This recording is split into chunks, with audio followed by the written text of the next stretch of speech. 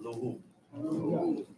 El Shaddai, Elohim, Otenu, Abiyakam, Abiyiskak, Abiyako, Atakwados, Shemeka, Kwados, Baruch Shemeka, Lolam Maed, Washamru B'nai Israel, El Shabbat, La So, El Shabbat, Le Doro Tam, B'nai Olam, B'nai Israel, Oti Lolam, Kise Shekari Matzah, El Shaddai, Wa Shabani, Weta Ades, Bayum Mashbi, Shabbat, Rina Fash, Baruch Shemeka, Baruch Ibneka, Baruch Shalateka, Baruch Udushateka, El Shaddai Malek, El Shaddai Barak, El Shaddai Imlok, Lolam Maye, Baruch Shem Kabod Makuto, Lolam Maye, Baruch Kabod Lohim Min Kumon, Melek El Yom, Aluhu, Lolam Maye. First of all, I'd like to give all honor and praise to the God of Abraham, the God of Isaac, the God of Jacob, the great, mighty, and revered God, the Most High God, who bestows loving kindness, possesses all things, who remembers the pious deeds of the patriarchs, the Most High, slow of anger, great in kindness, forgiving iniquity and transgressions, but who will by no means clear the guilty, visiting their iniquities of fathers upon the children, to the third and fourth generation of them that hate him. Great is he. We're giving due respect to a head in Israel, a leader, my father, Chief Eliezer, to the chief men, princes, brothers and sisters, let's say unto the tongue of our forefathers. Shabbat Shalom. Shabbat Shalom.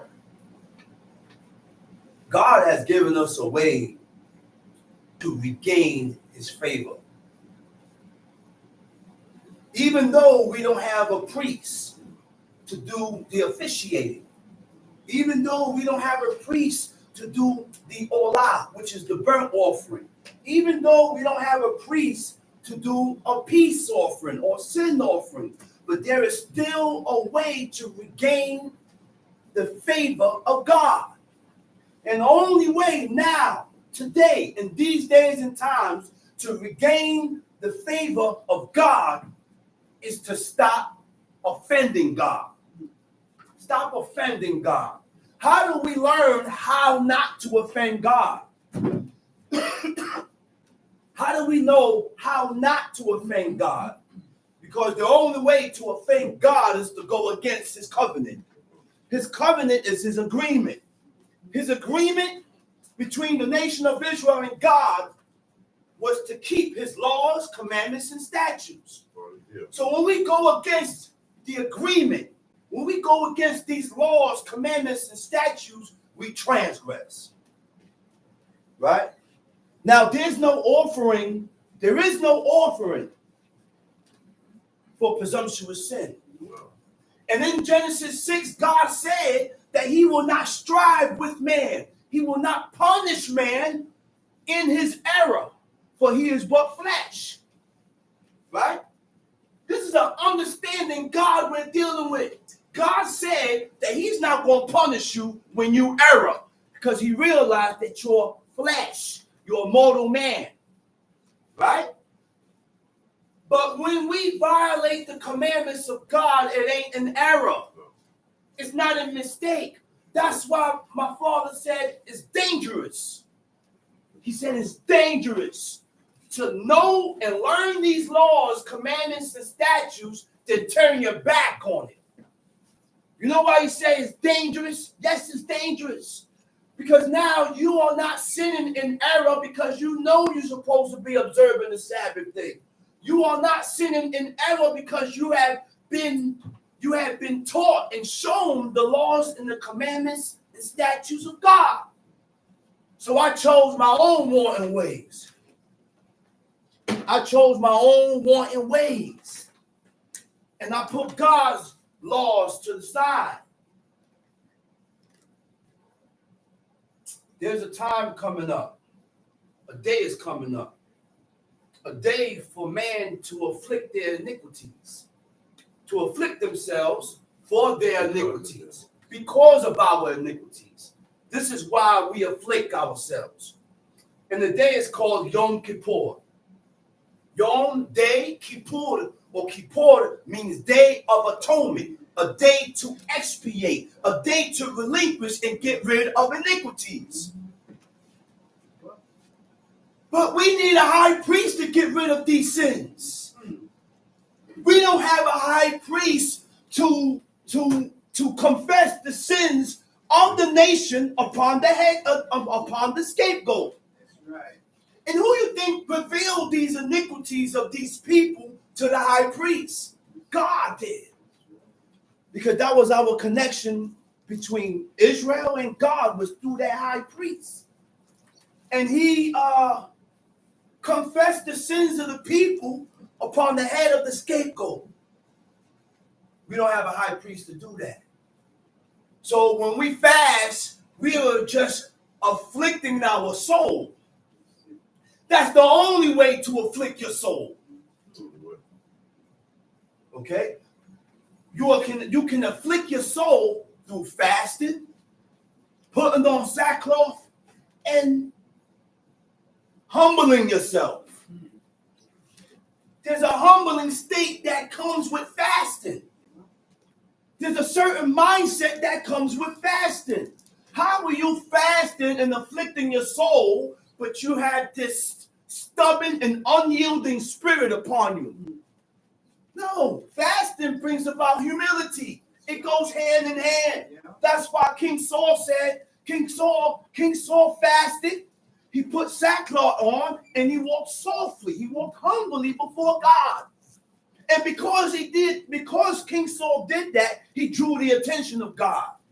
See, there's certain ways and certain things that we can do to draw the attention of God towards us. Okay? So when we fast this coming week, next week, Shabbat, get it out your mind that all your sins that you have did before is gone. The same iniquities, the same transgressions, the same violations that you did the following week is still with you. Why? Because you haven't made your mind up. You know how many people fast and fast and fast and haven't made their mind up to back up and stop doing the things that they did?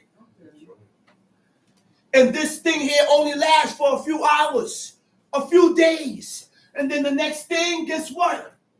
We back to our same foolishness. You haven't changed. So if I see that you haven't changed, you don't see God, you don't realize that God realized that you haven't changed. This is a life. This is for life, man. This is why God preserved this book so that we can have a way out. This is our way out. We have to change our mentality and the way we think. We got to change our actions and our deeds and the things that we do. We got to start being more circumspect about how I treat you and what I say to you, so that I don't offend you. Why? Because that's what these laws teaches us. The laws and the commandments and statutes of God teaches us how we should treat and deal with each other. So if you don't like it for yourself, why you do it to him or her? Why do we go amongst these camps and congregations where the woman gather and start gossiping? They start gossiping.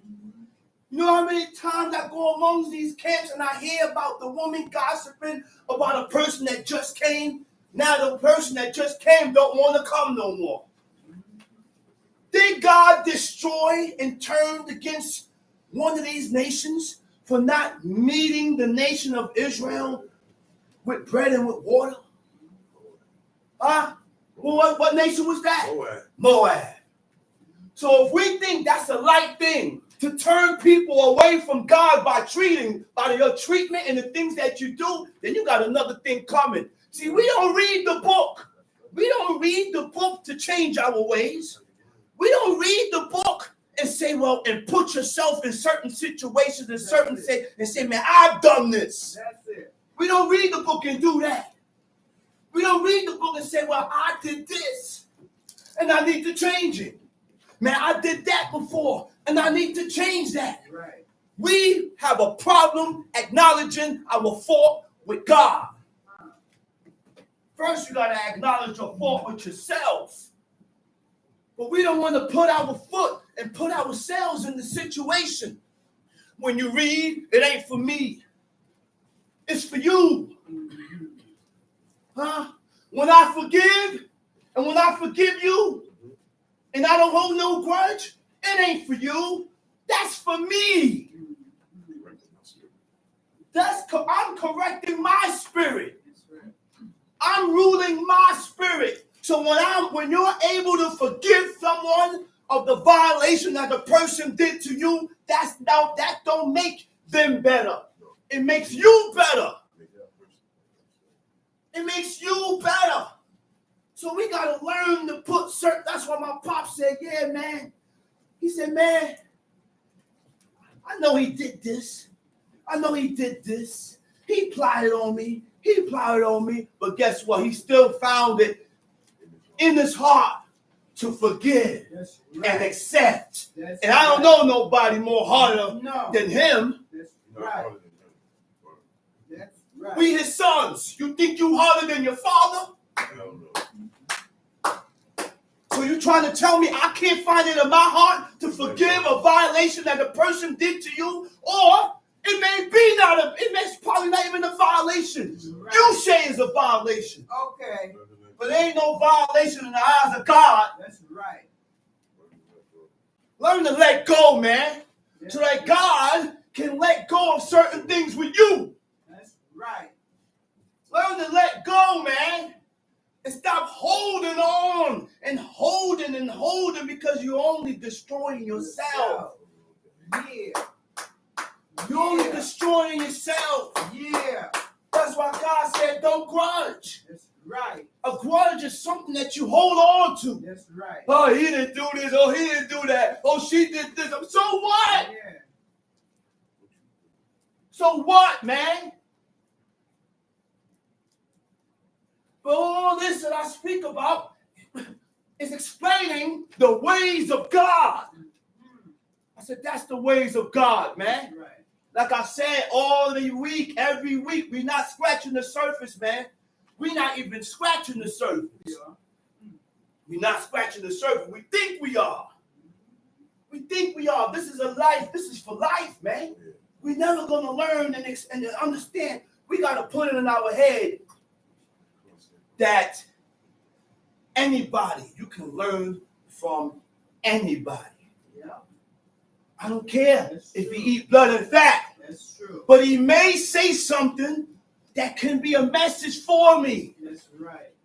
So this is why when certain people talk, I still listen because I know I ain't got it all. That's I right. don't care if he eating blood and fat and he got a bald head. Yeah. I know what to take to myself and not to take to myself.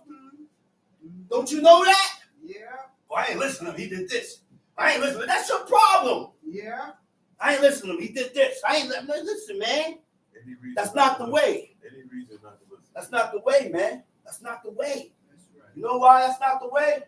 That's Because true. we don't have prophets. That's true. There is no high priest here. So therefore, God will use certain people to get a message across to where a certain situation occurred and you ain't never seen it that way until that person explained it. That's why God used Nathan and he used tactics. He used a very tactical situation. God used a very tactical situation so that King David can realize his fault and recognize his mistake. Right. How he used that was wisdom. Yeah. That was a wise. Wise. He couldn't come directly, so he used flocks. Rich man flock, poor man flock. The rich man flock refused to take from his flock and took from the poor man's flock. King David said, that man shall die. Nathan looked at him. He said, you the man. He said, you did that. So when he started to explain and showed him where his fault was, he didn't stubborn up. He has not unyielded and refrained from seeing where he went wrong at. He said, I have sinned. We refuse to say, I am wrong. And there's two things we got to repair. Two. You got to repair yourself. 3 things. You know what else to repair? The evil that we have done and that we put out, I've said. you have to correct it. Or guess what? It rides on your head. What do you think God said? He said, return that which thou hast taken violently away. You think you know so much, but you don't read. And God has now opened your eyes to certain things because you have limited yourself with righteousness, thinking that you have peaked just by doing this, this, and this. You ain't peaked nothing. Repair. Make repairs. When I say something to offend you, make repairs. And I come, it could be 10 years. But you know why we don't make repairs? Because you don't see no wrong in what you did. You still talking up and saying why you did it. But in God's eyes, there's no violation in what you're talking about. There's no violation in what you're talking about. So why you keep justifying your wrong dealings? Why you keep justifying the things that you say? I'm sorry. Why? Why we keep doing that? That's not the name of the game, man. To get better with God, you got to humble yourself. And we got to keep this humility within ourselves. We all supposed to be walking around on this earth humble, a little more careful with self. You know why? We are all guilty before God.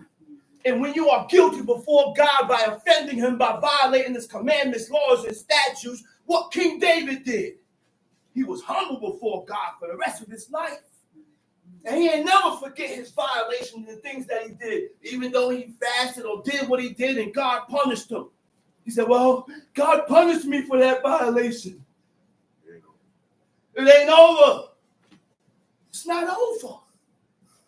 It's not over. That road David for the rest of his life. And he walked with God in guilt, kept a guilty conscience. And by you keeping that guilty conscience, you're going to stay on point with yourself. Oh, yeah. You're going to stay on point with yourself. By you having this guilty conscience, you ain't going to be stubborn. You ain't going to be proud. You're not going to be vain. Because you got this guilty conscience and you're always trying to make repairs with God.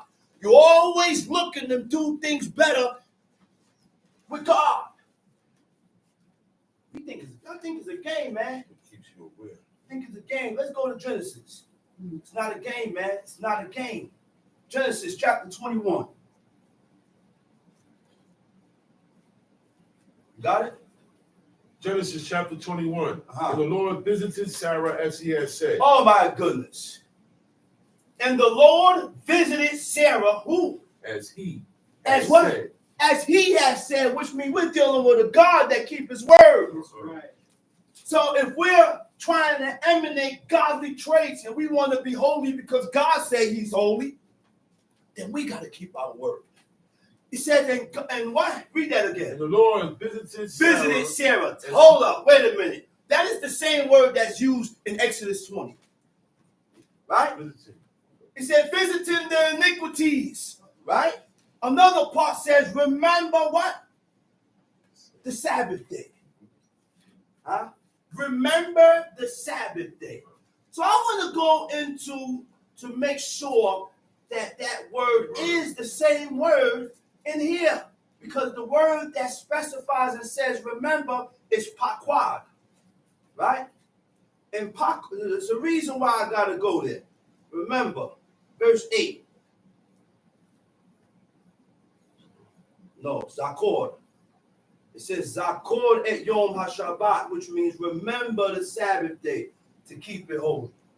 Right? Why I said that and why I wanted to go there was because that word paquad means to visit, to remember, and to muster. To muster means to assemble, to gather together, to come together. All right? But that's not the situation here.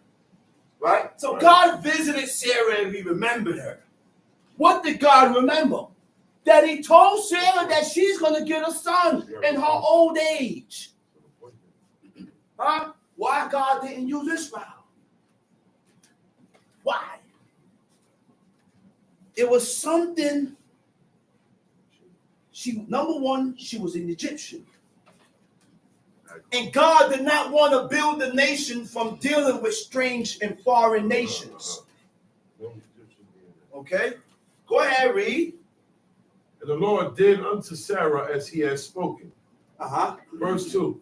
But Sarah conceived. And bare Abraham a son. In his old age. At the set time of which God had spoken. At the set time that God said. Go ahead, read. And Abraham called the name of his son that was born unto him, whom Sarah bare to him, Isaac.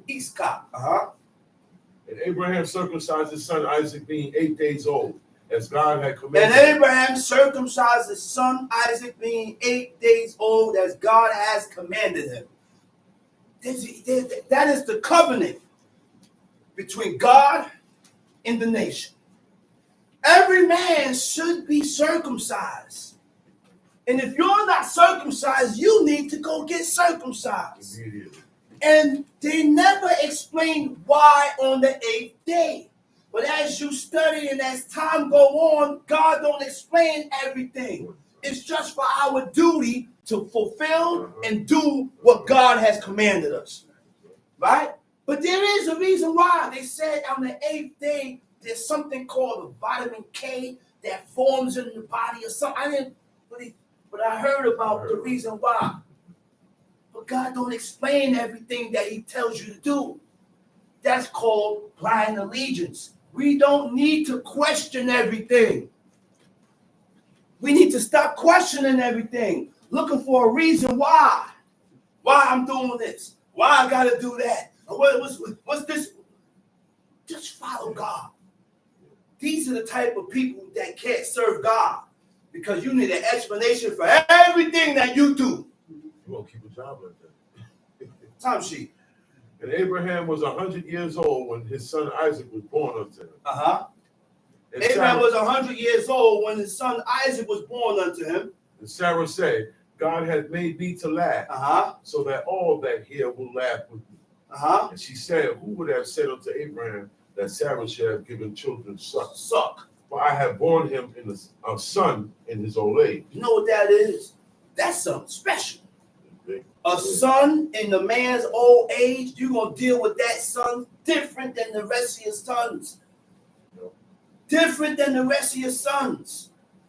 Go ahead. And the child grew. The child grew. And was weaned. Now, the only way to wean a child, you have to breastfeed him. Okay. If you ain't breastfeeding them, there's no weaning. Now, to wean means you don't pull the breast from them. Right. Most women breastfeed them and they stop and give him a bottle because they said he was biting on him. Tap him in his mouth and stop him. But you don't get mad when your man might nibble and bite on you. You don't say nothing about that. But you worry about the baby nibbling and biting on you. That happens. Tap him in his mouth, stop him, and put the breast back in his mouth and breastfeed him according to the custom of our nation. According to the custom of our nation. That's our customs. And these are the customs that we follow. Okay? Okay, go ahead.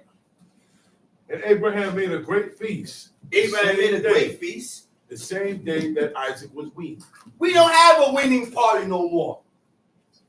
We don't have a winning party no more because the woman stopped breastfeeding. And you know what God compared the woman to? The ostrich. God has compared the woman that don't breastfeed their children. He compared them to the ostrich. Because the ostrich have their young and they peck at them. They don't feed them. They got to go fend for themselves. See, the book shows us what is evil. I said the book shows us what is evil. Okay? And when we don't follow these things, we're evil because God says so. Tom, she.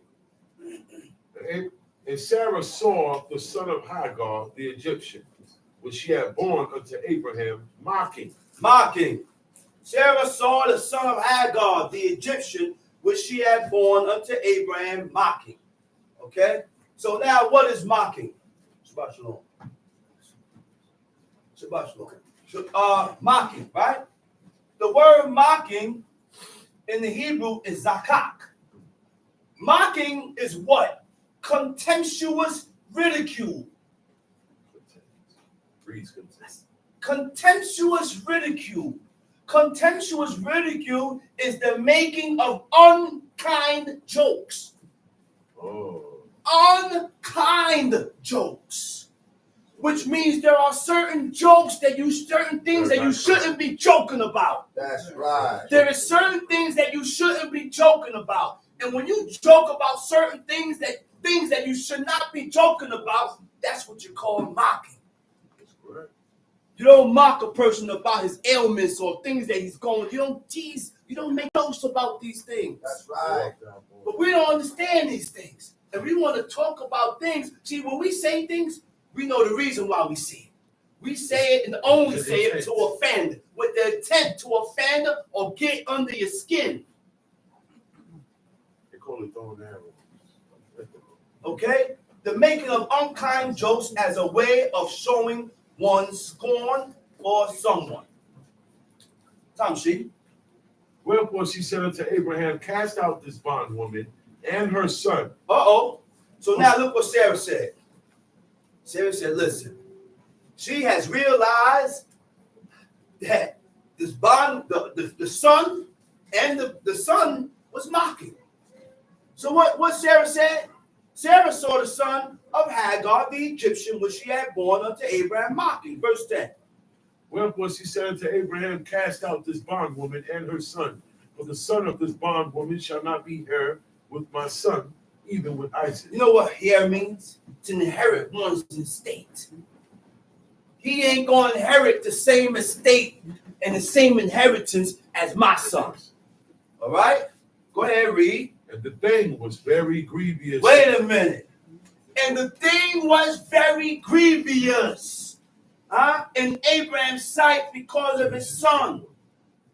What was grievous? In the Hebrew, it says ra'ah, means evil. So what was grievous to Abraham? That he had to who? What? Cast out. To cast out. To throw out. To disperse. Kick out his own son. I said his own son. Now you can tell the Hebrew word for grievous is ra'ah, means evil. So when the parent is able to kick their own child out the house, you're evil. And that's evil and wickedness. You're evil, because our forefathers didn't do that.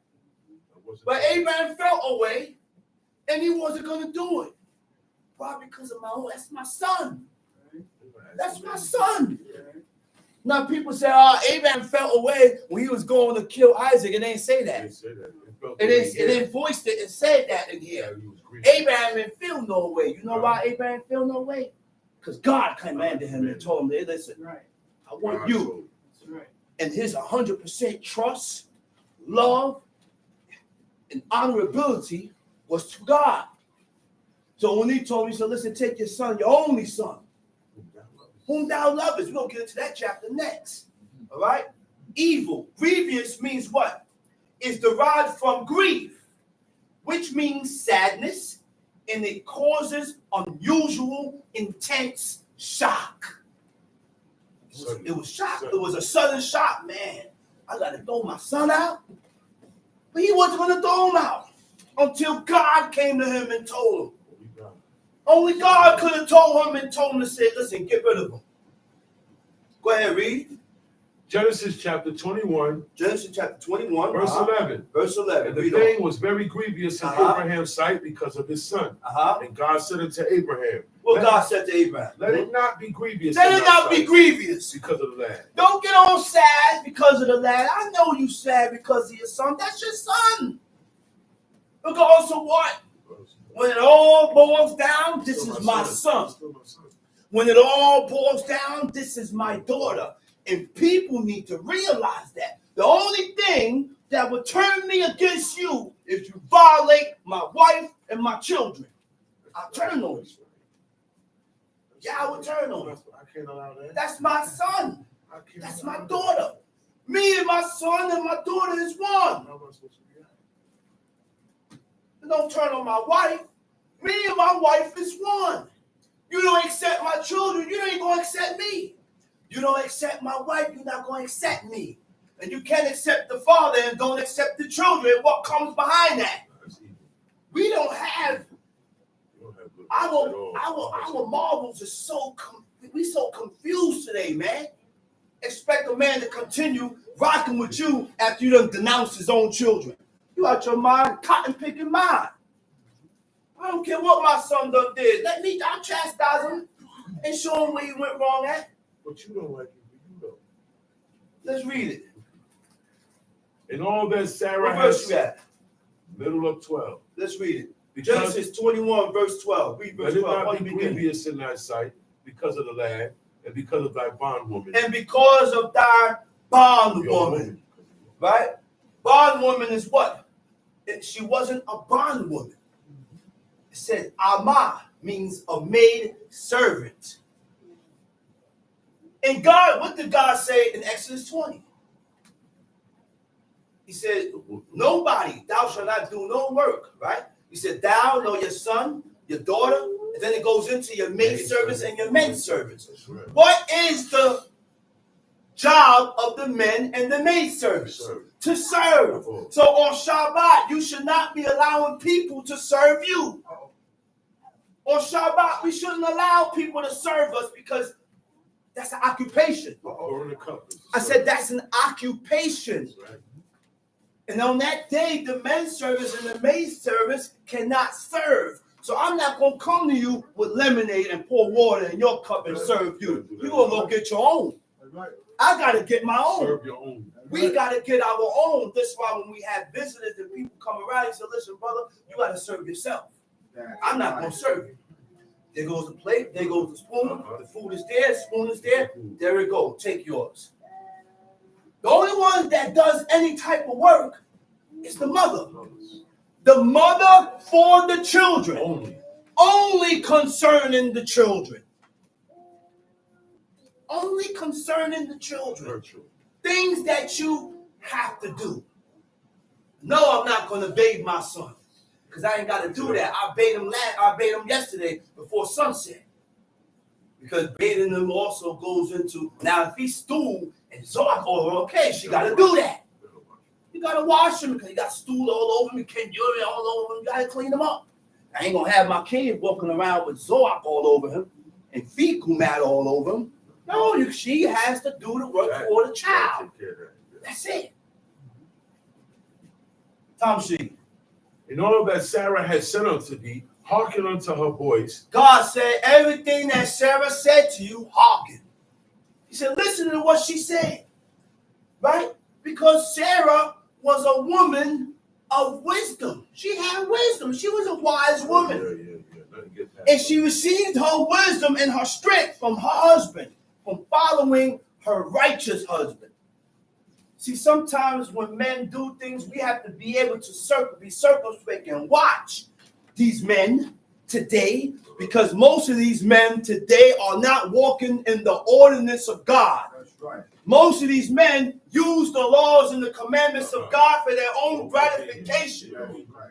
Huh? There was a woman on Facebook crying out, not once, not twice, and she put her man on blast. Because the man, while married with her, was having sex with another married woman that's married to, and that's within Israel. Wow, I thought this was heathen. No. Israel. It's on Facebook. And she blasted him out.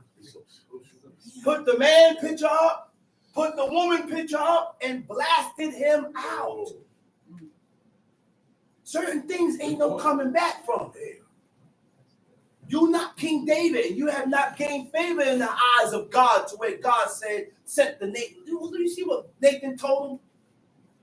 He said, don't worry. He said, thou shalt not die.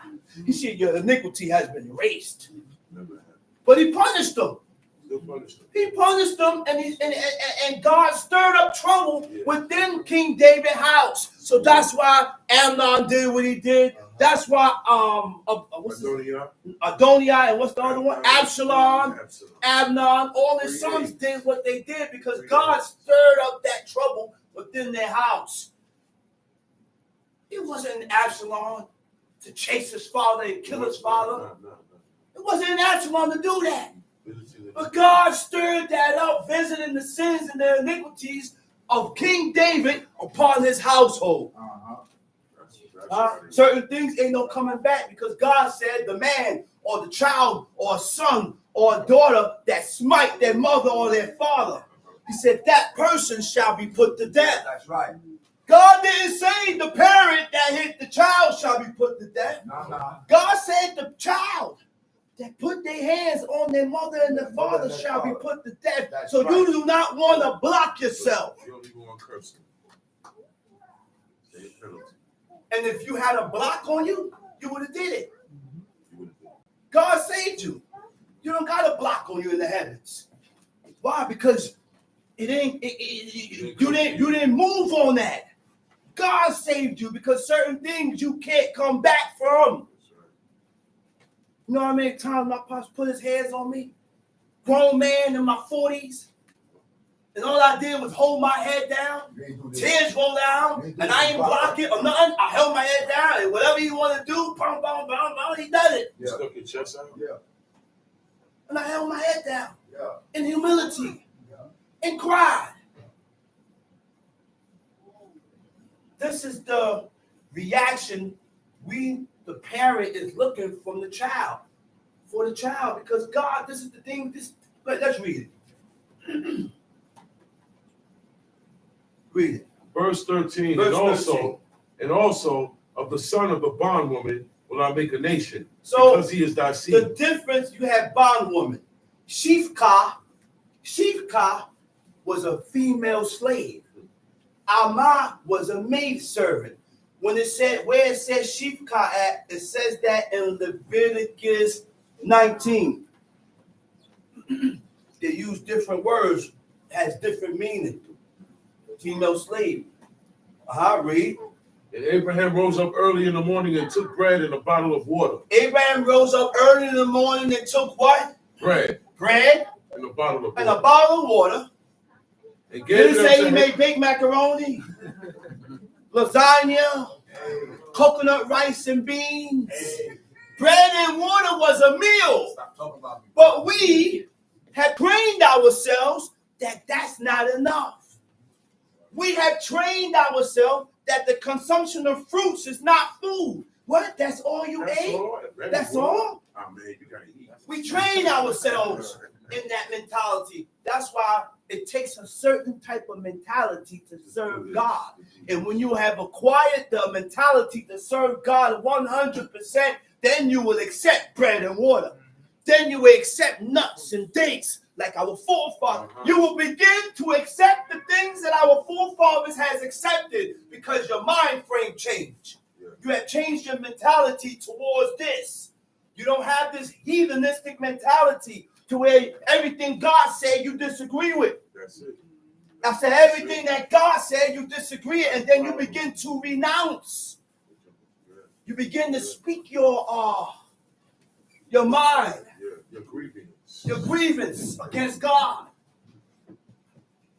Time sheet. And took bread and a bottle of water and gave it unto Hagar. What verse you at? I'm at 14. Genesis 21 verse 14. Time sheet. Putting it on her shoulder and the child and sent her away. Sent her away. Read. She departed. She departed. And wandered in the wilderness of Beersheba. She departed and wandered in the wilderness. She don't know where to go. Ain't nowhere to go. She's out there just with her child. Okay, go ahead and read it. But we got to realize that Ishmael is coming from a righteous man. And God ain't going to forsake that child. Because he's coming from a righteous man. Even though Ishmael did what he did, Something that Ishmael had in him that caused him to do that. That caused him to mock. That tells you right there, and you can discern what child is better than what child. This child is worse than this child according to the things that they do. Why it come to this child to do this, but this child mind, it never came to his mind to do that. Right. And now you can discern what child or what son is better than some. Right. Because you or this one don't think the same as that one. Right. What this one would do, this one won't do. This one accept. This one will accept more and agree more than some. Time sheet. And she departed and wandered in the wilderness of She departed and she wandered in the wilderness. And the water was spent. Now people may look at that and say, no, that's cruel. Hey, that's cruel. Abraham was evil. God told him to get her out of there. God told him to get her out of there with the son. So if Abraham's cruel, God is cruel. We got to watch the things that we say. We got to watch the things that we say. Everything that God do is righteous. Right, everything. Everything that God does is righteous. We're not dealing with an evil, selfish God. He hated the iniquity. Tom, she. And the water was spent in a bottle, and she cast the child under one of the shrubs. The water's spent. There's no more water. She said, man, I don't have no more water to give my son. More than likely, the bread is gone. She said, man, she took the child, put the child somewhere far off, under a shrub. And she went and sat her down over against him a good way off, as it were a bow shot. You know the distance from a bow shot? That's miles and miles and miles away. A bow shot, that's not close. A bow shot is far. Yeah, possibility like 2 blocks. Or even more. Read. And she went and sat her down over against him a good way off, as it were a bow shot. But she said, let me not see the death of the child. I don't want to see my child going through this. I don't want to see my child suffering. Who wants to see their child suffer? Who wants to see that? No parent wants to see their child suffer regardless of the situation. My son, he went out and he robbed and he hustled and did this. And I know the precaution and the things that comes with it. But when you get locked up, the mama's there in court with you, hoping and praying that the judge show you mercy. They didn't say, well, son, that's good for you, son. I told you not to do it. You shouldn't do it. Now you got to. They don't tell you that. Yeah, I'm going to correct you, but man, he's already going through it. The correction sometimes got to go out the window and say, man, I'm going to pray. Look, I seen that with my father. My father knew that a child was wrong. He went through it. He said, man, he said, after, he said, man, I'm going to pray for you, son. Don't worry about it. I'm going to fast. I'm going to pray for you. Then after, when he's out of his sight, he said, man, I told him to stop. I told him to stop. He shouldn't. But he didn't mention that to him. He knows. He knows. So he don't want to put all that burden on him. That's the love of a parent, man. That's the love of a parent. And that's how, go ahead, read.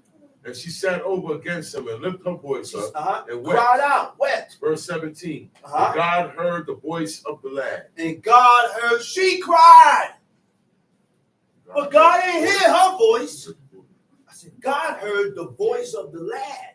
He heard the child's voice. Why? Because the child has gained some type of favor in the eyes of God because of who father he is, whose son he is. It's Abraham's son, man. And if Abraham is my friend, later on when you read in the Chronicles, it don't say friend. It says love. He said, Abraham, my beloved, or my love. Abraham, my love. You hear what that? That's more deeper than just friend. That's deep. For God to say that about a man and say, man, call him his love, my love. Why God came there? You know why God? Listen, look, man. Abraham kept a certain way about himself that drew God's and increased God's love for him. Read. God said, he said, to the alien, you can do it to. Right? Interest and usury. Right? The stranger, you can't do it to the stranger. Because he's one of your own. That's right. He's the kid. But you know, Abraham didn't do it to usury and interest to nobody, whether he was an alien or not. He didn't do that at all. These are the ways and the customs of Abraham and what drew God towards him. Even though it was okay for him to do it, I still ain't do it. Right. You can go ahead and do it. That's why there's levels in righteousness. I said there's levels in righteousness, and Abraham has excelled in righteousness. He excelled so much in righteousness that drew God's attention toward him and said, man, this is Abraham, my love, his love. What? For God to give such a title and exaltation, to feel that way about a man, because of his ways and how he moved. All nations loved Abraham. I said all nations loved him. Why? Because he didn't deal with them in an unkind, regular way. He dealt with them in a righteous way. Go ahead, read.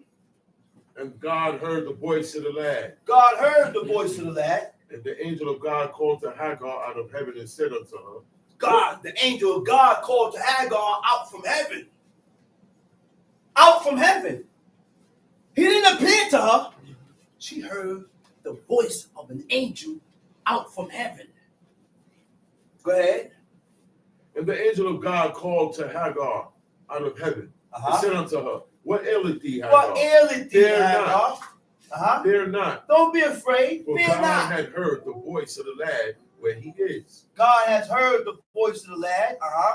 Arise, lift up the lad, verse 18. Go ahead. Arise, lift up the lad. Go get the lad, lift up the lad, hold him in your hand. I will make him a great nation. I will make him a great nation. God opened her eyes, and she saw a well of water, and she went and filled the bottle with water and gave the lad drink. She didn't see that well of water until God opened her eyes. Until God opened her eyes. That's when she seen it.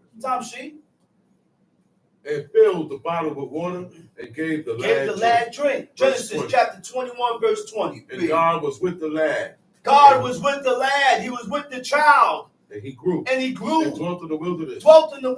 And became an archer. When God is with you, he said God was with the lad. God was with the child. The Ishmaelites kept the laws and the commandments of God. This was Abraham's son. You don't think he was taught these laws and ways and customs of Israel? The things that God revealed to him? He was taught these things. But later on, as time progressed and time moved on, they start and begin to venture off into other cultures, other pagan cultures. Muhammad was illiterate. He couldn't read. And they say he wrote the Quran while having a seizure. And he wrote it on a palm leaf. Come on. ALLAH. The name and the origin of that name is ALLAT, a female goddess. All put together from 360 deities put together. So they named it that. That's right. Time sheet. And he dwelt in the wilderness of Paran. He dwelt in the wilderness of Paran. And his mother took him a wife out of the land of Egypt. And it came to pass at that time that Abimelech and Phicol, the chief captain of his host, spake unto Abraham, saying, God is with thee in all that thou doest. God is with you in all that you did. Abimelech seen it. See, at this point in time, we, not only Israel and Abraham, but the people of all different walks was closer to God back then. You will have a foreign man from a foreign nation that will get a vision from God. Because iniquity and sin and wickedness hasn't increased to the limit. It wasn't that great like today. Now, ain't nobody getting no vision from God. God done hid himself from the people of today because we refuse to acknowledge our fault with God and change. We refuse to change. To get better with God, we got to change. It comes about at a certain time and age that we must change for the better. But in order to change and get better with God, you got to be able to acknowledge your fault. And acknowledging your fault, able to denounce that wrong thing that you have done. You got to denounce those things. Go ahead, Tom Street. Verse 23. Now therefore swear unto me here by God that thou wilt not deal falsely with me, nor with my son, nor with my son's son, according to the kindness that I have done unto thee, thou shalt do unto me, and to the land wherein thou hast sojourned. Wait a minute. He said, now, this is Abimelech. This here, nobody did. Ain't nobody did that. This to show you how far we are from righteousness in the ways of God. When a person showed you kindness, it's my job to return the kindness back. I went to work Friday and I was off Thursday because of Yom Teruah. So when I went Friday, the boss and the guy that handles the payroll comes to me. That tells me one thing, that I had gained a little favor in the eyes of God. He come to me, he said, Shama, come on over here. I come over, I said, what's up? I said, what's up, boss? He started laughing. So he said, listen, man, we got to get on one page. He said, you didn't come in Thursday because of your holiday. Don't you? I respect that. He said, I'm going to pay you for that day. He said, I'm going to pay you for that day, but we got to be on one page. Okay. One page meaning if someone asks you, you say, yeah, you worked. You just didn't do no overtime. He said, all right? I said, man, I appreciate that. I appreciate that. Thank you. It just don't stop there with me saying thank you. You know what comes after that? Monday, I'm going to bring a bottle of Jameson. Here, hold that Jameson down. I got to return the good back to him. We don't know. You got to show some type of appreciation when a person show you good or do you good or do you some type of good or kindness. It's you, and it's up to you to return the favor back. Don't just look around and tell them thank you. No, it don't stop there. Guess what teaches that? The book. So now,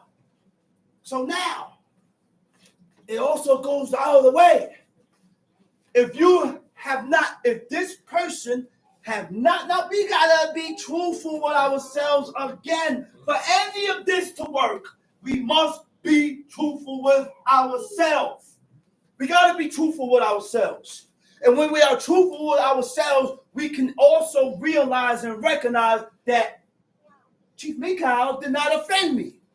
And I got all into my feelings and emotional, and I said things to offend him. And then you come up with a reason why you said it when you the one that started it. No, I don't like what they did here. What are you talking about, man? What are you talking about? Let's read it. Where we at? Read that verse over. Now, it said, now therefore, go ahead. Verse 23. Now therefore swear unto me here by God, that thou wilt not deal falsely. That thou wilt not deal falsely with me. That you ain't gonna lie. That you ain't gonna deal falsely with me. Nor with my son. Nor with my son's son. Hold up. You know what the word that they have for son? It ain't bane. It's deeper than just son. The word for son is ul-nini. Ul-nini means my offspring, my posterity. It means which means it don't stop with my son, my son, my son's son, my son's son's son. Generation down the line, Abraham can never deal with that whole line the way he want to deal. Just like my pop said, and he said certain things. Hey, listen, there can never be no war between me and you. Right. No matter what his son or what he do, there could never be no war or beef between me and you. Why? Because my father sanctioned it.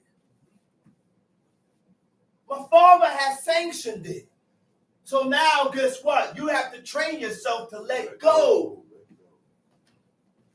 Let go. Only for the sake of what my father said. That's what's going to make you better. That's what's going to make us better. What do we think T means? God said in return to Cain, and he said, why art thou wroth? Why are you angry? Why is your countenance fallen? He said, if you what? If you do good, I will exalt you. When you look up the word for do good, it says T. He said, if you improve. If you improve. Huh? How can we improve if we don't take heed to our lessons? How can we improve if we don't read with the mentality or the initiative to learn and point out your faults with God? I read this book so I see where I'm coming up short at. Huh? I said, that's why I read. To see where I'm coming up short at. I'm not reading to see where you come up short at. I read the book to see where I'm coming up short at with God. And I've got to be truthful with myself when I'm doing it. So when I read, I said, man, I have done this. I need to stop that. Oh, I'm not doing this. I need to start doing this. Man, I have said this. I don't need to say that no more. I have offended. Yeah, that's how you analyze. That's how you analyze yourself. That's how you do it. That's how you analyze yourself. And the book shows us what's offense or offensive. Like my man Samuel, the prophet, he said, whose ox have I taken? Who did I defraud? Right. Who did I do any of that to? Huh? Which means a violation was only a violation according to what God said and what we read here in the book. Yeah. That's it. Yeah. That's it, man. You know what offspring is? Immediate descendant. Uh-oh.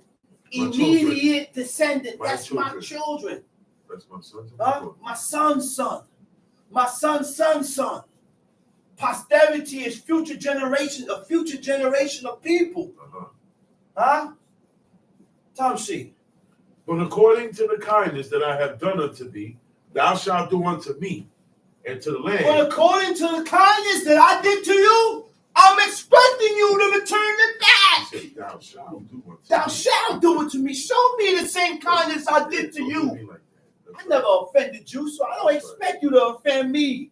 But you know what? We're dealing with a people that when you show good to a person, the person return you evil. And it's not for me to continue to do you evil. You know what time it is? Separate. That's right. I got to separate now. Yeah. Because I'm not going to return you evil because now I'm in the same category. I'm in the same bracket as you.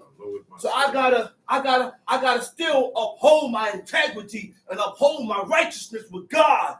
Separation. And not do you like you did me. I can't do you like you did me. Because we not the same. You're not like me. I realize that we not the same. And that's for you to realize that.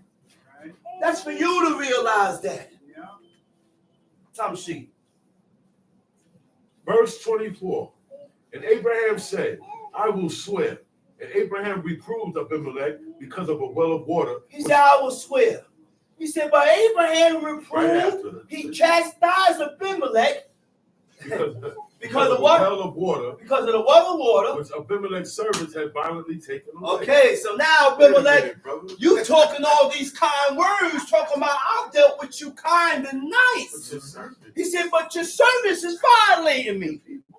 Your peoples, your mans in them, they violated. They done went and snatched up my wells violently. They done took it violently, man. Aggression. Which means they came with an aggressive spirit and took it. Mm-hmm. I said, what you want to say about that? If you dealing, you got to fix that. Let's read. And Abimelech said, I want not who had done this thing. He said, I don't know who did that, man. He said, what? I don't know who did that. Who violated? Which one of y'all did that? That's like when it's peace between me and you, and I'm talking nice, and we talking. You come to me and say, man, listen, man, one of your brothers did this, and this. And he did what? Mm-hmm. He said, man, I didn't know he did that, man. Listen, we good, bro. We good. I'm going to speak to him. We going to squash it. Mm-hmm. You apologize. Right? I'm taking surety for your brother, for my brother. Right.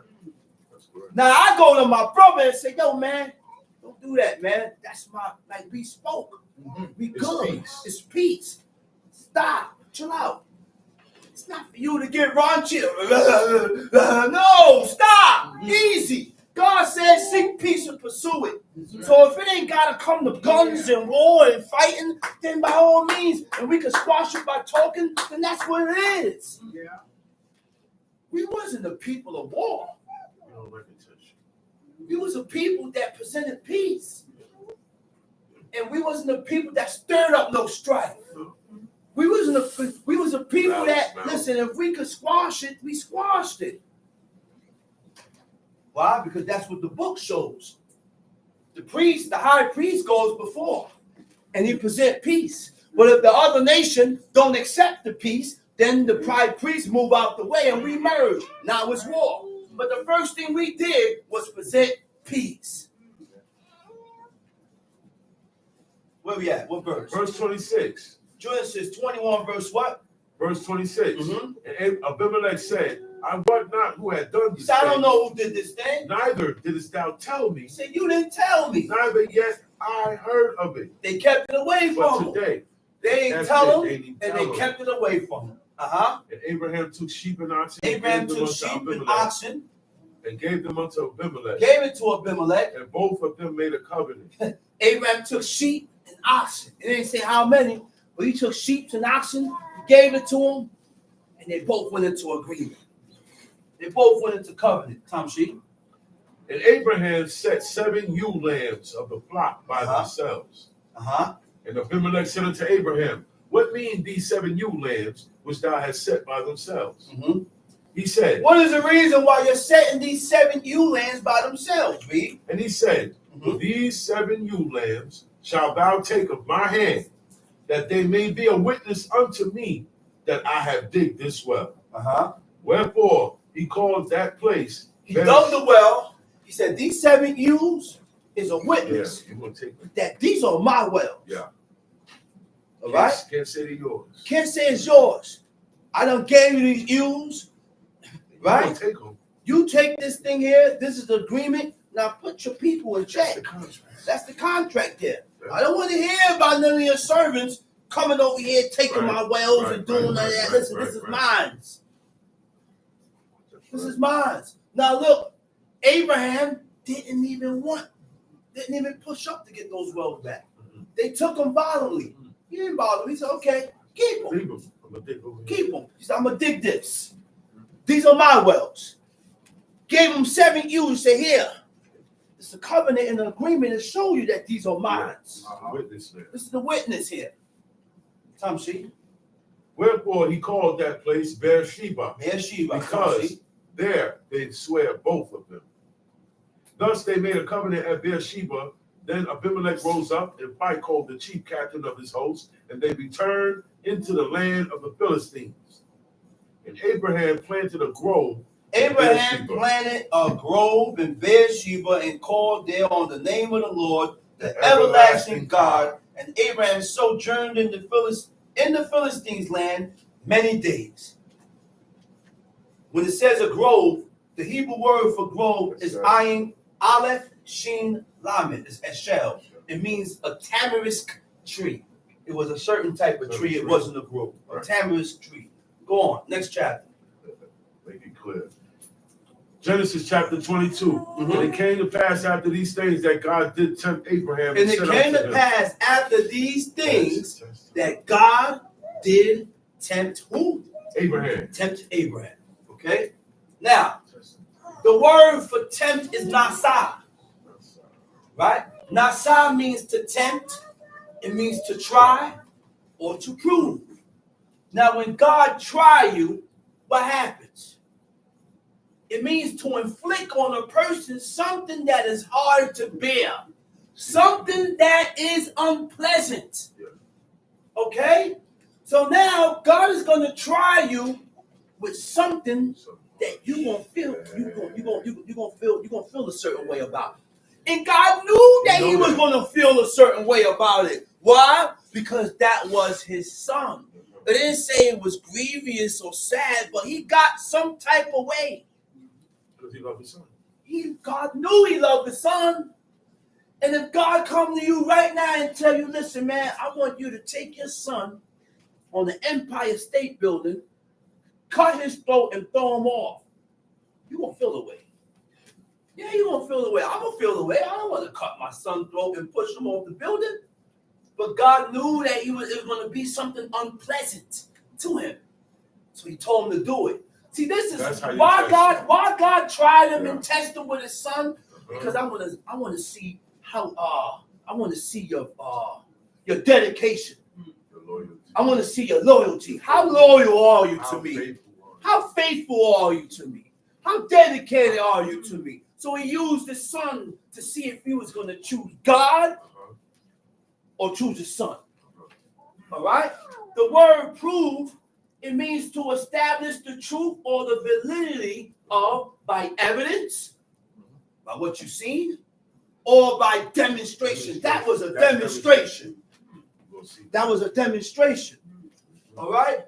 Now, the validity being based on truth or reason, or of a person being able to be accepted. So God tried him with that. So he said, well, if he passed this test, he is valid. If he passed this test, I have 100% accepted. I can accept this man 100%. I know where he at with me. To establish the truth is when you prove what's correct or free from doubt. God proves you and tests you by faith. God proves you and tests you by your obedience. God proves you and tests you by your virtue. To create and test your faith by putting you through difficult situations, difficult circumstances. Yeah, difficult circumstances. Put it in your mind and put it in your mind to do something that you're not supposed to do. And you know you're not supposed to do it. And you've been pushed and pushed and pushed and urged by the other person, but you still didn't do it. You passed the test. You passed the test. He said that challenges your faith in God, in which most of us fail and return back to their past. These trials God put us through can help us grow in our faith and develop perseverance. This is why God tries you and tests you and tempts you. Because in God trying you and testing you, then and only then you can develop a thing called perseverance. Do we know what perseverance is? Perseverance is continued effort to do or achieve something despite difficulties, failure, or opposition. Endurance. You're able to endure. Keep going. And it came to pass after these things that God did tempt Abraham and said unto him, Abraham. And he said, behold, here I am. And he said, take now thy son, thine only son Isaac, whom thou lovest, and get thee into the land of Moriah, and offer him therefore a burnt offering upon one of the mountains which I will tell thee of. Verse 3. Brother said that was the ultimate test. Yeah, that's the ultimate test. Your son. Use your son that you love. He said, whom thou love, your only son. That was definitely the ultimate test. Yeah. After that, I didn't read about no more tests. That was it. That was the ultimate. I ain't got to test him no more. I ain't got to test him no more. That was the ultimate test. He already showed and proved. That's why when certain people be put through the ringer, I will come to you and say, man, what more do I have to do to prove to you that I'm for you? Yeah. What more? Yeah. You done put me through it already. Yeah. Why do I gotta continue to prove myself that I'm for you? Yeah. You shouldn't have no more doubt. Shouldn't have no more doubt. Don't doubt me, because I already proved to you that I'm here and I ain't going nowhere. I've been tested. You've been tested already. That's right. I've been tested and tried. Time see. And Abraham rose up early in the morning and saddled his ass and took 2 of his young men with him. Isaac, his son. I heard a brother say that before. Yeah. Brother said that before. He said, man, how much more I gotta prove to you? Huh? I'm doing this, you did this to me, you did that, and I'm still here. I ain't going nowhere. Right. I'm here, man. Yeah. Time sheet. And took 2 of his young men with him. And Isaac, his son, and clave the wood for the burnt offering, and rose up and went unto the place of which God had told him. Time sheet. Verse 4. Then, on the 3rd day, Abraham lifted up his eyes and saw the place afar off. And Abraham said unto his young men, abide you here with the ass. It took 3 days to get where he had to go. From Beersheba to Moriah. That was a hell of a journey. 3 days? Go ahead. Abide you here with the ass, and I and the lad will go yonder and worship, and come again to you. And Abraham took the wood of the burnt offering and laid it upon Isaac his son. And he took the fire in his hand and a knife, and they went both of them together. And Isaac spake unto Abraham his father and said, my father. And he said, here am I, my son. And he said, behold, the fire and the wood. But where is behold. He said, I see you got the fire and the wood, like you going to sacrifice and make a burnt offering. He said, what's going on? But where is the lamb for a burnt offering? Where is the lamb for the burnt offering? I see all these things, but I don't see the animal. I don't see the lamb. Go ahead, read. And Abraham said, my son, God will provide himself a lamb for a burnt offering. So they went both of them together. And they came to the place which God had told them of. And Abraham built an altar there and laid the wood in order and bound Isaac his son. Bound his son Isaac. And laid him on the altar. Laid him on top of the altar. Read. And Abraham stretched forth his hand. Stretched forth his hand. And took the knife to slay his son. Took the knife to kill his own son. Why? Because we're dealing with a man that's not going to choose his children over God. We cannot choose nothing over the laws and the commandments of God. I can't violate the laws of God to appease you. No. I can't violate the laws of God to satisfy you. God's laws, commandments, and statutes comes first. Okay? So now, Abraham is about to kill his own son because he was commanded to by God. Go ahead, read. So Abraham stretched forth his hand and took the knife to slay his son. And the angel of the Lord called unto him out of heaven, and said, Abraham, Abraham. And he said, here am I. Now, he said the angel called Abraham out from heaven. It ain't like the movies where he appeared as a man and said, Abraham, no, it wasn't like that. He was about to kill him. Angel, he heard a voice from heaven saying, Abraham, Abraham, Abraham, because he about to kill his son. Go ahead, read. And he said, lay not thine hand upon the lad. Lay not thy hand upon the lad. Neither do thou anything unto him. Neither do thou anything unto him. Read what verse? 12. Go ahead. For now I know that thou fearest God. Now I know that thou fearest God. Your son was on the line. Yeah. Which means the same God then is the same God now. We are here serving God, keeping his commandments, we claim, right? Mm-hmm. So each and every one of us will be tested to see, indeed, to see how truly and how far you will go for God and his laws. How far would you go for God? Because some people don't go all the way.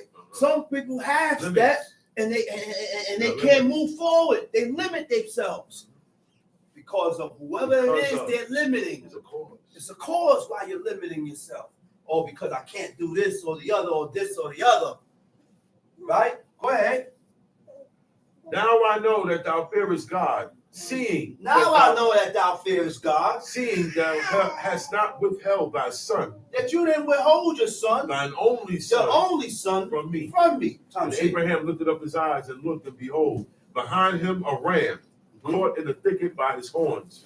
And Abraham went, took the ram, and offered him up for a burnt offering in the stead of his son. That's it? No. And Abraham called the name of that place El Shaddai Yireh, as it is said to this day. Okay, let's cut that. And let's go to Jeremiah chapter 13. Jeremiah chapter 13.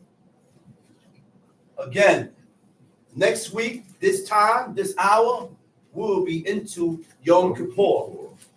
Yom Kippur means the Day of Atonement, a day to expiate or to relinquish iniquities.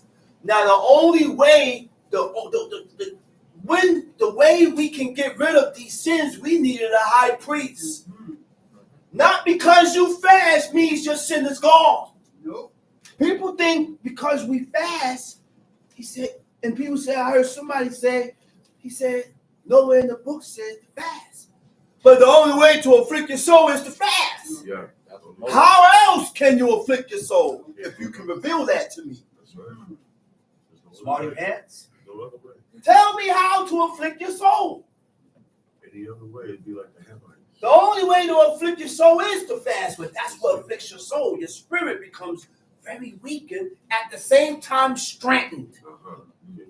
When we fast, it strengthens our spirit, and it inclines us more closer to God, to where you more on point on self.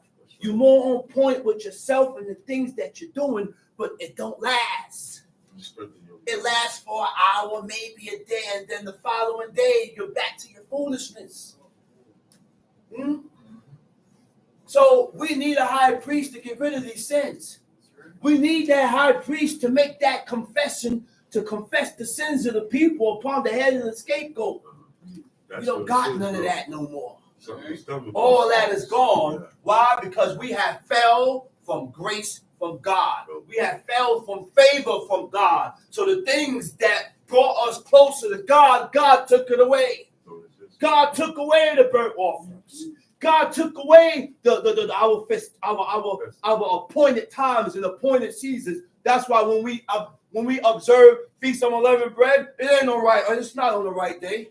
When we observe Yom Teruah, it ain't on the right day. When you observe these festivities, it's not on the right day because the calendar is wrong. But that's what God gave us, so that's what I'm going to follow. God gave us that calendar to prove and to show us whether if we could serve God, not knowing if it's right. Knowing that it's not right, but we still follow. Why? Because God says so. That's called blind allegiance. I don't know for sure what took place, but I'm going to do it because God says so. I can't do this today, but people come and say, well, I follow the equinox calendar. That's why my Sabbath comes in Thursday night. But it's not the seventh day. All over the globe, the seventh day is Saturday. Yeah. So you following some equinox calendar about the Shabbat comes on Thursday, I don't know. I said, that's why my pop said the one day that we can observe and get right is the Shabbat day. You know for sure, all over the world, the seventh day is Saturday, not Thursday, not Wednesday, not Tuesday, not Sunday. Roman Emperor Constantine changed the original day of worship, which was the Shabbat, the seventh day, to the first day of the week, which is Sunday, in honor of the sun god. The Sunday, the Greek translation is Sonandieg, the day of the sun. Right. So stay out the church. Because when you go to church on Sunday, you are worshiping the sun, which goes into astrology. All pagan customs and religions is under astrology. That's right. It's under the worship of the sun, moon, and stars. That's right. Let's go to Jeremiah 13. Thus saith the Lord unto me, go and get thee a linen girdle. Go and get thee a linen girdle. And put it upon thy loins. Put it upon your loins. Now, where are the loins?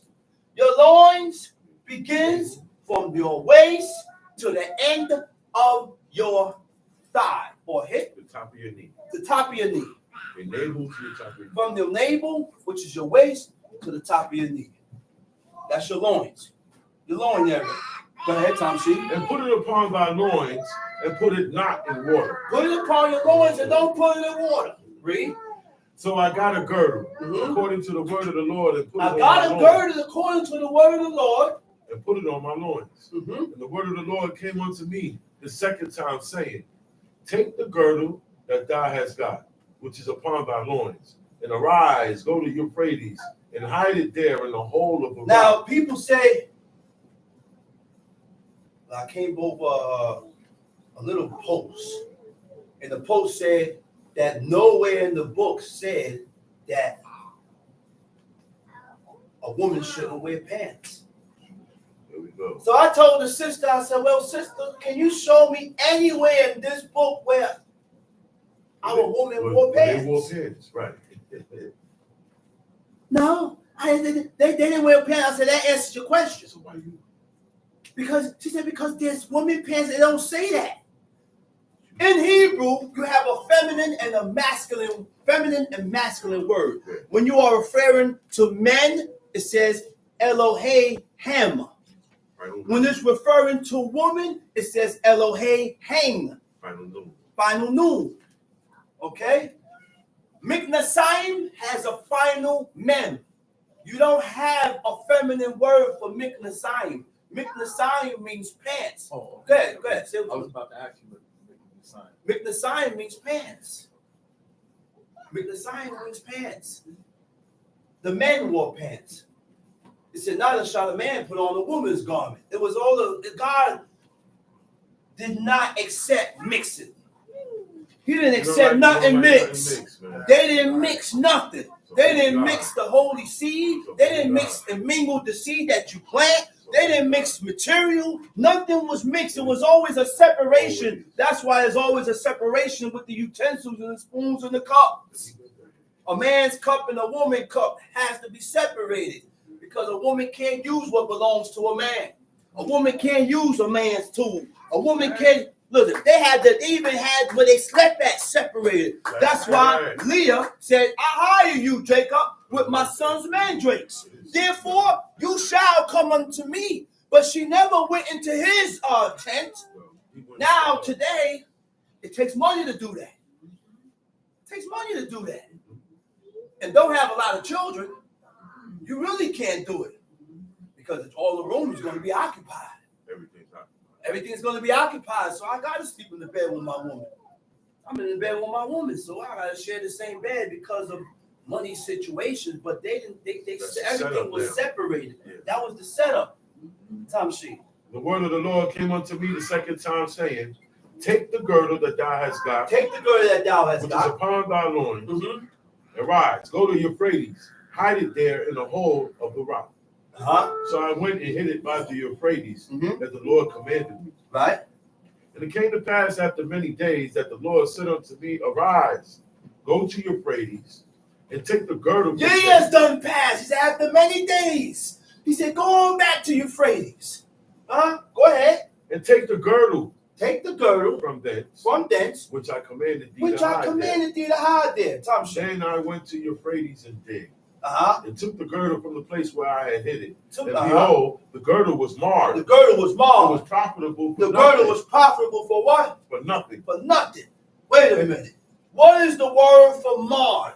Go ahead, continue reading. Then the word of the Lord came unto me, saying, Thus saith the Lord, after this manner will I mar the pride of Judah. Now, God has compared Israel to that girdle. Right? So what does the word mar means? Huh? What do you mean mar? Right?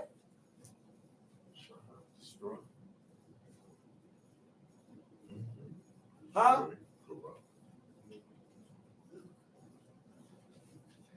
You're right, brother.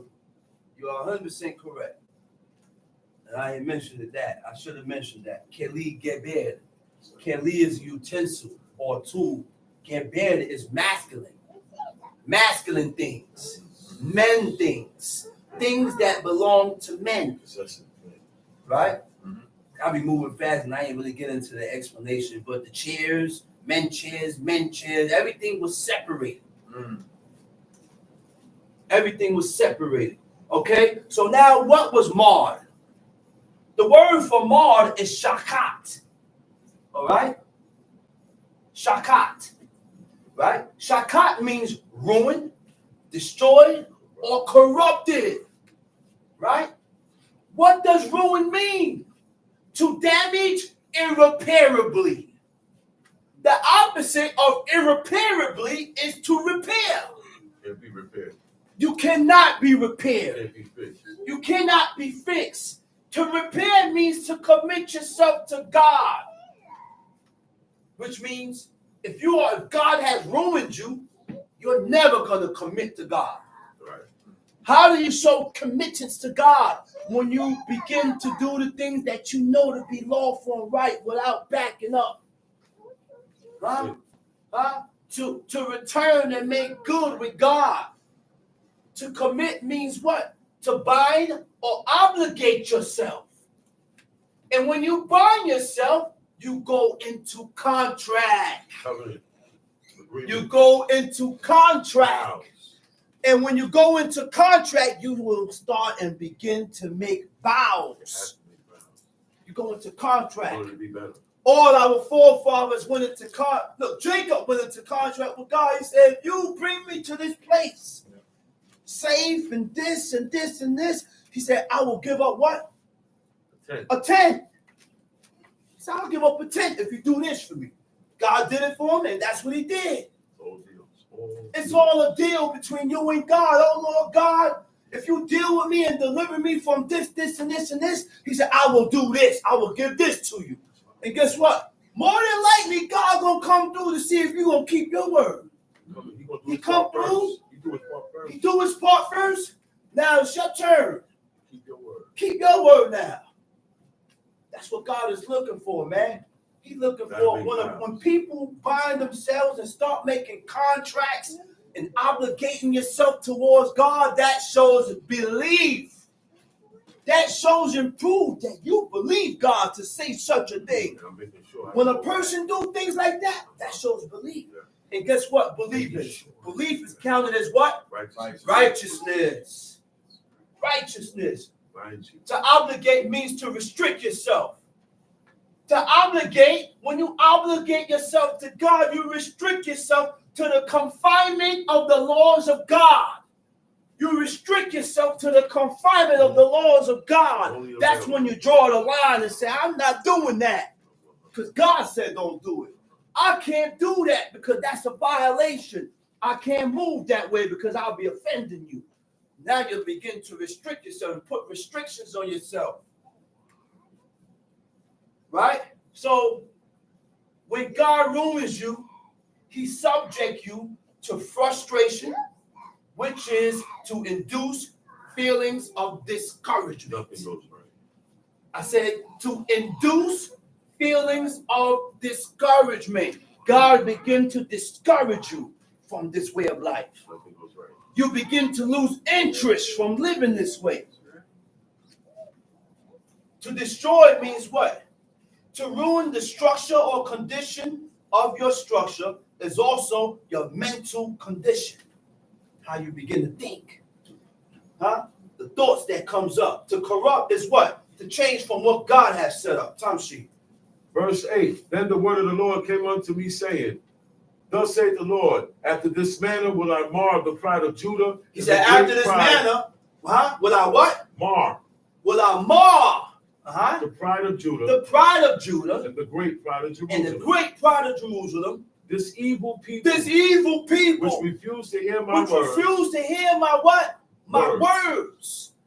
So what makes us evil?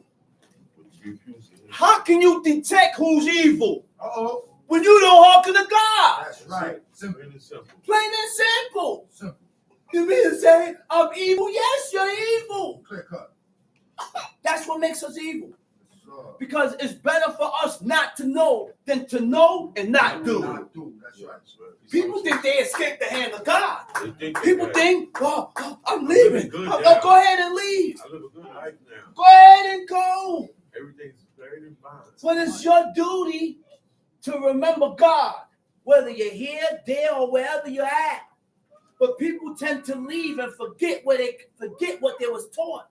They tend to forget God and start doing, intending, and inclining towards the lust of their own heart. They start inclining to evil and wickedness. They start going back to their past. Yeah. See, when you come to serve God, you got to let go of your past. That's right. You have to learn to, and the only way you're going to let go of your past, you have to denounce it. Which means you have to come to the realization that what I was taught before is all wrong. It's not true. What I was taught before is evil. It's not the ways of God. What I was taught before, your parents only took you to what they thought was right. They was taught. What they was taught. And they thought and they felt that they was teaching you the right way and showing you the right way. Yeah. But guess what? You being the son or the daughter had something in you that your parents don't have. Say it again, brother. I said the child probably had something in him or her that the mother and the father don't have. That's why God seemed fit to say, well, oh, wait a minute.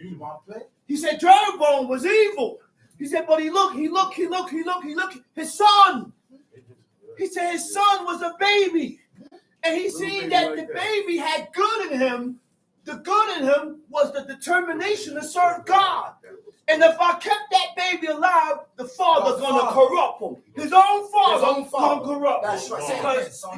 Because the son gonna automatically follow the father. So for the son not to get corrupted, he killed the son. He removed them. So don't ask God why he killed babies. God knows why he killed babies, because the baby, or being a baby, does not mean that the baby is innocent. You can have a baby, but inside that child is either about evil and wickedness. God didn't see that good in every child. What he saw in Jeroboam's son, he didn't see that with every baby. Because if he seen it in me, he probably would have killed me too, so that I don't get corrupt, hopefully. But I ain't have the good in me like Jeroboam's son.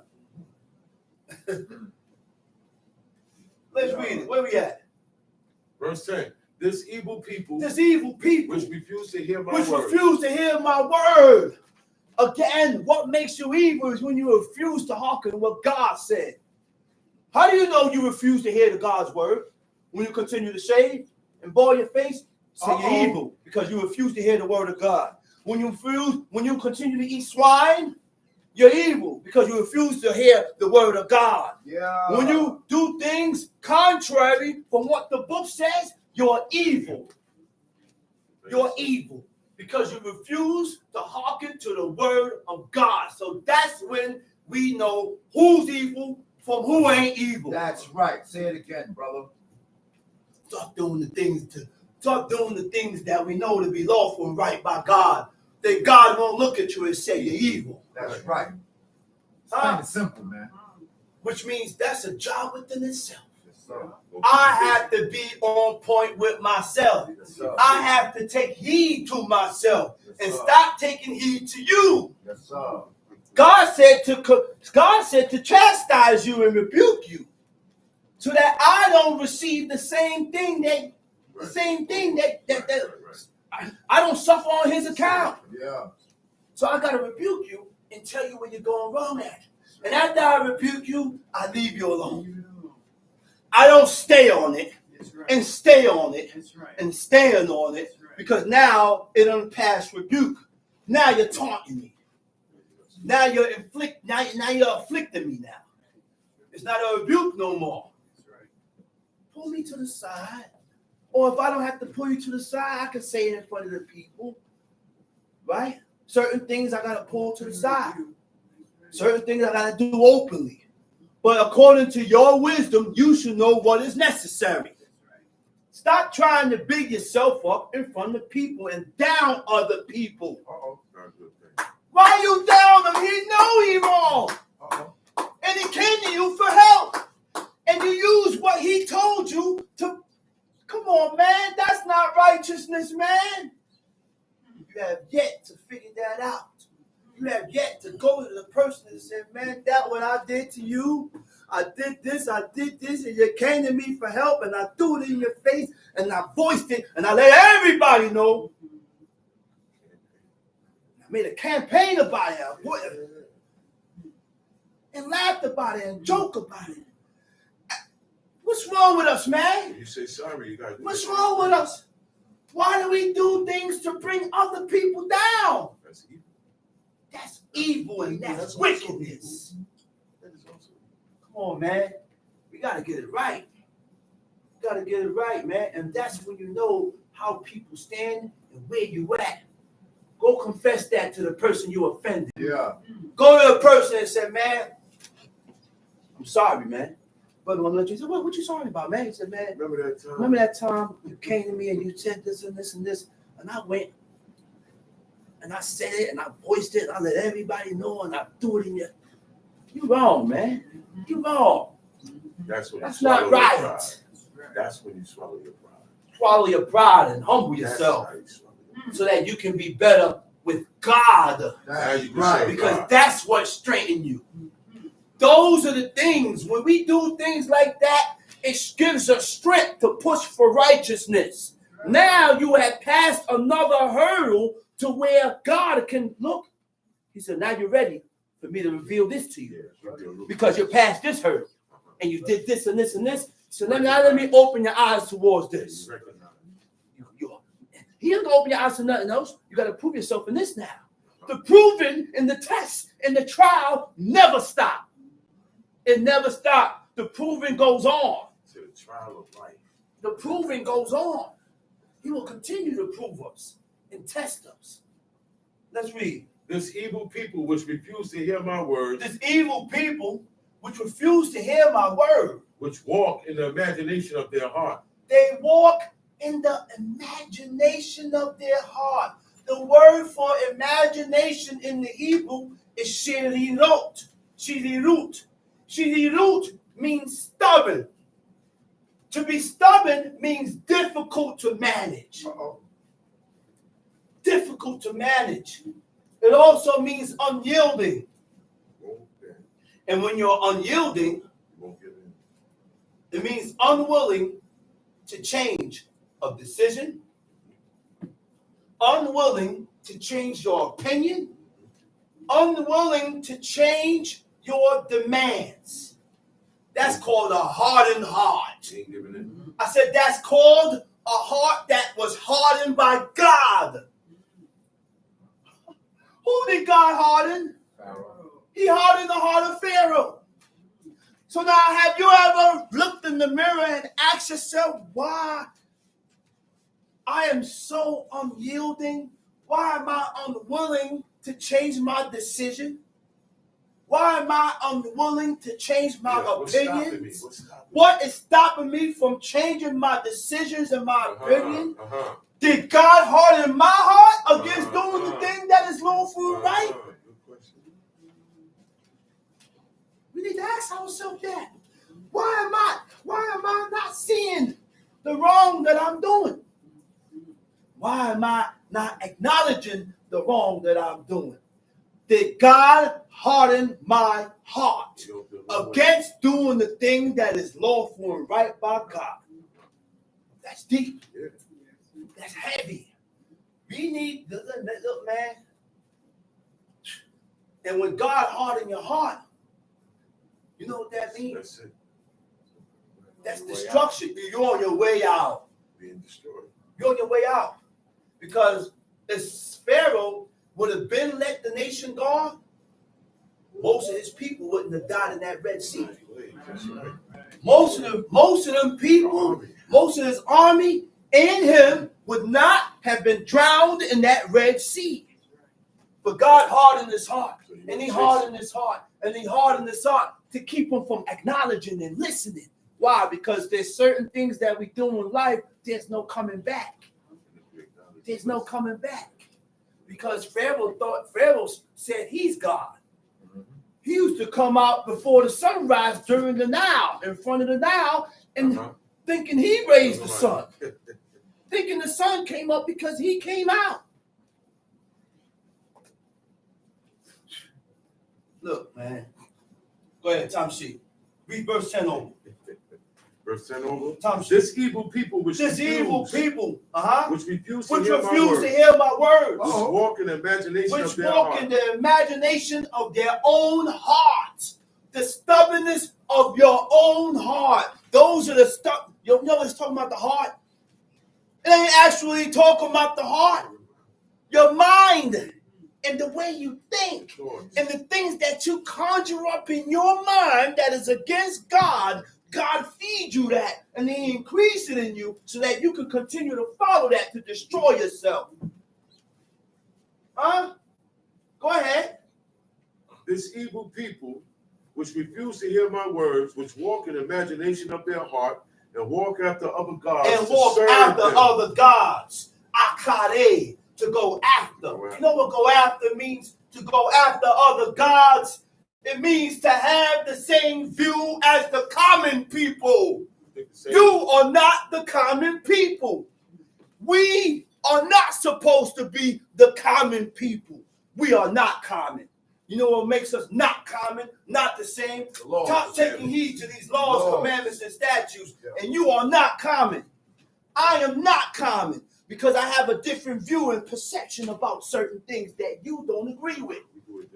We do this thing here different. We live different. Everything about us is different. I don't celebrate what you celebrate. I don't acknowledge what you acknowledge. I don't practice what you practice.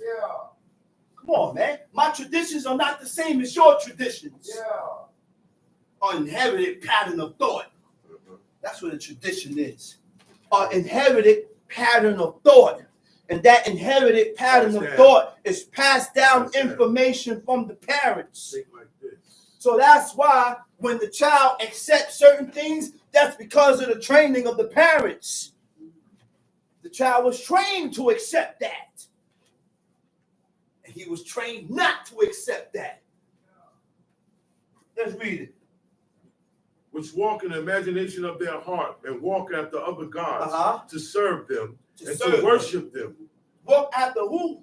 After other gods. After other gods. To serve them. To serve them. What verse you at? I'm in verse 10. Verse 10, to serve them and to worship them. How can you serve other gods?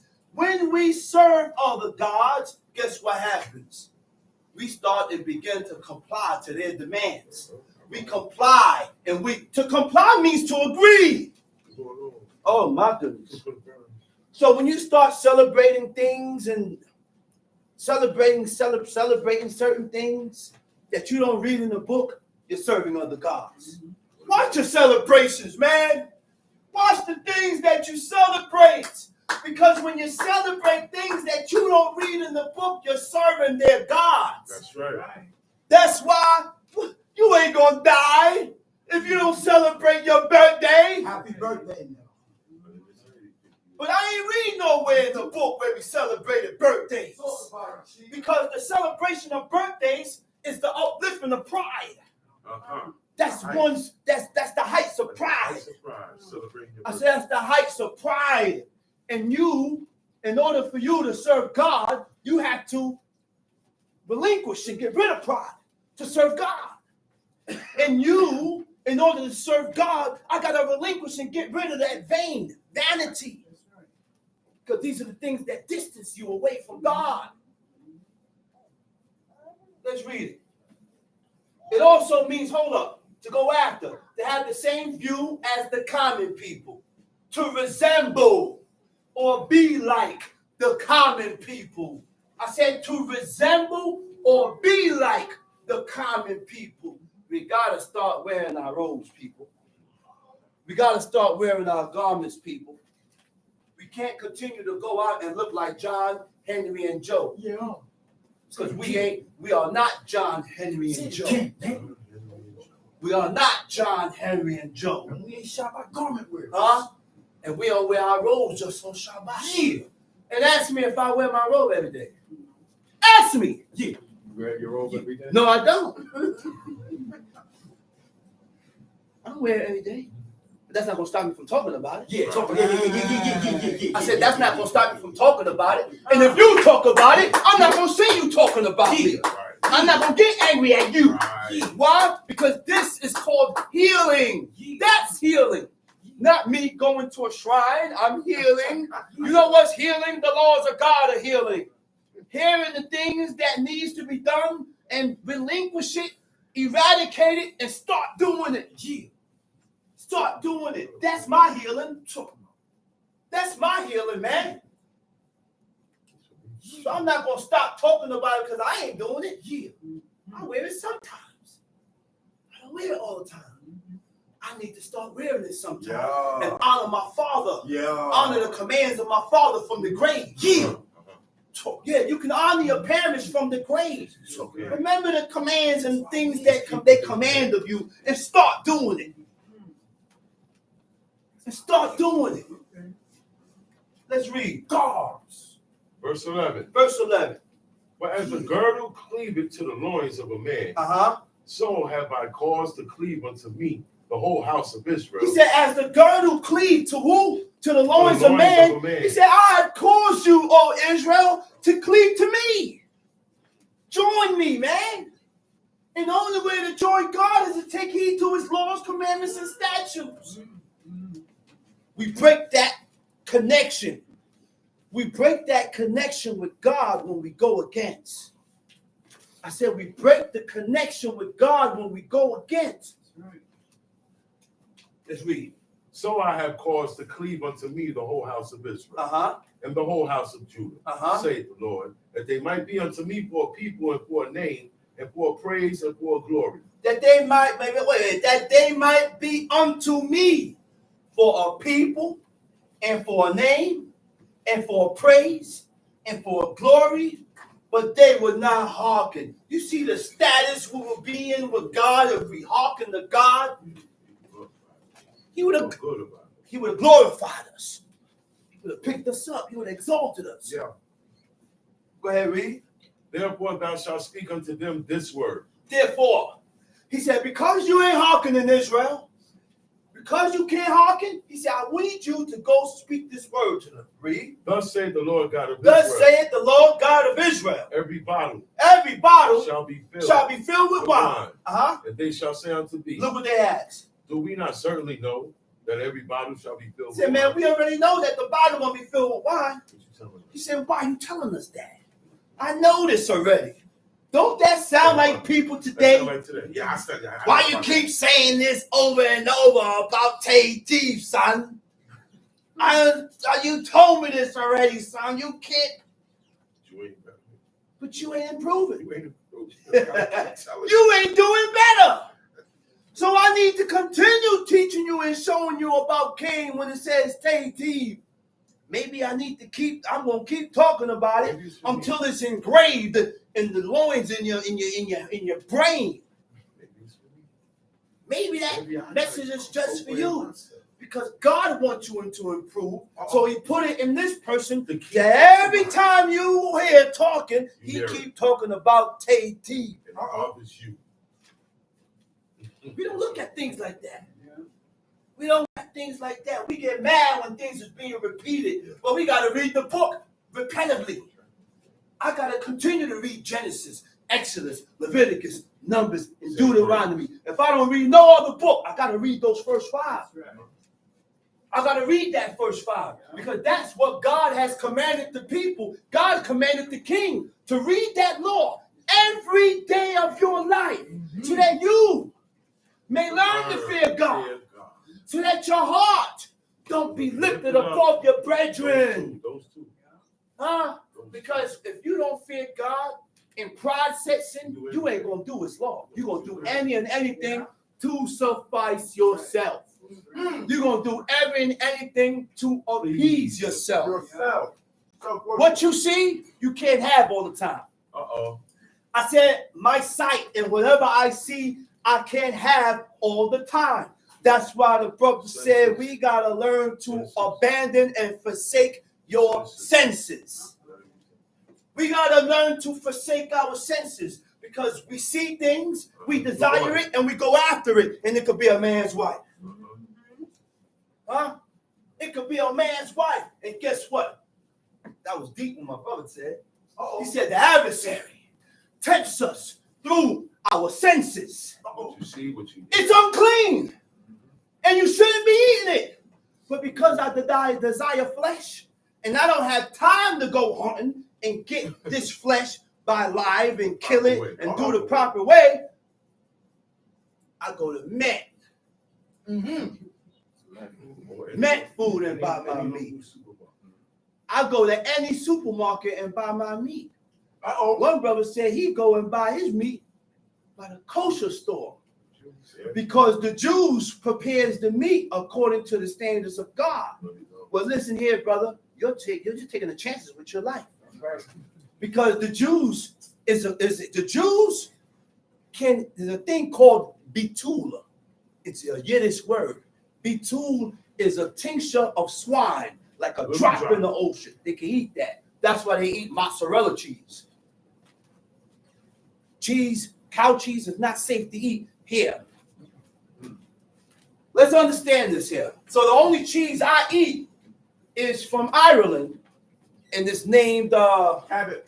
No, not cabbage. Not cabbage, John. Old Crock and Kerrygold. And Kerrygold. Old Crock and Kerrygold is produced in Ireland, and I eat those two cheese. I don't eat no other cheese. You know why? Because during the pasteurization of the cows, they put them on a rape rack, right? The rape rack is a machine that they put their nipples on and they jerk them. They call it a rape rack, right? There's only but so much milk that's gonna come out of there. Yeah, but a lot of rapes. I'm laughing. There's only but so much milk. It's a machine. It's not a mouth. It's a machine. It's a machine. And it's so now, because they keep the cows on the thing and they jerk them and spit all the milk out, all the milk is gone. They continue to jerk them. You know what comes after that? Blood. Pus. All that goes in there. This is mass production, and this milk gotta feed and distribute to billions and billions and billions of people throughout the land. So they gotta do it. So now when you eat cheese, you're eating pus. Pus, and you're eating blood. Can't see it. Keep buying pizza. You can't see it, and you ain't gonna see it. So that keep slice going of to the Tony's. Tony's Pizza, Yeah. the Jews Pizza. No. Yeah. Just because the Jews got it don't mean it's clean. Sometimes they take the cows.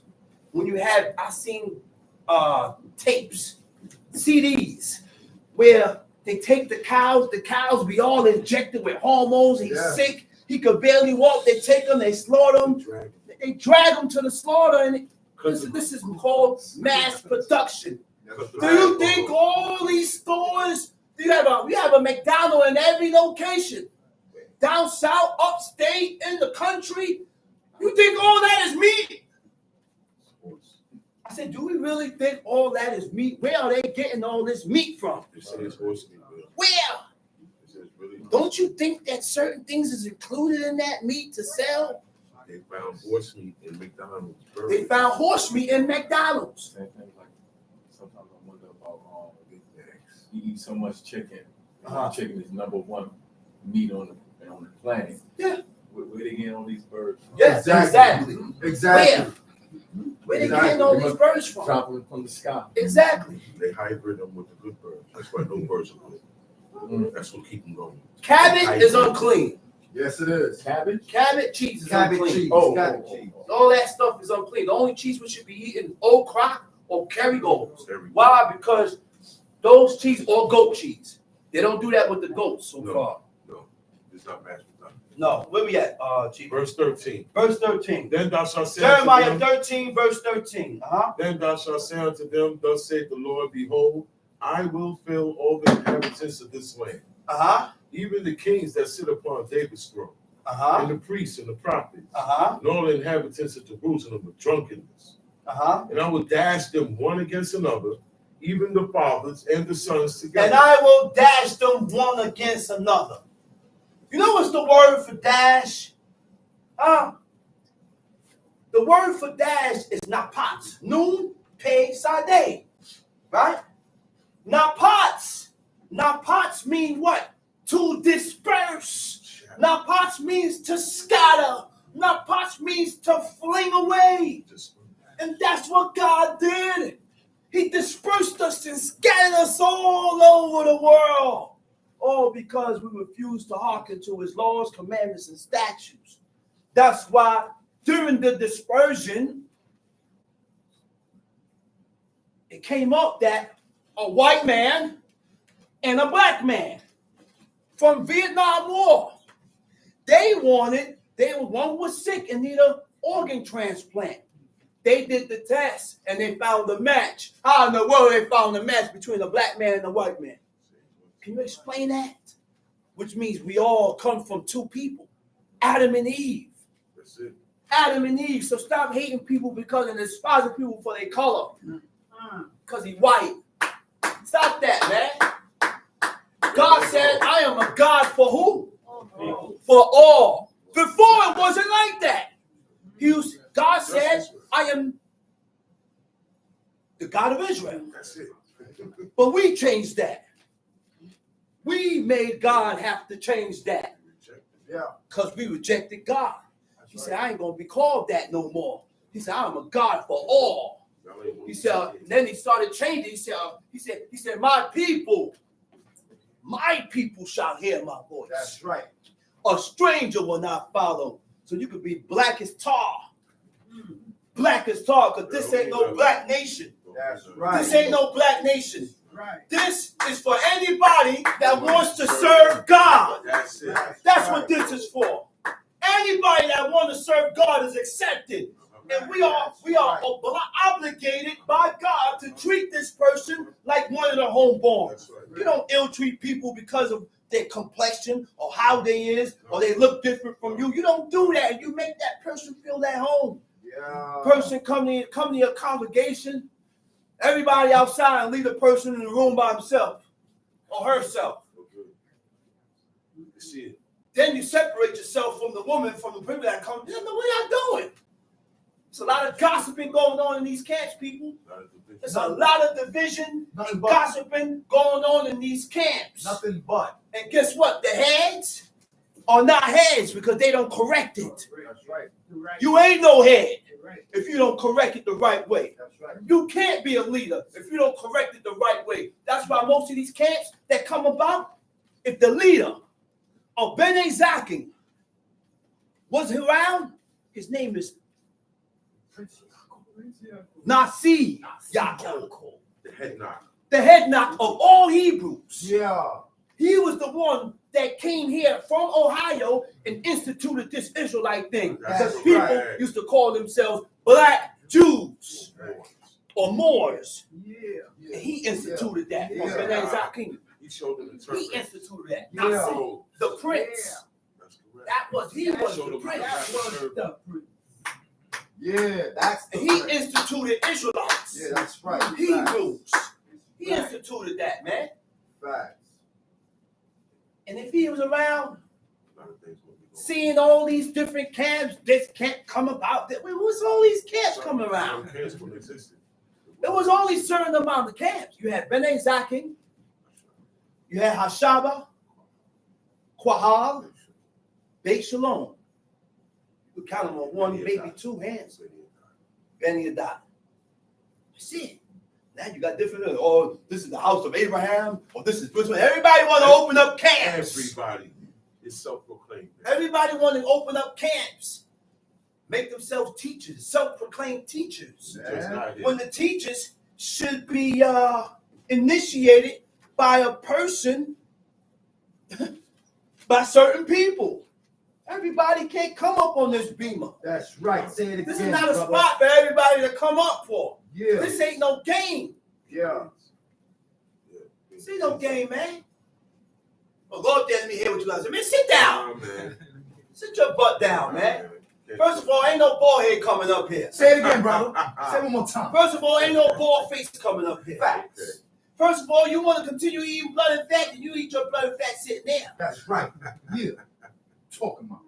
Because this is a spot of example. Right. Examples. Lead by example. The person that come up here has to be led by example. And not eating chicken. Right? You eat chicken cheap By summer? be led by the... Let's read. What verse we at? Verse 14. Verse 14. And I will dash them one against And I will another, dash them one against another. even the fathers, The fathers and the together, sons together. saith the Lord. Saith the I Lord. will not pity nor spare, He said, I will not pity nor spare. nor have mercy. You know what happened, man? During the transatlantic slave trade, where the ships reached the dock, on the shores, the last stop. You got a son, you ain't gonna never see your son again because he was bought from a slave master. You ain't gonna see him no more. There's no jurisdiction. He come, snatch your baby. You ain't gonna see your child no more. Woman crying and crying. Get out of here. You can't do nothing, man. God put us through a predicament and a situation No help. that we could not come back from because we refused to hearken to God. He put us under subjection under these people, man. No pity. God did that under people that had no pity. But guess what, my brother? I used to always say that we curse. I said, man, we curse, man. We curse, man. But we ain't curse. I wouldn't say we curse. You know why I say we ain't curse? Part of the curse said, he said, you're gonna serve gods of wood and stone. Are you serving gods of wood and stone? No. God has allowed you and opened your eyes to show you how you can deliver yourself. Okay. And he know you're not gonna stay. Not you per se. Not you per se. Because we had people that come and God showed them his laws and they stay for a while. They ain't here no more. But God still saw fit to show you how you can deliver yourself. Everybody here has shown, God has shown some type of love. That's why you're here. Some type of love to where he showed you how you can deliver yourself from yourself. Now, depending on you, it all depends on you now, how you come with it, how you deal with it. It all depends on you. Let's read. Hear ye and give ear, be not proud. He said, hear ye and give ear. Be He said, not but proud. don't be proud. That's why we don't hear and hearken. Because what gets in the way of us hearkening to God is pride. That's why we don't listen, because of pride. And no matter how much time I read in this book, no matter how much time I show you where you're wrong at, pride is what's stopping you from hearkening.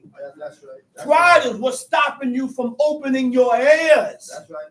That's what's stopping us, man. You got to get rid of pride.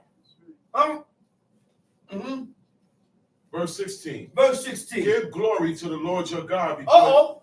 Wait a minute. Wait. Read that again. Give glory. He said, give glory to the God. Lord your God. How do you give glory to God? Huh? I said, how do you give glory to God? Huh? Let me find that out in the Hebrew here. Huh? Kabod. Give glory to God. Before what? Before he calls you darkness. Wait a minute. Wait a minute. He said, give glory to God. He said, before he caused you to fall into darkness. Right. Honor and glorify God before. Don't wait till God punish you to give glory and honorability. Because most of the time it's too late. Give glory of God before he caused you to fall into darkness. That's right. Before these things happen to you. Before he make you get shot and stabbed. Give glory to God before something happened to you. Don't wait till something to happen to you and then you want to give glory. Yeah. Start doing it. It It happened already. Yeah. It's over. Go ahead, read. Give glory to the Lord your God before he caused darkness. And before your feet stumble. Wait. Before he caused darkness, And before your feet stumble upon the dark mountain. You know what's stumble? Nagath means stumbling block. Nagath is a stumbling block. Do we know what a stumbling block? To cause you to fall into iniquity. To cause you to fall into waywardness. That's the stumbling block. Tamshi. And while ye look for light, he turned it into the shadow of death. And make it gross darkness. But if you will not hear it, my soul shall weep in secret places. You hear that, man? He said, hurry up and give glory before I make it darker. He said, gross darkness. He said, and if you still don't hear, God said, he said, my soul shall weep in secret places. I'm going to cry for you. I'm going to cry for you. Even though you have offended me and went against my word, I'm going to still cry for you because you're my son. You're my son. You are my nation. This is the people that I took to myself. And I'm going to cry for you. Have you noticed that? That's a godly trait. No matter what your wife done, well, now your ex-wife or your... Talk about it. All your children has done. Did you ever... Don't you still go to the person and reprove them, trying to win them back to show them, listen, man, this is the laws and the commandments of God. Come on back and change your ways before God. And when certain things go down with you, the person, you're going to feel sorry for them. I'm not supposed to say good for you. No. I'm not supposed to say that's good for you. They're supposed to happen. No. God didn't do that. Raquel was weeping from her grave for her children being taken into captivity. Being taken into captivity. Let's read. But if you will not hear, my soul shall weep in secret places, for your pride. And mine eyes shall weep sore and run down with tears. Because the Lord's flock is carried away. Because the Lord's flock is carried away captives. Say unto the king. Jeremiah 13, verse 18. Say unto the king. Say unto the king. And to the queen. And to the queen. Humble yourself. Humble yourself. Sit down. He said, say unto the king and the queen. Men and women, humble yourself before God. Humility. Go ahead. Because if you don't humble yourself before God, you can't correct your ways. You can't be better. You can't take teeth. You can't improve. Because in order to improve with God, it takes humbleness. Right. Why I say that is because in order to improve with God, you have to be able to detect your shortcomings. You got to be able to detect and see where you're coming short at. You got to be able to see where you're going short at, where you're coming short with God. And if you're not humble, you're going to say you ain't short. You ain't coming short. I'm doing good. I'm okay. Because you start and begin to channel good according to how you feel is good. You channel good according to what you think is good, not according to what God said is good. That's right. Okay, Tom Shee. Humble yourselves. Sit down, for your principality shall come down. Wait a minute. He said, humble yourselves, sit down, for your principalities shall decline. Your principalities shall decline, it says in the Hebrew, even the crown of your glory. Okay, now. So now, What is your principalities? And what do we mean by principalities? The word for principalities is mad ashut. Mad ashut means your standards and your dominion. Okay? Your dominion is your what? Supreme authority. Your supreme authority is power over the constellations. We don't have power over the constellations no more. Ain't nobody stopping the sun. I say ain't nobody stopping the sun.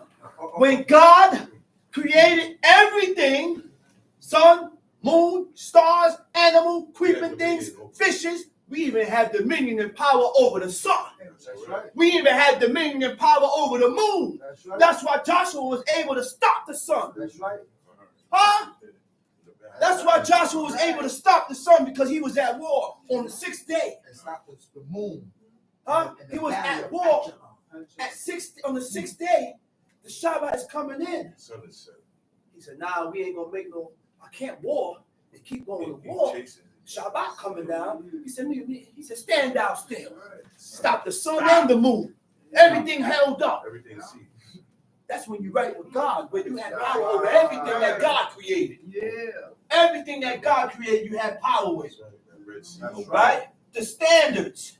Something set up and established by authority or rule. The structure that was built by God.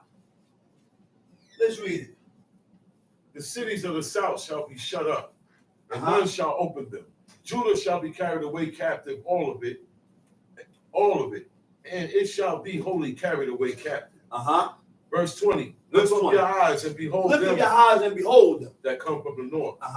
Where is the flock that was given thee, thy beautiful flock? Read. What wilt thou say when he shall punish thee? What wilt thou say when he shall punish thee? But thou hast taught them to be captains, But thou hast taught them to be captains, and as chiefs over and thee. as chiefs over thee. Shall not sorrow Shall take not thee as a sorrow woman in take travail? thee as a woman in travail? And if thou say in thine heart, wherefore come thou these things upon me? When you say in your heart, man, I don't know what's Where all this going come on. Why is this happening to me? Why is this taking place? It's because of your shortcomings with God. That's why all this is coming down on you. And then he sends certain people to deliver you, to show you who God is, and you reject that. And you reject that. Tamshi. For the greatness of thine iniquity are thy skirts discovered, Uh-oh. and thy heels made bare. Uh-oh. Can the Ethiopian change his skin, or the leopard his spots? Then may ye also do good that are accustomed to. All right, wait a minute now. He said, can the Ethiopian change his skin, or the leopard his spots? He said, then may ye also do good that are accustomed to do evil? Now, accustomed, the word for accustomed is lemud. Lamed min shabut dalet. It means trained. That may ye also do good that are trained to do evil. Now, to make familiar through practices. And practices becomes a habit. Training. It's a training. Your practices becomes habitual. Right, basic training. Okay? In order to perfect these laws, commandments, and statutes, I have to practice and continue to practice so that it can grow in me and becomes a habit. So that it can be habitual. That's why I feel weird not keeping this day. Right. That's why I feel weird not observing or congregating on this day, because it has grown. It has grown as a custom by my parents to observe the Sabbath day by gathering, by assembling. Leave the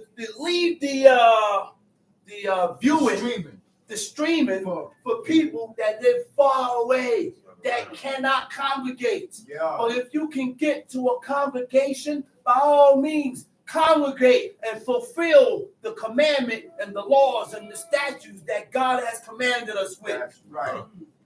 Come on, man. Facts. Talk about it. Go ahead, Tom C. Verse 24. Therefore will I scatter them as the stubble that passeth away by the wind of the wilderness. Look, God commanded Adam not to eat from the tree that's in the midst of that garden. Right? He commanded them not to eat from that tree that's in the midst of that garden. Because from Adam doing these things, from Adam doing this, now death was instituted into the whole world. Because of that, we all must die. That's right. Notice that when Eve ate it, nothing happened. When Adam ate it, his eyes was open. That's right. When they say that. That's when it said his eye was open. That's right. The effect didn't happen until Adam ate from it. That's right. Until Adam ate from it, man. Now God's presence is coming up. Looking. See where y'all at, man? He said, man, we naked. And I'm hiding. Yeah. I done hid myself. We heard you coming. I heard you coming. I want you to see me like this. I heard you coming. Huh? The level and the state of mind where these people was. Whew. Go ahead, read. This is thy lot, the portion of thy measures from me, saith the Lord, because thou hast forgotten me and trusted in falsehood. Therefore, I will discover thy skirts upon thy base, that thy shame may appear. I have seen thine adulteries, thy name, the lewdness of thy whoredom, thine abominations on the hills and the fields. Woe unto thee, O Jerusalem! Wilt thou not be made clean? When shall it once be? Let's cut that. And let's go to 1 Samuel chapter 25. Let's go to 1 Samuel chapter 25. Scroll on. Scroll on. Got it? Thompson. 1 Samuel chapter 25. And Samuel died. Samuel died. And all the Israelites gathered together and lamented him. And buried him in his house at Ramah. And David arose. Okay, wait a minute. Samuel died, and all the Israelites were gathered together, and they cried, they lamented him, and they buried him in his house at Ramah. And after they buried him in Ramah, they had a repast. No. It said that? No, it don't. No. They don't say they had a repast, right? No. So why we have repasts? Pagan death. Why do we have repasses? Why when a person died, we gather and have a repast? Wicked.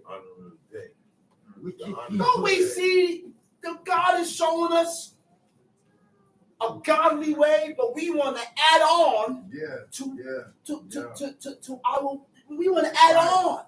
Right. Israelites born in the way, repass. Someone died, next thing they go to the person's house, get served food and drinks. And everybody's going there. It's packed. I will bury you, but I'm not going to no repass. No. Why? Because that wasn't a custom of our forefathers. We didn't have repasses. We didn't have a repass. Tom sheet. And David arose. And David arose and went down to the wilderness of Paran. Tom there was a man of my own whose possessions were in Carmel. And the man was very great. Man was very great. He had 3,000 sheep. He had 3,000 sheep. 1,000 goats. 1,000 goats. And he was shearing his sheep in Carmel. Sharing the sheep in Carmel. And the name of the man was Nabal. Nabal. The name of his wife's Abigail. Abigail. And she was a woman of good understanding and of a beautiful countenance. She was a woman of good understanding. You know what that word is? Sekel Tov. Right? She was a woman of good understanding. Tobat Sekel, my bad. Tobat come from the word, it means good understanding. Good, pleasant, and agreeable. These was the characteristics of the Hebrew woman called the daughter of Zion. Well, I'm a daughter of Zion, but you're raunchy. So you're not a daughter of Zion because you don't acquire the characteristics of being pleasant. Right, that's a daughter of Zion. Daughters of Zion are good, pleasant, and agreeable. That's right. Read the book and it tells you the characteristics of the daughter of Zion. So if you don't have the characteristics of the daughters of Zion, then you ain't no daughter of Zion. You are the daughter of Beelzebub. That's what you are.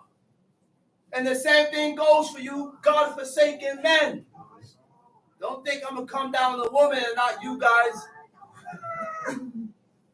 If you don't acquire the characteristics of godly men, That's right. then you are Belial, worthless men. That's right. So in order not to be worthless, we got to follow after the characteristics of the men and the woman. Yeah. In order not to be worthless before God. Yeah. Yeah. Speak clear. Okay, good means approved of. Right? Morally righteous. Pleasant means agreeable. Right? Considerate. Willing and ready to agree or consent to. Now they can't agree. Not all women can be agreeable now. You know why? Because I gotta know what I'm agreeing to. Because most women are being led by men that disregard God's laws. That's right. So I have to be careful of what I agree to and what I accept. There was a man that was trying to keep my sister from serving God and keeping his laws, keeping Shabbat. Wanted to bring Pelagonia bread on the house during the Feast of Unleavened Bread, and she left. Pelagonia is an Italian bread. Hero bread. Oh, the Italian bread. Okay. Right. You want to bring in Pelagonia bread on Feast of Unleavened Bread. You can't bring that in the house. That thing got yeast, baking soda in it. That's right. He tried to tell her she can't come to teach us no more. Yeah. She didn't stay there and say, yes, Lord. No, she left. She got from Dodge. She got out of Dodge. Some she. But the man was churlish. The man was churlish and evil. And in evil. His doings. In what verse you at? Middle of 3. Middle of 3. The man was churlish and evil in his doings. Right? Right. Now, the word for churlish, right? What does it mean? Quashed. Quashed means hard. The man was hard and he was difficult in his doings. Right? Hard means not easily penetrated. Which means it's very hard to get to this person. It's very hard to talk to you. It's very hard to get through to you, to show you where you coming up short at. Realize that we have the same demeanor.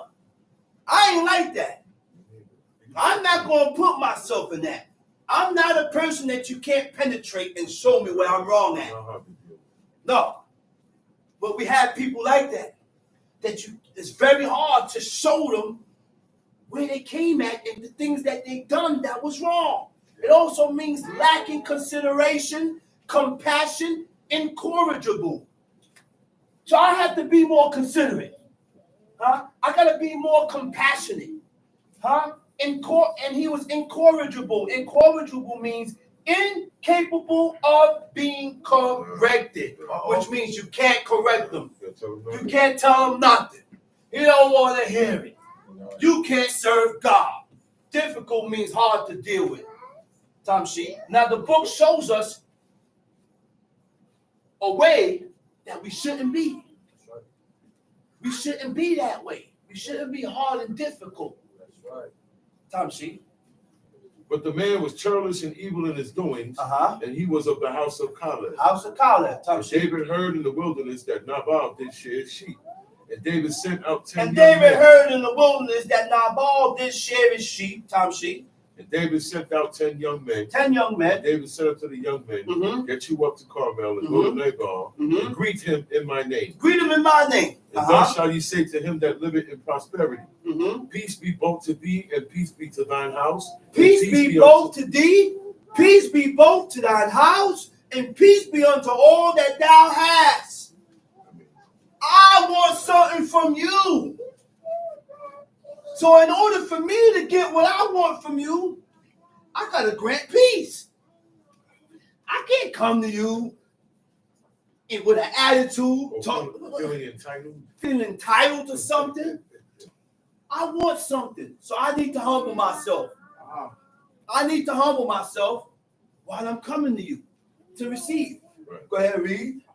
And now I have heard that thou hast shearers. Shearers. Now thy shepherds which were with us, we hurt them not. Neither was there aught missing unto them. Now, he said, your shearers, we didn't hurt them. We didn't offend them. Neither was there aught missing unto them. All the while they were in Carmel. Ask thy young men, and they will show thee. Wherefore, let the young men find favor in thine eyes. For we come in a good day. I give, I pray thee, whatsoever cometh to thine hand, unto thy servants, and to thy son David. And when David's young men came, they spake to Nabal. And when David's men came, they spake to Nabal. According to all the words in the name of David, and ceased. They stopped. They're waiting for a reaction. I gave my petition. I said what I had to say. So now I got to see what this guy is going to respond with. Let's check out what he said now. And Nabal answered. Look what Nabal said. And said, Who is David? Who is David? And who is the son of Jesse? And who is the son of Jesse? There be many servants. There be many servants nowadays that break away every man from his master. Shall I then take my bread and my water and my flesh that I have killed for my shearers and give it unto men whom I know not whence they be? That's a selfish mind. My. I said that's a selfish mindset. We cannot serve God with a selfish mindset. All for yourself. You can't serve God that way. Go ahead. So David's young man, take my bread and my water and my flesh that I have killed for my shearers and give it unto men whom I know not whence they be. So David's young men turned their way and went again and came and told him all those sayings. And David said unto his men, gird you on every man his sword. And they girded on every man his sword. And David also girded on his sword. And there went up after David about 400 men. 400 men. And 200 abode with the stuff. But one of the young men told Abigail, Nabal's wife, saying, Behold, David sent messengers out of the wilderness to salute our master. And he railed on them. Wait a minute.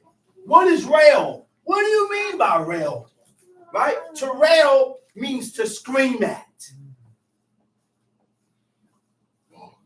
To bark on. Bark at him. That's why when you say certain things, you ain't got to talk to him like that. You ain't have to say it like that. You had to tell him like that. It means also to revile or scold in harsh, insolent, abusive language. It also means vituperate. Vituperate means to abuse or censure severely. You know what censure severely is? It's a strong criticism. To criticize strongly or abusively. To use harsh, condemnatory language. You're condemning the person. That's why, listen, we got to be careful of our speech and the things that we say and who we shoot down. You got to be careful of these things because there's a way that we talk to people. There's a way that we talk with each other. I can say things in a certain manner or in a way to where it don't seem offensive. And I can say it in a way that I will offend you. Tom, see? But the men were very good unto us, and we were not hurt. Neither missed we anything as long as we were conversant with them when we were in the fields. They were a wall unto us, both by night and day, and while we were with them, keeping sheep. Now therefore no one consider what thou wilt do. For evil is determined against our master. Evil is determined to our master. And against all his household. And against all his household. For he is such a Belial that a man cannot speak to him. He said he's a son of Belial, a worthless son that nobody can speak to him. So when no one can speak to you, then those are the traits and the characteristics that you are the son of Belial. You have, in order not to be the son of Belial, you have to be able to be spoken. I'm a person that you can come to and speak to. Right. Go ahead, read. Well, evil is determined against our master and against all his household. Evil is determined to our master. He is such a son of Belial that a man cannot speak to him. Then Abigail made haste and took 200 loaves and 2 bottles of wine and 5 sheep ready dressed, 5 measures of parched corn. and 100 clusters of raisins. 100 clusters of raisins. 200 cakes of 200 figs. cakes of Laid figs. them on asses. Laid them on asses. And she said unto her servants, go on before me. Behold, I come after you. But she told not her husband Nabal. And it was so, as she rode on the ass, that she came down by the cover of the hill, hill. And behold, David and his men came down against her, and she met them. Now David had said, surely in vain have I kept all that this fellow hath in the wilderness, so that nothing was missed of all that pertained unto him, and he hath requited me evil for good. That's why King David was going after him, because he did him good, and Nabal repaid him evil by not giving him what David requested. It wasn't because of how he spoke. It wasn't for nothing about no pride. It was because King David did good to Nabal, and he returned him evil. He returned him evil by not. So it's not a good thing that when a person do good to you, you don't return the good back. That's right. It's not a good thing. It's not a good thing. Tom Sheet. 22. So and more also do God unto the enemies of David, if I leave of all that pertain to him by the morning light, any that pisseth against the wall. Mm-hmm.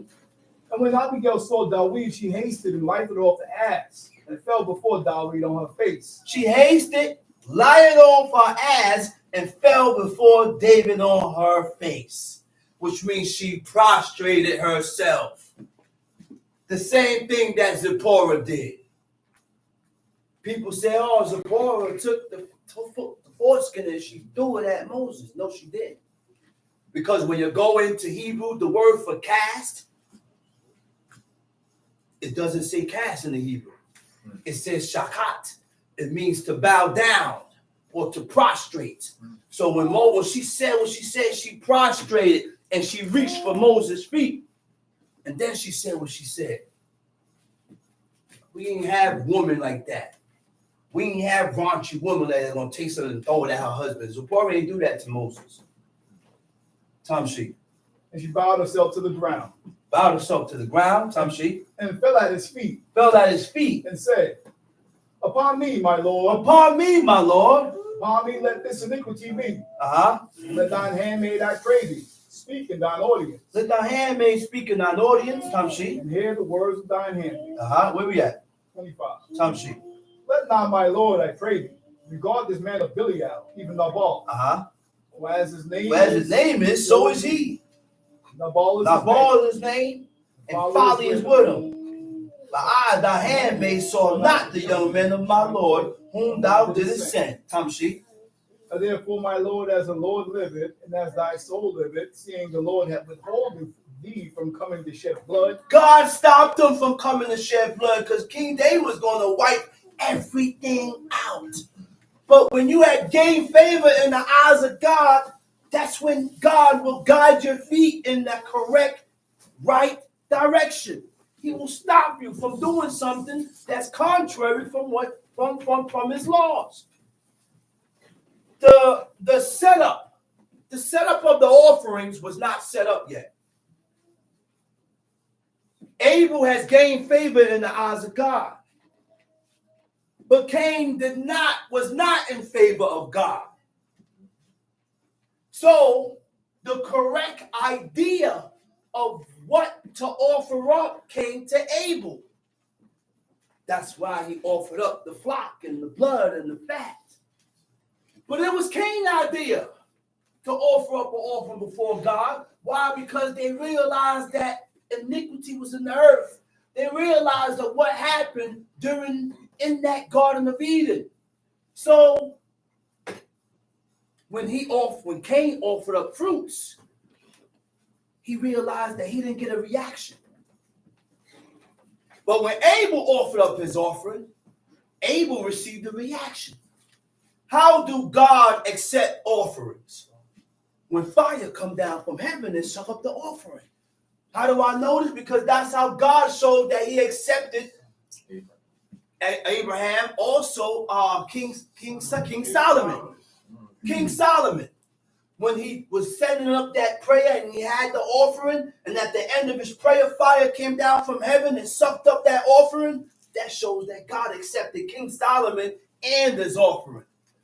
And stop talking bad about the king. Don't talk bad about King Solomon, because God gave him wisdom. And because he loaned his heart to folly, his wisdom still remained with him. Why? How in the world was he able to loan his heart to folly and still remain in his wisdom? Because you don't lose nothing that God gives you. King Solomon was able to tell us what to stay away from, what not to stay away from, what happens when you indulge in this substance, because he did all that to show us what to do and what's the repercussion of what happens when you do it. All right? Let's cut that and let's go to Psalms. Let's go to Psalms 106. Roll on, Johnny. Let's go to Psalms 106. You got it? Usually, Yeah. Psalms 106. Time sheet. praise ye Elohim. Oh, give thanks unto the Most High, for he is good. For his mercy endureth forever. Brother C.J. Burt, he said, King Solomon showed us how to pray. And you're right. Right. So why we don't follow that then? That's right. Why we don't follow that? Why we had people facing the east in a posture that King Solomon didn't show us? That's right. There's only two ways to pray before our God. Prostration, when you prostrate, and when you kneel with your hands stretched forth. If you pick up any other posture, just standing up before God with your hand like this, that's not the posture. Genuflexing on one knee, that's not the posture. Sometimes people be praying and you got brothers walking around. Prayers being said. We walking around. What are you doing? Let's read that verse over. Psalms 106. Praise ye El. And give thanks unto the Most Praise High, the Most High. for he is good. Oh, give thanks unto the Lord, for he is good. God is good. For his mercy endureth forever. Let's read on. Who can utter the mighty acts of Who can utter the mighty acts of the Lord? Who can show forth all his praise? Blessed are they that Blessed keep are judgment. they that keep judgment. He that doeth righteousness. He that doeth righteousness at all times, all the time. Not when you decide to keep righteousness. Not when you decide to do justice. You do justice whether all the time. Go ahead, read. Psalms 106. 106 verse 4. Remember me, O Lord, with the favor that thou bearest unto thy people. Oh, visit me, Oh, visit me with thy salvation. Go ahead. that I may see the good of thy chosen. That That I may rejoice in the gladness I of may thy see nation. the good of thy chosen. Not everybody is chosen.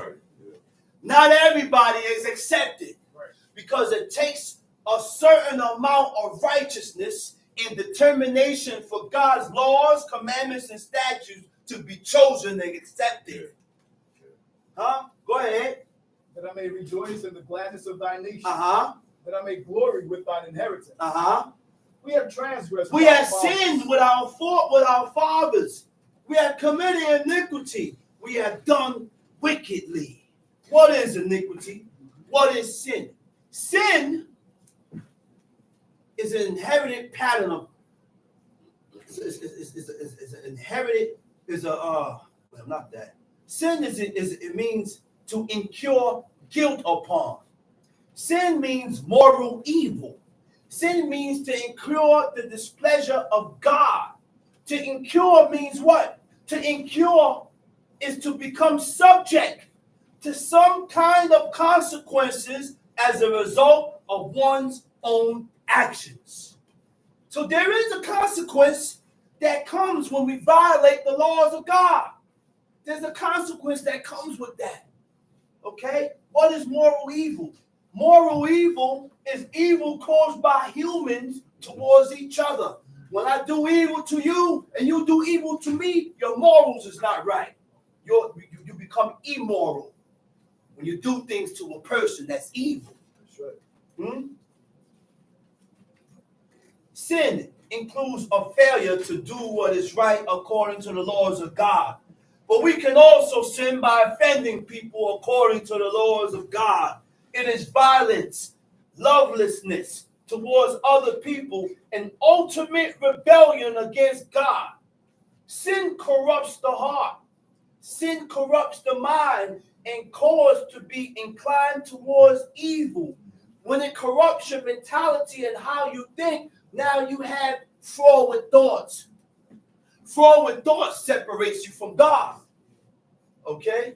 Iniquity is a Latin word combining the prefix meaning not and equitas, which means equal or just.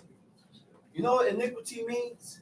Not just or lacking moral principles, perversity, depravity. I said iniquity means not just or lacking moral principles, perversity, or depravity. So now let's dig into these words. What does depravity mean? Depravity means innate corruption. Innate means inborn, existing within. Inborn corruption of human nature due to the original sin. So what is the original sin? When Adam ate from the tree of knowledge of good and evil. Now, because Adam ate from the tree of knowledge of good and evil, we have inborn corruption in us. We have inborn corruption in us that exists within us. But God has given us a way to deliver ourselves from ourselves by revealing to us the laws, commandments, and statutes, so you are able to correct yourself. But in order to correct yourself, you have to be able to detect your faults, acknowledge your faults. Okay? Moral corruption means doing something regardless of it being right or wrong according to the laws of God for your own benefit. You don't care if it's wrong by God. I don't care if it's wrong. I don't care if I'm not, it benefits me, I'm going to do it. That's the mentality of people today. Yeah. If it benefits me, I have to do it. Yeah. Perversity means what? Contrary to accepted standards of God. Contrary meaning opposite to the laws and the commandments of God. Deliberate desire to behave in an unreasonable or unacceptable way. Being deliberately contrary, doing the opposite of what God expects or requires of thee. So perversion is a form of human behavior which deviates from what is right by God. So when you deviate from that which was right by God, that's called perversion. You're a pervert. See, a pervert don't have to mess with little kids. You become a pervert when you go against God, when you're contrary from what you read here in the book. That's right. Change the order. Start to change the order. Let's read. Our fathers understood not thy wonders in Egypt. Our fathers understood not thy wonders in Egypt. What went down in Egypt, they still ain't understanding. God ain't caused them to understand it. They didn't get it because there was a certain time in history where they understood. After God put them through so many trials and tribulations, go ahead, read. They remembered not the multitude of thy mercies. What verse we at? 7. Go ahead. But provoked them at the sea, even at the Red Sea.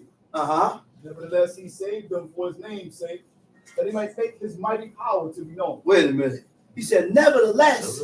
He said they saved them for your name, for God's name's sake. So that his name won't get desecrated and tarnished. Read. He rebuked the Red Sea also. He rebuked the Red Sea, right? And what happened? And it was dried up. And it was dried up. God split the Red Sea. Moses turned to God. The Egyptians is behind them. The people crying out.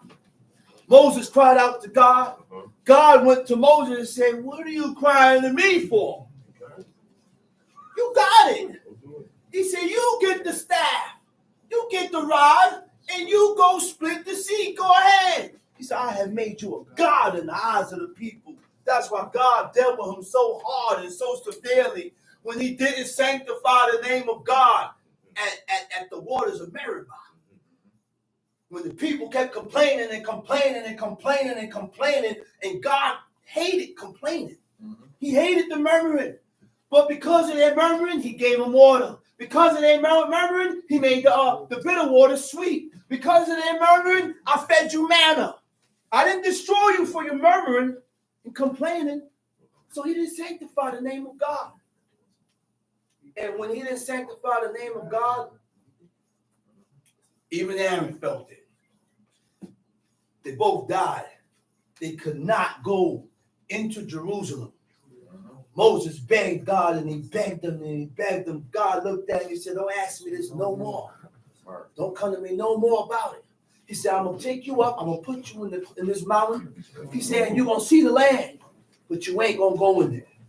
When Moses came down, he went to the people. He said, I'm not going to see the land. It was because of you. It's for your sakes. Why I can't go into the land.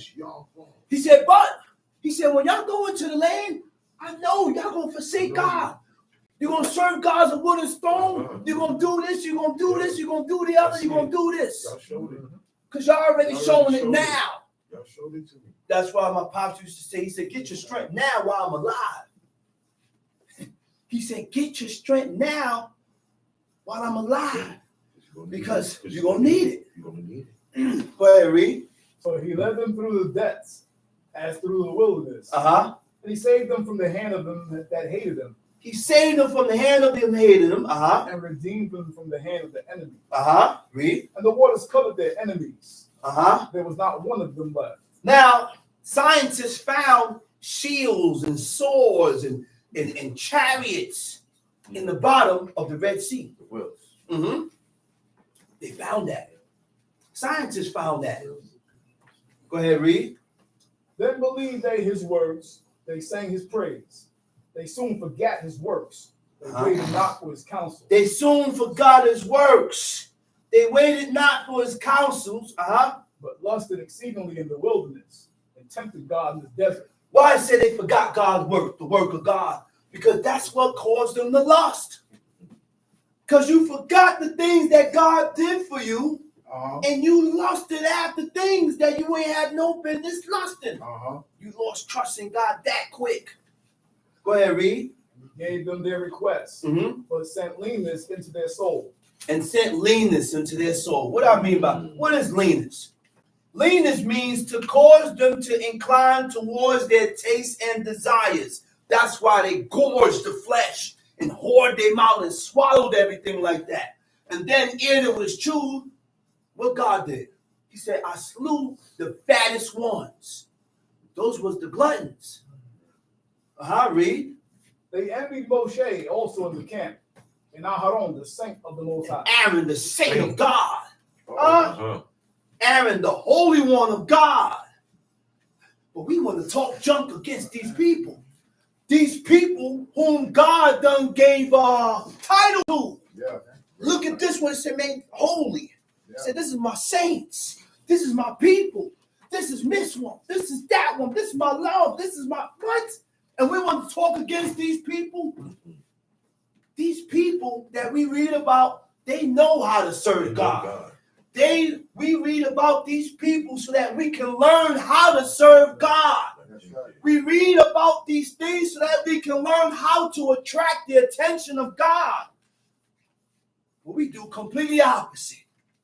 This is just a thing going on. We read it, the Shabbat. When the Shabbat's gone, then I revert back to my old wanton ways and the way I think. That's right. We cannot make excuses for the violation of God.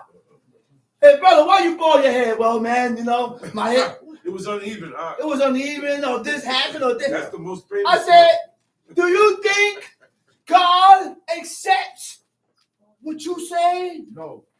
Did God say you could bald your head only if it's No uneven? excuse. I said, did God say you could bald your head if you have a receiving hairline going all the way back? No. Go up, down. God ain't saying none of that.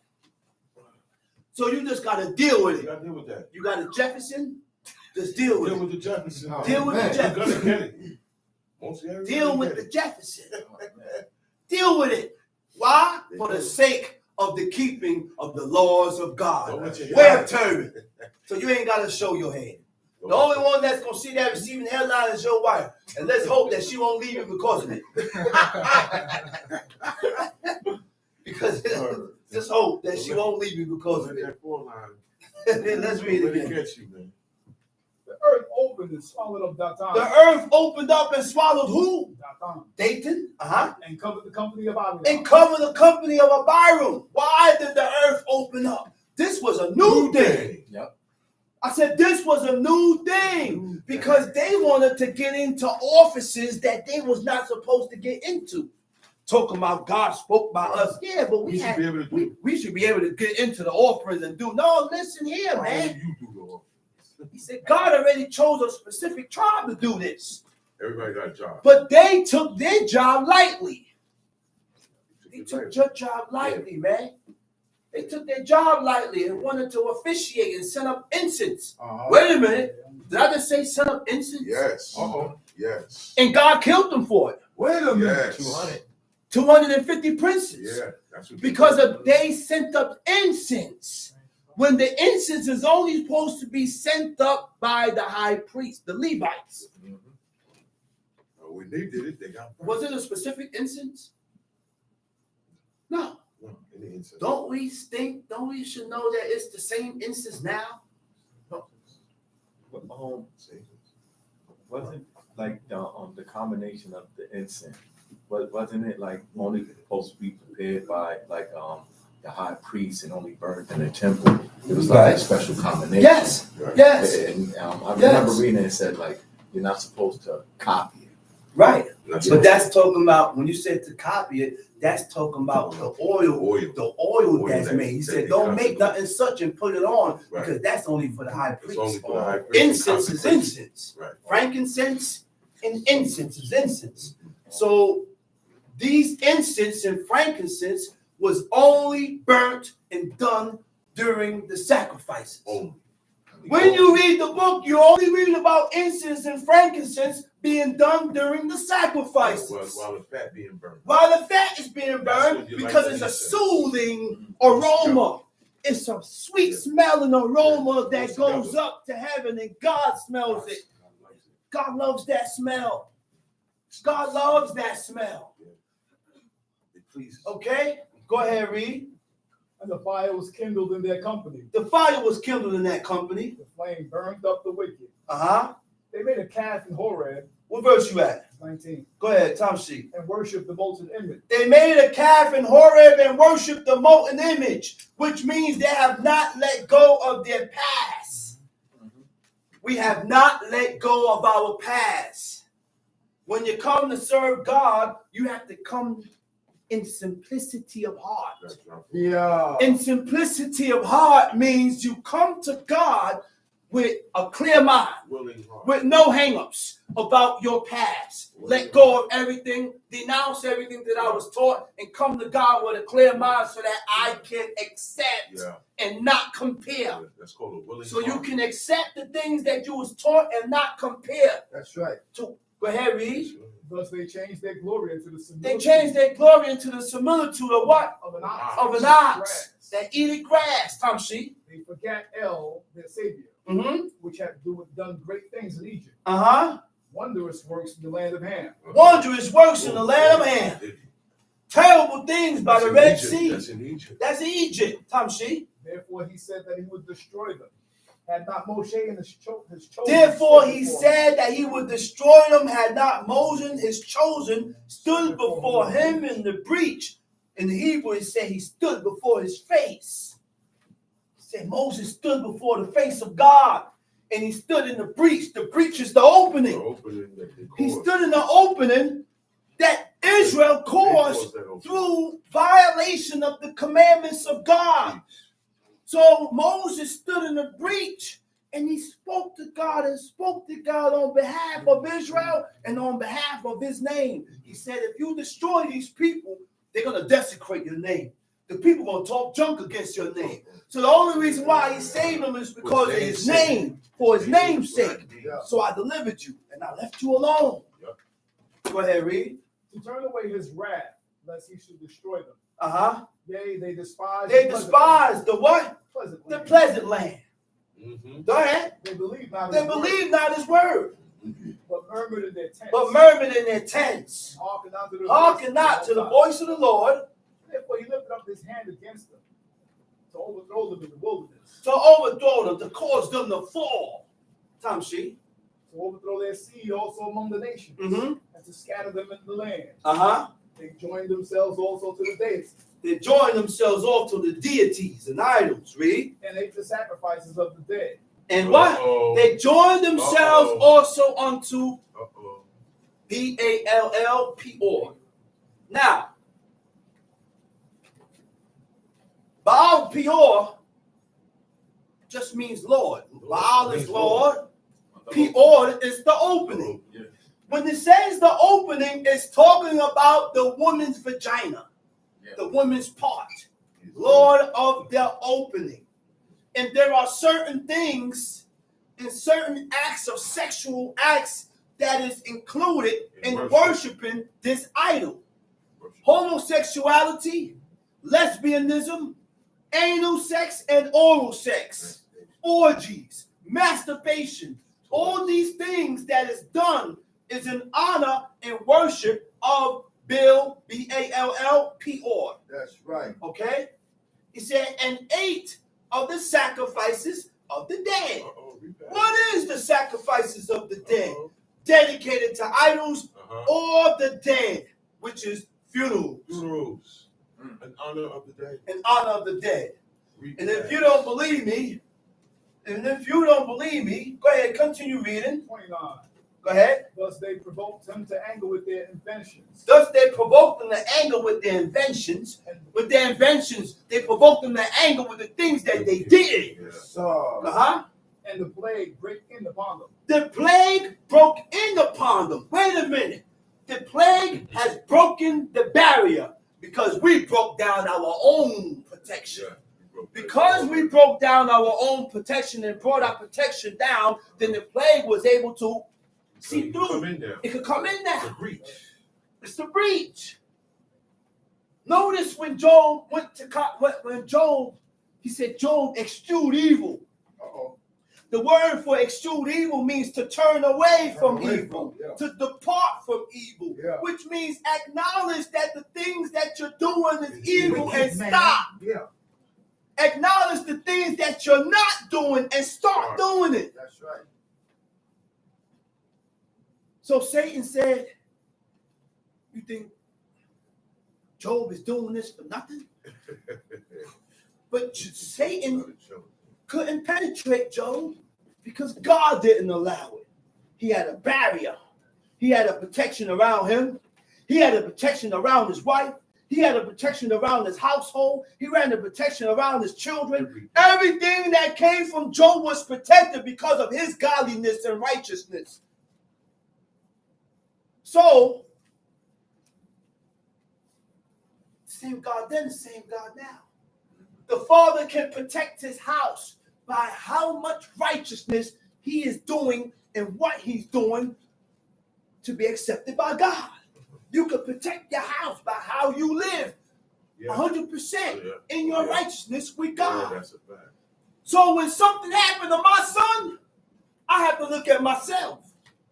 When something happened to my daughters, I got to look at myself and say, well, maybe I need to pick myself up in the laws of God so that my children can be protected. That's right.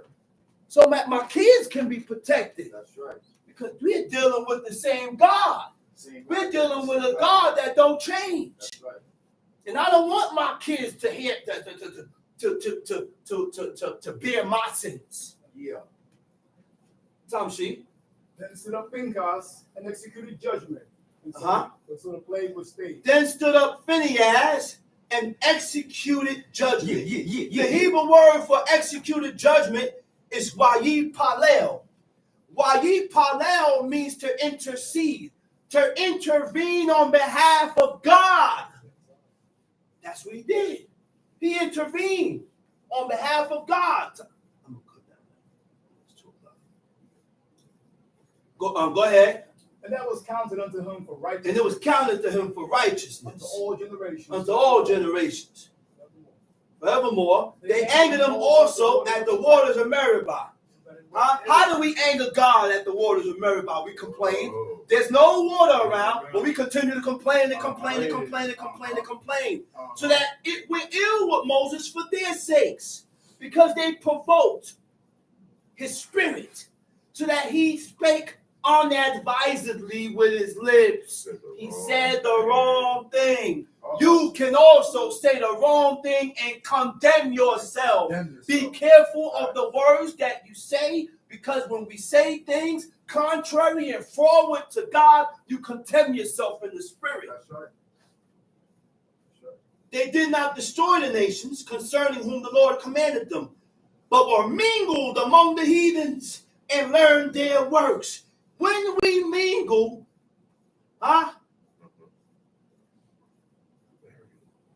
we became one. When we mingle, we become one. That's right. Right? It was the beginning of a people losing their identity. That was the beginning of a people losing their identity. When we started mingling. What we mingled? We mingled our ways. We mingled our celebrations. We mingled our traditions. We mingled the seed. Everything we mingled. They celebrate birthdays. You want to celebrate birthdays. They got a new year. You want a new year. They got this. They got that. Everything they got, you got. Yeah. And then we want to incorporate it in the ways of God, in the laws and the commandments of God. God gave us these laws to differentiate us and to separate us from the neighboring nations that we lived amongst. We ain't do nothing the same like them. Nothing. Facts. We ain't do nothing like them. Facts. And they served their idols, which were a snare unto them. Yeah, they sacrificed their sons and their daughters unto devils. Yeah, we sacrificed our own children unto devils. Devils. Started dropping your kid and your children into the fire god, which was a baptism. The only difference is that the baptism today, It's water. they don't use fire no more. Use water. They use water. That's right. The poor little baby is taken by the rope by the preacher, and he take the baby by the neck, dip it down, baby, pull him down and bring him back up. He killed the baby so roughly, the baby start coming. Give me my goddamn baby, man. Drown him halfway. Dumping my baby in the water like that, man. You crazy? They drown him halfway. One dude dropped the baby. Yes. Talking about baptized. Some holy water. The only way to have holy water is to have an altar. That's right. Because anything that touches the altar becomes holy. That's right. So when you have holy water, you have an altar, because whatever touches the altar becomes holy. That's so right. if we don't have the altar, there is no holy water. That's right. There is no holy water. That's straight up tap. That's tap water, brother. There you go. That's right. Water from the sea Tap water. that's given to the preacher, making you think that is holy water. Ain't not holy about that water. The preacher ain't holy. Ain't nothing they doing holy. Let's read it. It says, shed innocent blood, even the blood of their sons and of their daughters, whom they sacrificed unto the idols of Canaan. Thus were they defiled by their own works and went a whoring with their own inventions, their own actions. Therefore was the wrath of the Lord kindled against his people, insomuch that he abhorred his own inheritance. There came a point in time that God despised this possession. He despised Israel. Yeah. And you think God loves us now? No. Why God despise us now? Because we have refused to acknowledge our fault and be better. That's right. In order for God to love us or to love you, we have to improve in righteousness. That's And right. if we are not improving in righteousness, God don't love you. Stop violating His laws, commandments, and statutes, and then God will love you. Therefore, with his wrath for the Lord kindled against his people, insomuch that he abhorred his own inheritance, and he gave them into the hand of the nations, and they that hated them ruled over them. Their enemies also oppressed them, and they were brought into subjections under their hands. Many times did he deliver them, but they provoked him with their counsels, and were brought low for their iniquity. You know what brought low means? The word for brought low is makat, means to sink, means to fall or to fall from grace from God, right? To lose mental, moral qualities considered normal and desired. There were certain qualities that we had that was righteous. We lost that. That's right. We lost that. Naturally. We had it. There you go. We had certain things. We had certain things that was considered righteous by God naturally. To where the natural righteousness that we had inborn in us, we lost it. Lost that. Don't have that. It's gone. It used to be a part. It ain't there no more. Huh? Man, we got to consider our ways. Consider our ways and consider where we coming short at with God and correct it. Facts. Fast before the evil days draw nigh. Facts. Before your name get called in the heavens. Facts. And with that, hope I got what was brought, and I'm going to say Shabbat Shalom. And I'm going to call Shalom. up the speaker, teacher indeed, Chief Mika Ben Level. Shalom.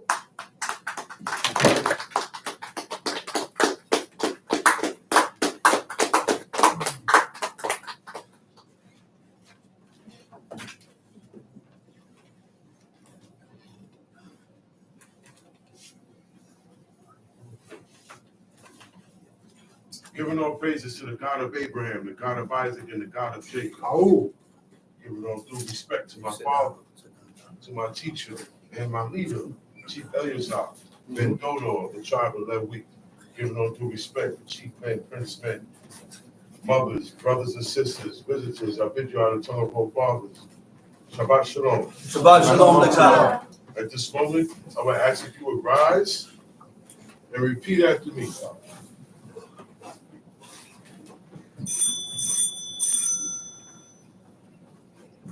And God spake all these words, saying, God spake all these words, saying, I am the Lord thy God, I am the Lord thy God, which I brought thee out of the land of Egypt, that brought thee out of the land of Egypt, out of the house of bondage. out of the house of bondage. Thou shalt have no other gods before me. Thou shalt have no other gods before me. Thou shalt not make unto thee any graven image, Thou shalt not make unto thee any graven image, or any likeness of anything or any likeness of anything that is in heaven above, that is in heaven above, that is in the earth beneath, that is in the earth beneath, or that is in the water under the earth. or that is in the water under the earth. Thou shalt not bow down thyself to them, Thou shalt not bow down thyself to them, nor serve them. nor serve them. For I, the Lord thy God, am a jealous God, For I, the Lord thy God, am a jealous God, visiting the iniquity of the fathers visiting the iniquity of the fathers upon the children, upon the children, and to the third and fourth generation of them that hate me, to the third and fourth generation of them that hate me, and showing mercy unto thousands of them that love me, and showing mercy to thousands of them that love me, and keep my commandments. and keep my commandments. Thou shalt not take the name of the Lord thy God in vain,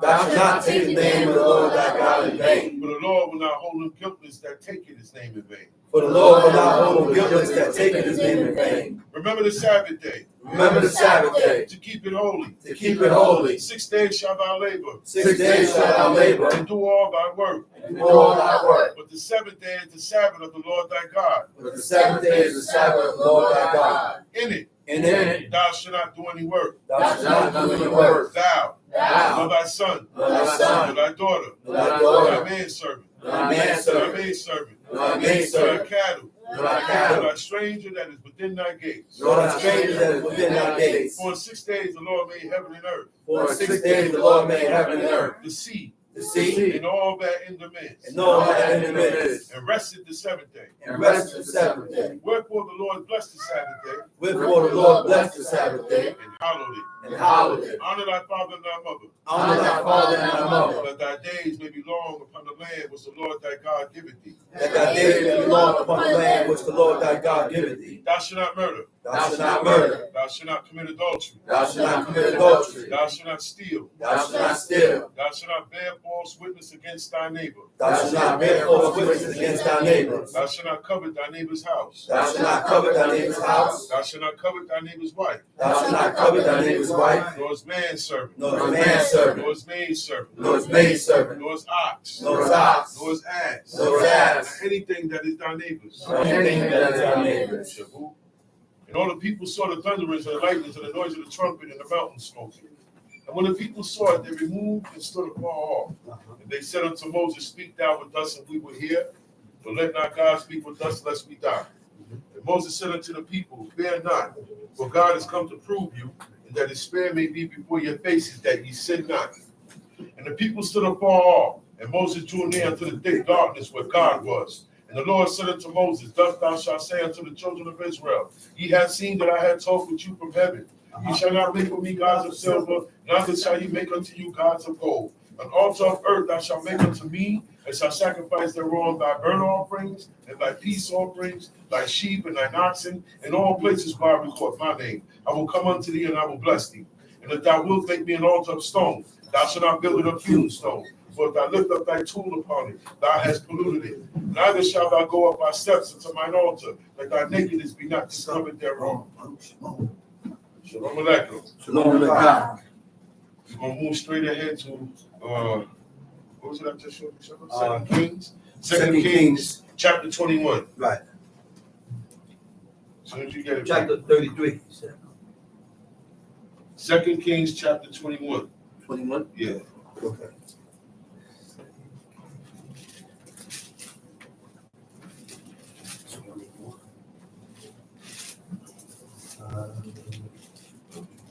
Right. 2 Kings chapter 21. Now Jehoshaphat slept with his father and was buried with his father in the city of David, and Jehoram his son reigned in his stead. And he had brethren, the sons of Jehoshaphat, Azariah and Yehiel, and Zechariah and Azariah. Oh, Second Chronicles, sorry. Second Kings. Sorry. Oh, I looked down there. I'm sorry. 2 Kings chapter 21. Yeah. Brother want to teach Chronicles.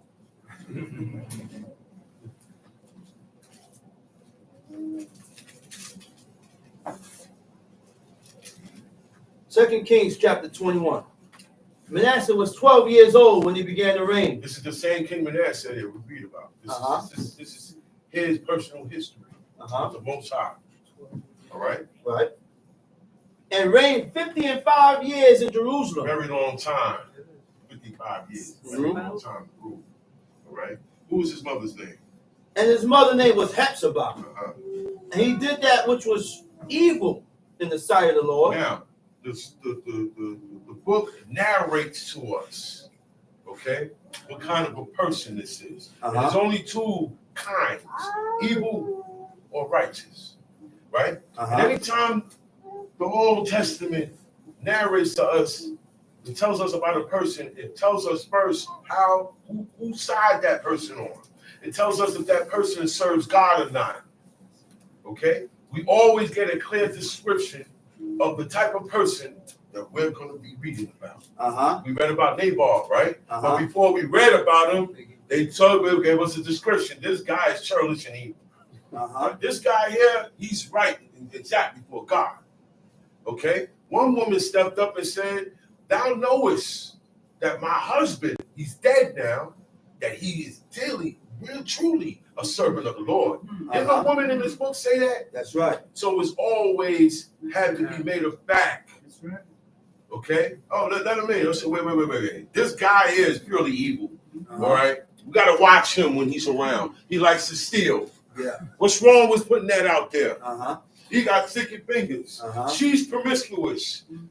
Yeah, that way you can watch each other and guard each other against evil. That's right. That's right. It says, and he did that which was evil in the sight of the Lord. Meaning, he knew better. That's right. He was a king. That's right. The king is ordered to read the book of the law every day. That's right. So that what? Two things can happen. What? So that his heart don't be lifted up amongst his brethren. So because I'm the king. Look, you're right. I'm wrong. But because I'm the king, you're wrong. Yeah.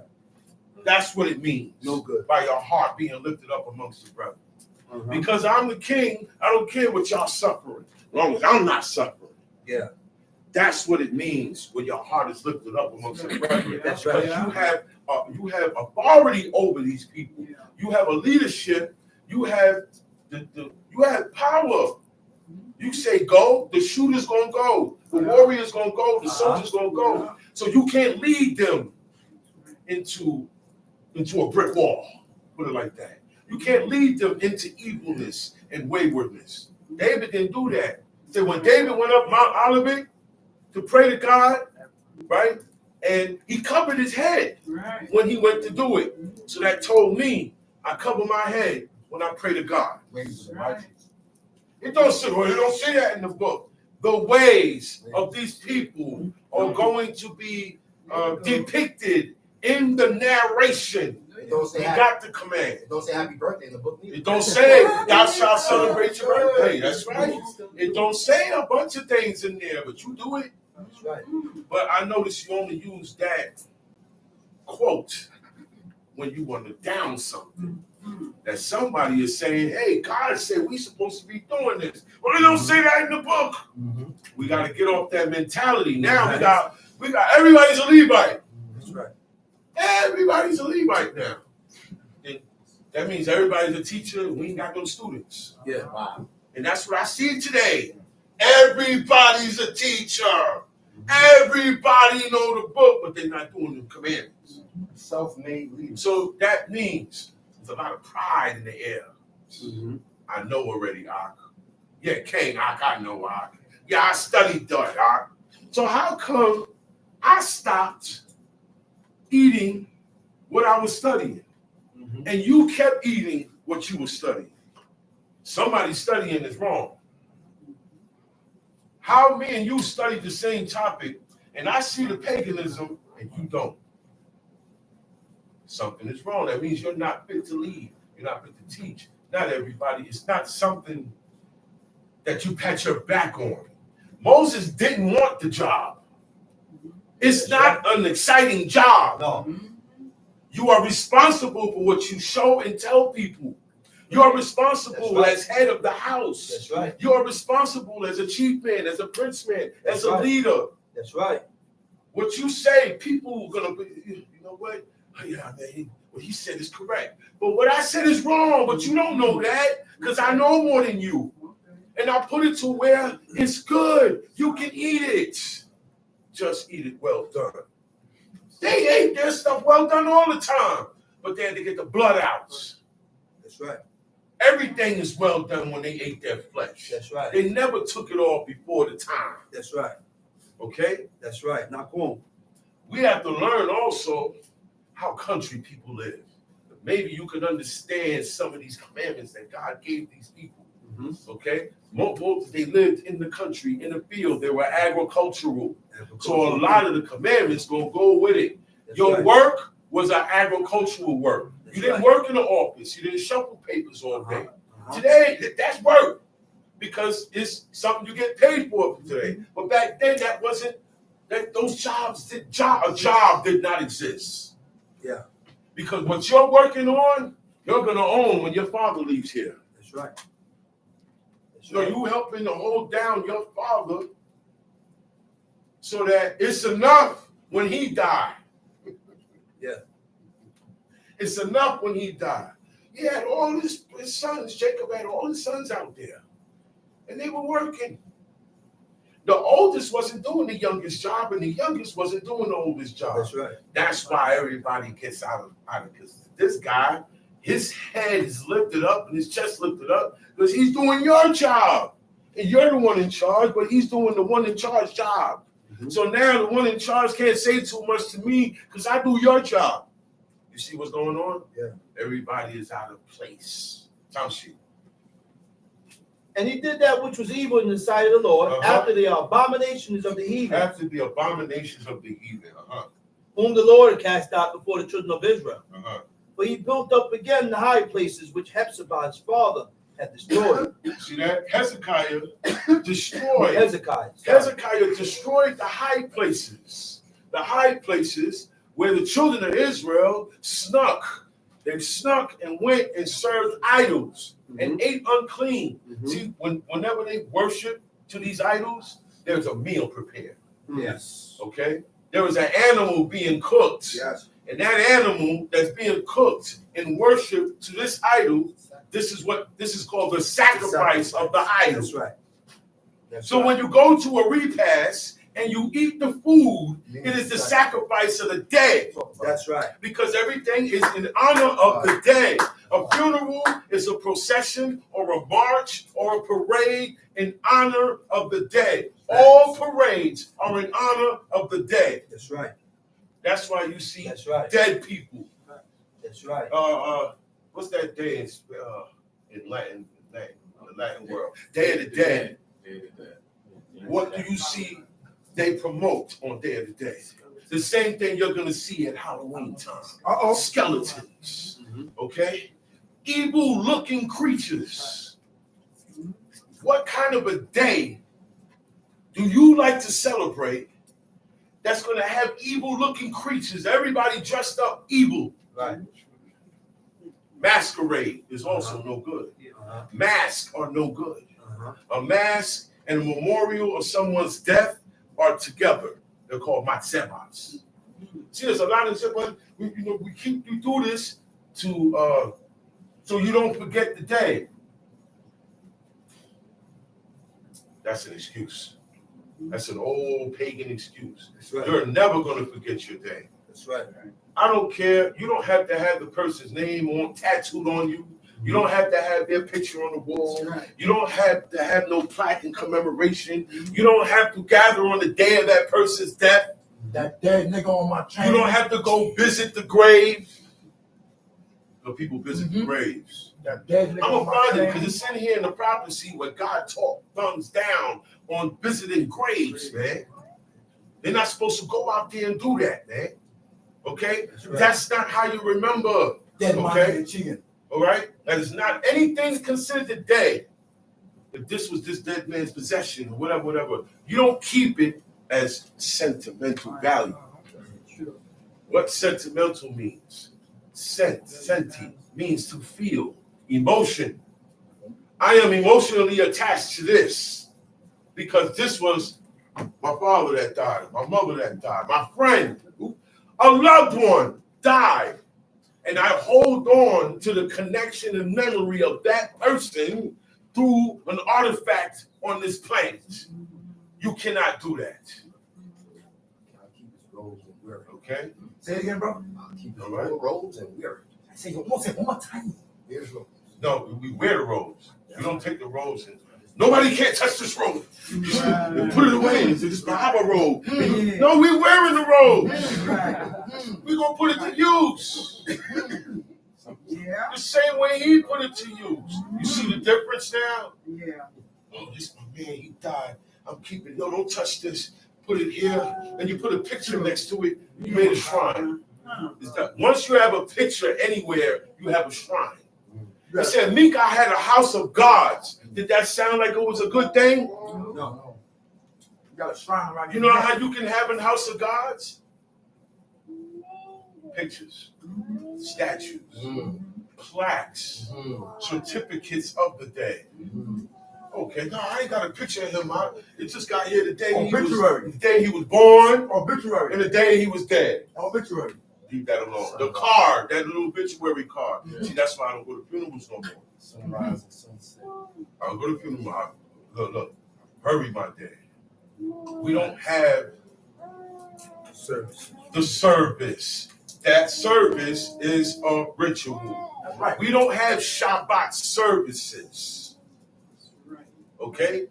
We gather together and have a holy convocation. The word that's used in there, we stick to those words. Services is ritual. The service of a birthday party is what? Is what? The service of a birthday party is what? Birthday cake, candle, the hat, that triangular birthday hat. It's triangular. Yeah. Okay? It stands for the triad, which today they call the Trinity, which is called the 3-in-1, which is Baal worship, which is Nimrod worship. Come on, this is why God said, leave all that stuff alone. And then you put the candle there and make a wish. That's a ritual. That's instead of an altar. Heathens know it's a ritual. Once something It's gets all lit on, that's like having an altar. That's right. What do they like when people die? Candles. We don't mess. I told you last week. We don't mess. Candles is not mentioned in the book. Every time you read it in the English, read it in the Hebrew, you're gonna see it says lamps. We didn't use candles because the origin of candles is paganism. It's the worship the dead. It is also used in witchcraft. It is also used in seances. A seance is what the witch of Endor did when she brought up the spirit of Samuel. That's right. All these things, when they have a seance, they got probably one candle lit in the table. Yeah. You see the candle go out. He's here. All that stuff, we gotta leave that alone, man. That's right. Leave that stuff alone, man. We serve the spirit of all flesh that runs everything. All life came from God. That's right. So we don't have to do all these things, man. Just remember one thing. You can't be more happy or sad than God about his creation. Impossible. Impossible. You can't feel, oh, that was cruel. God said kill him. God made him. You didn't say it was cruel when God made him and he knew his commandments and turned on it. You didn't cry for God like the prophets did. You didn't say that was cool. You didn't say that was cruel. You didn't say that was cruel how he talked against God. That's right. And caused people to be the same mind he has. That's right. You didn't say that was cruel. That's right. I don't want to hear that. What we read today with T. Shama brought, ain't none of that was cruel. Okay? It was cruel probably because you said it. And then now God says, oh, you know what? Most I said it. I'm painting a smile on my face. It's different now. It's not like he said it. It wasn't grievous. Because I've heard people say it was a sad day for Abraham when he had to kill his son. Well, was it? Was it? You see how quick he went to go do that? Hesitate. Do you see how quick he went to go do that? He didn't hesitate at all. And then he told the two young men, y'all stay here. Stay here. You know why? Y'all ain't gonna see. They might try to stop They ain't him. gonna stop me with this. They might say, hey, master, you're going crazy. Ain't no telling what they may not understand. They may look at Abraham different. Y'all stay here. He wasn't crying. Y'all learn about God through me. Eliezer of Damascus learned about God through Abraham. That's why he asked God, if you're with my master Abraham, not with me. If you're with my master Abraham, because I'm here on his word. If you're with my master, then make it to the first person that I ask, be the one. And make her say this and make her say that. And that's exactly then you'll know if the Most High is with you. That's right. Try it. Don't be scared. Try it. May God say try him. And see, you know why they got it like that? Because they had life before they were born. Their parents was doing this. Yeah. Before their parents was born, both of their parents were doing it. And so on and so forth. So now you're going to have children that's coming out different. They're coming out naturally inclined to do these commandments. It's not a problem for me to tell the truth. It's not a problem for me to honor. It's not a problem for me to listen. Yeah. Don't you see it's a problem from everybody? Yeah. Israelites, heathens, Chinese, Puerto Ricans, everybody. It's a problem. Yes. It's a problem when it comes to doing the right thing. That's right. You don't even have to say God. You say, man, why are you doing that? That's not right what you did to him. That's not right what you did to her. Man, I don't care. And you can't serve God like that. We don't have a heart. Somebody say, yo, man, come on, have a heart. His heart gets hardened more. Or look, her heart gets hardened more. The child gets hardened more. You talk to the child now. They hardened heart. Why? Because of us. If we're worse than our parents, our children will come out worse than us. That's right. We're telling them one thing and showing them another. That's right. We tell them one thing that God say, and then when they see us get upset, all that get thrown in. They see us throw it out the window. So that's what they gonna really follow. I'm supposed to play this part until I feel away. I'm supposed to play this part until I get upset. I'm supposed to play this part until I get a little too happy or out of hand.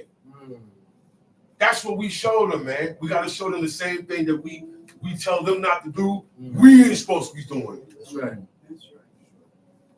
Tamshi. And he reared up altars for Baal and made a grove, as did Ahab, king of Israel, and worship all the hosts of heaven. Okay, hold up. I gotta go back. You said here, and he did that which was evil in the sight of the Lord after the abominations of the heathen, right? Abominations. Toeba, a disgusting thing. It could be anything that God don't like. It's a disgusting thing. They did disgusting things. Read Leviticus 18. And everything that God say not to do, those are disgusting things. Those were the abominations of the Canaanites. Okay? Incest. Laying with animals. These are disgusting things. Those are also abominations to God. All right? Multiple sets. Abominations. And then also rituals. That's what they were doing. Okay. Them outside. They was doing rituals, right? And running around naked. Disorderly sexual acts. Okay? They was having an orgy at the put them outside. Facts. Unfortunately. That's what they were doing. Right? They say. And mixed marriages. Hold on, I'm still on abominations. All abominations is things that are disgusting to God. Rituals in the sense of unclean food, idols, and mixed marriages. You know what mixed marriages is? A Hebrew, he go marry Syrian woman. Right. Canaanite. Yeah, but then Moses married an Ethiopian. What about that? Separate. Leave that one alone. He's your teacher. Man. He was personally chosen by God to be your teacher. Leave him alone. You don't see him following the Ethiopian wife that he married. You didn't see him allow the Ethiopian wife that he married to keep serving her Ethiopian God. He named his She didn't keep the same clothes on. Ethiopian names. She didn't keep the Ethiopian name. She didn't have a child with Moses and give her an Ethiopian name. Okay? All right? Just think about that. Just think about that. So that's why Moses was given a pass. All right? Now, a lot of us will have women. Not everybody gonna get a woman that know God. Right. Right or wrong? That's right. So there's a training involved. That's right. First, you gotta come out the clothes. Yeah, you gotta change your clothes. Your clothes is your identity. Uh-huh. You gotta see yourself not wearing jeans no more. You gotta see yourself not wearing a bikini no more. You ain't going to the beach no more. You can't sit by the pool. You can't sit by the pool and bathe under the sun. Okay? With your teeth showing. Everything's showing. That is also custom. You know, we had beaches, but they didn't come out their rows and go sit down on the beach here by the beach. They had pools, but those pools were for water. Okay? We're having those little reservoirs. Those were not pools that David and his children went and jumped in and had fun. Ways of the heathen. Those are the ways of the heathen. They didn't have museums. I love it. I told you, look. Stop myself because there are certain elements on the beach that's why I liked it. I just went off it, bro. I just went this summer. See, when you truthful for yourself, you're able to stop. So I like woman watcher. And I used to go out to what? I could no X-ray. Pick and choose. Yeah, they had the beach. Yeah. So anywhere where there's a whole bunch of women, I start staying away from. And that's where I'm at now. Where it's that desire, that lust is gone. It's gone. That's not going to draw me. All right? The Midianite woman ain't going to get me now. Because that's what got them. You think they came covered up? They came with promises and gestures. Promises and gestures. Y'all know how it is. Y'all know when a woman is inviting you without talking. All right? And that's what happened, and that's what got them. They said, man, we can't get them. What we got to do, look, we got to get them to violate their God by going against what their commandments say. Oh, you ain't getting them to bow down, man. No, but you could get them to bow down to a woman. And in turn, by doing that, he gonna come and eat of the sacrifice of their gods. And that's exactly what happened. That's exactly what happened. They called out the men. All the men came out, and they went to the Midianite camp.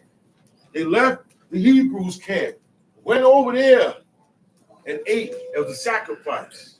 And because they did that, that's what joined them to Baal Peor. That's what made them joint to the idol. That's what devoted them. You ever heard of that before? It's a devoted thing. Meaning the purpose of this is to worship that idol. It's a devoted thing. You don't touch that. You destroy that. You don't bring these things in your house. I'm walking down the street and I see a chain. The chain is by itself. And I've seen them. I've seen a Cuban link, matter of fact. Cuban links are very, very valuable. It's the #1 chain to wear in the world of hip hop. Built with Cuban links. That was also an album. That's how very famous those Cuban links. Yo, I could smash you with it, man. Yo, wells. I've known people who died for them things. Very heavy chain. It's on the floor. I said, oh, wow, that's a Cuban and it's ice. The first thing came to my head, see, my training. My training came to my head. It was an automatic thing. The drilling from my haba, the drilling, the keeping in the way. Come read this for me. You come read this for me. Come read that for me. It stays, and it practices, and it lingers. And when the situation comes, that situation gonna come bing without presumptuous sin. Presumptuous sin, it ain't coming to your head like that. You're gonna pick it up, you're gonna take it, you're gonna wear it. Somebody else gonna have to tell you. Well, first I said, damn, man, that's a dedicated thing. I can't even. I walked away. And do you know the other part of my spirit that's not good before God kept telling me, go back and pick that up. You ain't gotta wear it. You could go pawn it, cash it in, get some bread. I'm telling you what was going on in my head this year. Now, with all the knowledge I know, it's still going to come to you. You have to be ready. You have to be prepared. It's a fight. It's an enduring fight, constant battle. Tamshi. And he built altars in the house of the Lord, of which the Lord said, in the house of the Lord, the place where God chose to place his name. All right? This is where everybody bring their offerings. Mm-hmm. This is where the priests reside at. This king said, man, to get this, he made a grove and he took altars and he put it in the house of God, where God's name is called upon, where blessings are given out, where pardons. This is the base and everything for the Hebrews. This guy brought up altars in there. Tamshi. And he built altars in the house of the Lord, of which the Lord said, in Jerusalem will I put my name. Okay. In Jerusalem will I put my name. That was the setup that Solomon says, okay, God put his name in Jerusalem. That means we need this place here. With this place. And that place is gone. Right. All right? Where God put his name, that's in Jerusalem. See, when you read, first of all, there's a thing called perception. It starts way in school. You have people who can read books, but don't understand everything. Mm-hmm. And I'm not talking about those. I'm talking about the Cat in the Hat. All right? Fiction books. Chief Abraham. I'm talking about kids' books. I'm talking about regular books.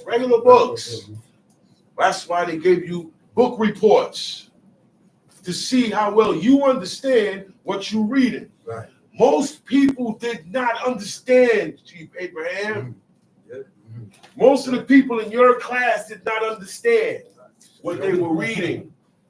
That's why most people get an F on book reports. So you have to understand what you're reading. So you need a dictionary. You need an English dictionary. You need a Hebrew dictionary. Now what you read in English ain't always the same in the Hebrew. So you always crossword everything, every word that you encounter in English. Look it up, you get the word, you get the definition, then you look it up in the Hebrew. And when you look it up in the Hebrew, you're going to get a list of meanings. That's right. One Hebrew word covers a list of things. Okay? You may read this in the English, but it only hit on one in the English. It means that too in the English, but it means more in the Hebrew. Y'all understand? Y'all understand? You read something in the Hebrew, in the English. I said, okay, it means this. When you look it up, it means this, and more. That's why it's more harder when you run it down the law in the Hebrew. It's straight and direct. A lot of people don't want to. They don't want to check you. They don't want to check you. 1 minute. Verse 5. And he built altars for all the hosts of heaven. Do you hear that? Read that again. And he built altars for all the hosts of This heaven. guy's building a lot of altars, man. In the 2 courts. Hold on. You know how big those altars was? Some altars were bigger than this building, man. You had to look up And steps. huge highs and ramps. Because remember, you're going up a ramp. You're going up. It's high. Yeah. It's high. You got oxen getting killed. There ain't no regular little barbecue pit they made. You understand me? That's what the altar is there for. The altar is there to burn the animal. Right. Okay? There was no such thing as barbecue sauce. It was roasted. That's it. Meat to fire. When fire hit the meat gets roasted. That's it. They didn't add anything to it. They left it like that. Many altars. Tough shit. And he built altars for all the hosts of heaven in the 2 courts of the house of the Lord. So if he built an altar for all the hosts of heaven in both courts, the inner court and the outer court. Right. So he made an altar for the sun twice. He made 2 altars for the sun. Right. One here and one in there. Then one altar for the moon in there, another one for there. He doubled up on the altars. Sun, moon, stars, and all the hosts of heaven, whatever you see up there. There's other things besides sun, moon, and stars. Okay? That's right. So whatever they saw, they made pictures of, they made statues of, and they made altars in order to burn animals and worship the sun, moon, stars, and the hosts of heaven. Talk shit. And he made his son pass through the fire and observe time. He has other sons that we ain't never gonna know about because he dead. They passed him through the fire. Sacrifice. This is an old pagan custom of the fire god, which go way back to the beginning of Babylon and Egypt. It's still doing up to this And day. they're still doing it today, man. Celebrities still sacrificing their children. Some people change it over from fire to water. Right. They call it baptism. Still sacrificing. But it's still a devotion. It's still a sacrifice. You're still dedicating this child to this idol or demon or both. Time sheet. He made his son pass through the fire. And observed times. He observed time. And used enchantments. Also, and dealt with familiar spirits and wizards. He worked much wickedness. All of this is what. This is why he did. This is why they say he did evil before the Lord. And it explains to you what made him evil before God. He made his son pass through the fire. We know about that. That's Momo. God already told them a long time ago, don't do it, and they still went and did it. He said, observe times. Observe times. Amen. To practice soothsaying. Okay? Spiritism, magic, augury, witchcraft, enchantment, sorcery, divining, fortune telling. That's what all that culminates into. Fortune telling. Observing times is people telling you your future. Okay? Time sheet. And he wrought much wickedness in the sight of the Lord to provoke him to He anger. said he used enchantments. He cast spells, man. He was doing this stuff. And he dealt with familiar spirits. That's the seances. That's spirits that are dead. Yeah. And witches like to take familiar spirits because they could call up a familiar spirit, a dead spirit. And they had the power to trap that spirit in an animal. And that's why you see witches always have a black cat. Most of the time, they got somebody's spirit trapped up in there. Ever seen Sabrina the Witch? That show? Remember the black cat? Remember that black cat? Had the uncle, he was their uncle. Their uncle who died before them, Anish. This is also a practice of what they do. Magic and sorcery is also into the mourning of the dead. That's where the candles come in at. Tom sheet. And he set a graven image of the grove that he had made in the house, of which the Lord said to David and to Solomon his son, in this house and in Jerusalem, which I have chosen out of all tribes of Israel, when I put my name forever. So you just defecated on the Most High's name by doing that. He said a graven image. That's what we call today statues, because it was graven.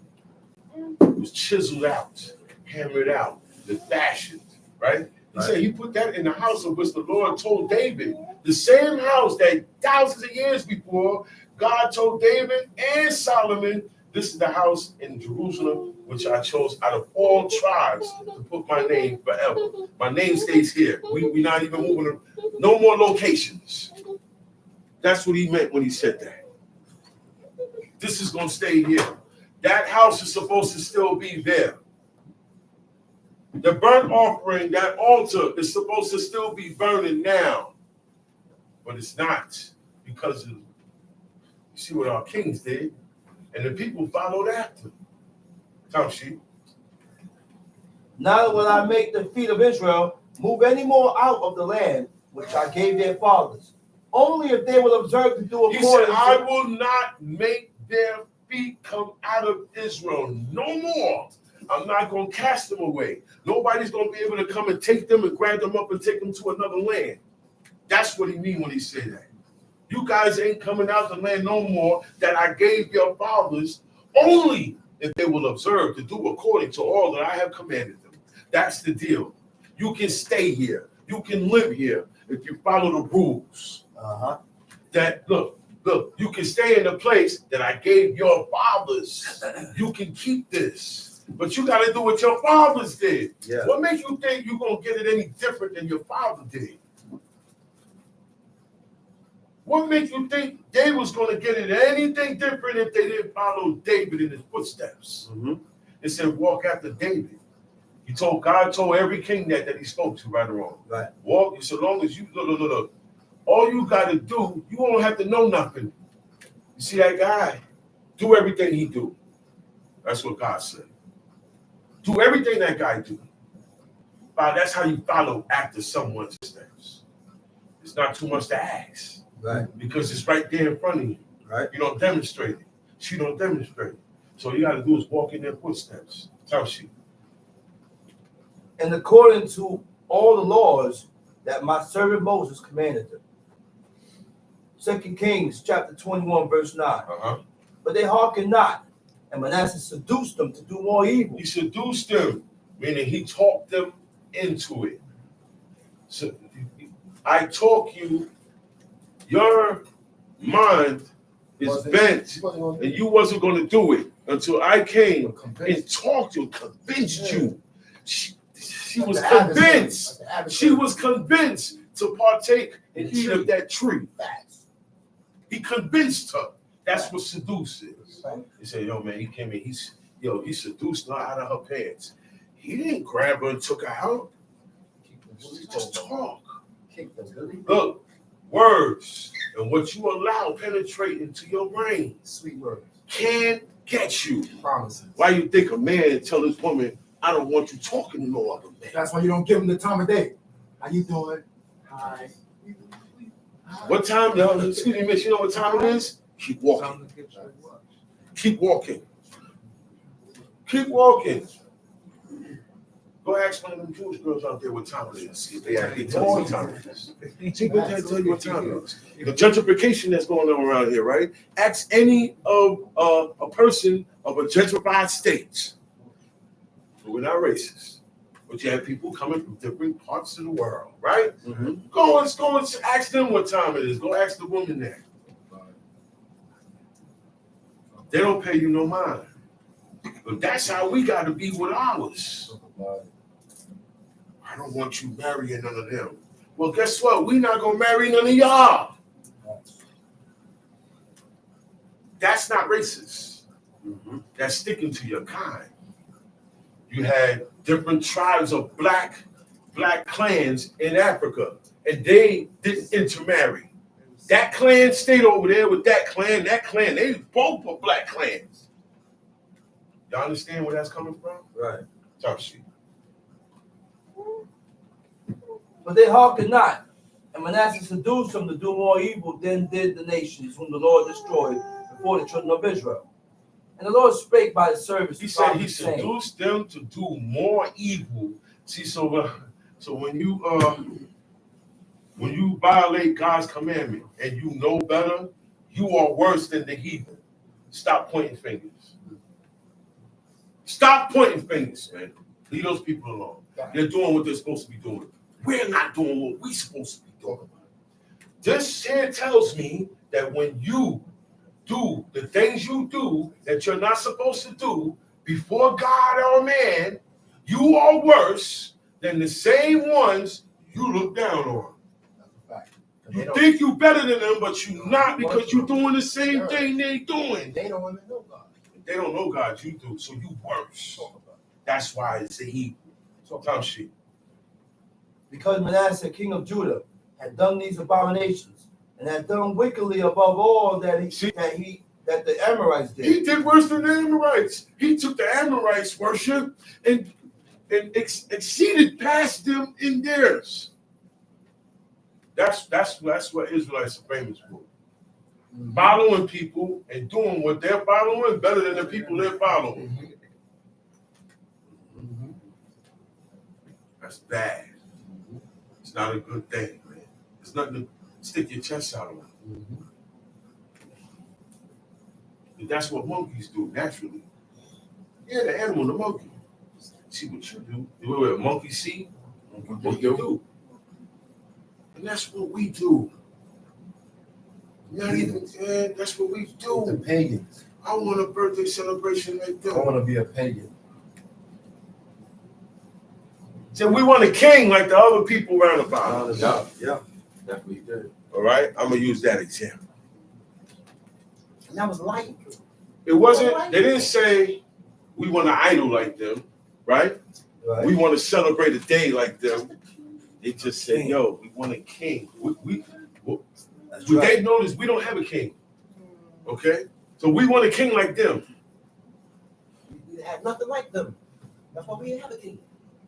To be judged like them. You know what that means? We don't want you judging us according to your judgments, God. We want a king, right? That we can have an excuse. We want a king that we can grab and kill, manipulate, and intimidate. We want a king that we can bribe. We want a king we can overthrow. That's what y'all did with y'all kings. That's exactly what y'all did. God told Samuel, man, listen, they protected me, not you. Don't worry about it. I already picked somebody better than him. I picked someone better than this guy. But look, Saul was still connected. But when David started pulling around, it said Saul perceived that the Lord was with David when he had the evil spirit on him.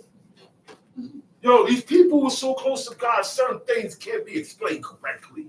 It's just a natural order and state of people who have been committing righteousness for generations and generations. Yeah. Some of these babies gonna come out super special. We sin, so we ain't gonna come out. They come out with this stuff in them. We're laden with sin. We're laden with it, iniquity, and we love to have it so. Because we realize it. One say, no, it don't mean that. One say, no, that's the wrong book. One say, man, we could do it. I don't care what you say. Another one say, I'm over here with it. Mm-hmm. I don't even bother with that. And that's why we are in the state that we are. Because no one wants to agree with the Most High God. Yeah. That's the problem. I didn't say thou should not steal. God did. God said. God did. So I voice it, and now it's a problem. You talking about me? Yeah, I'm talking about you. Everybody's saying you stealing. Are you?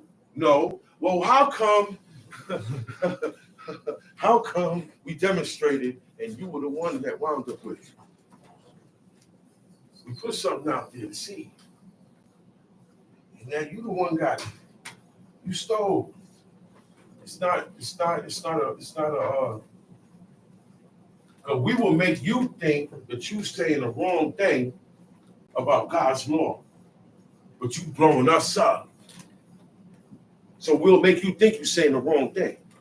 Mm. We'll shun you because you always speaking law. Mm. We'll avoid you because you always talking about honoring the Shabbat. Mm. This guy always talking about honoring his parents. They always talking about forehead. They always talking about blood. They always talking about because you're always doing it. That's why. Mm. It says, show Israel their abominations, their iniquities, and their sins. He said, and don't be afraid of their faces. I'm going to make your face harder than their face, because that's what Israelites do. Ain't gonna bust it. Now, you can't still now. You hate this guy so much, but it's really God that you hate, because this man upholds something you hate.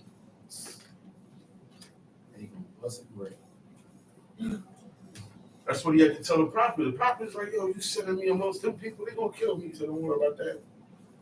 Don't worry about that. I'm sending you in the lion's den. They ain't going to do nothing to you.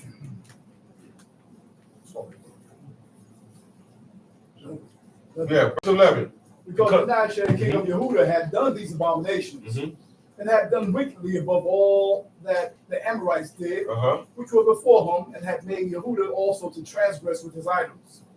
Therefore, so he called, not only did I sin before God, I caused all of you guys to sin by telling you this is not how we do it. This is how we do it. You don't have to do that. You hear that, leaders? You don't have to do that. Once I keep telling you things that are against these commandments and the ways and the statutes and the judgments, I led you astray. And I'm responsible. That's what, if I'm responsible for my household, I'm responsible as a leader or a teacher. Mr. Leader. Yeah. I'm responsible, man. Yeah. After a while, you will get questioned. Somebody gonna say, yo, man, everything this guy says is not in the book, though. I can't, but you know what? I'm just chilling because it's not my place right now. Yes, how you gonna have to move? Right. You say anything, you might get dealt with. One man in here went to the king and said, thus saith the Lord. You know, the king killed him. The king killed him. God didn't send no more prophets up to that guy no more because he's going to keep killing prophets. So it came to the point where God said, look, man, I woke my prophets up early and sent them early to you. Early. You know what that means? You know what it really means? Not early in the morning.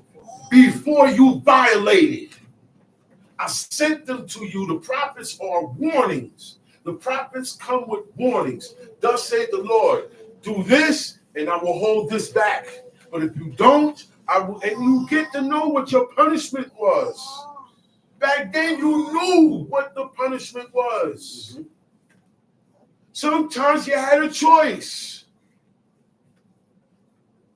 Now, you don't know where it's coming from, and it's constant, and you don't have the tools to perceive that this thing is of God.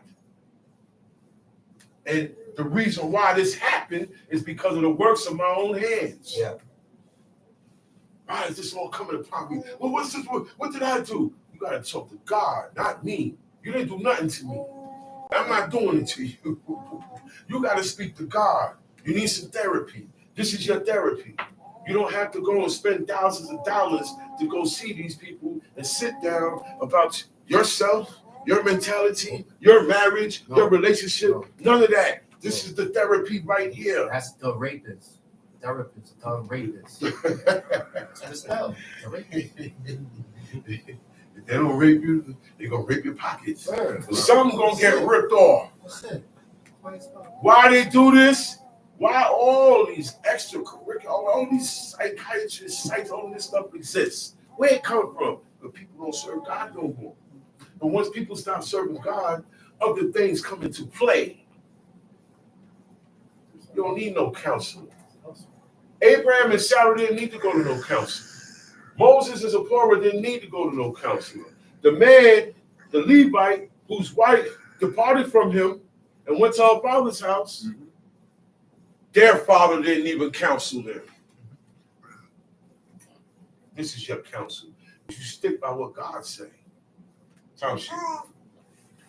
Therefore, thus saith the Lord God of Israel, Behold, I am bringing such evil upon Jerusalem and Judah, and whosoever heareth of it, both his ears shall tingle.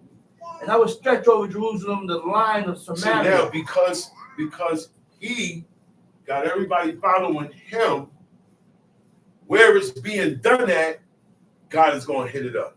Right. Which is this is why Jerusalem caused so much fire, caused so much heat, caused so much backlash, because of the people that were living in it.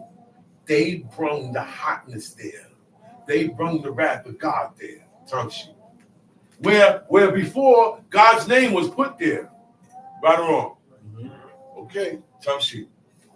And the plummet of the house of Ahab. And I will wipe Jerusalem as a man wipeth a dish, wiping it and turning it upside down. That's metaphor. That's a metaphor. I'm going to wipe you guys out like a man wipes a dish. You clean, when you wash the dishes and you clean it, you wiping that dish. Whatever was on that dish is gone. That's what God did to them.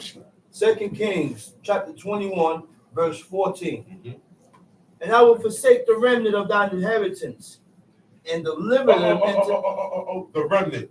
We always talk about it. Remnant. Ben had remnant.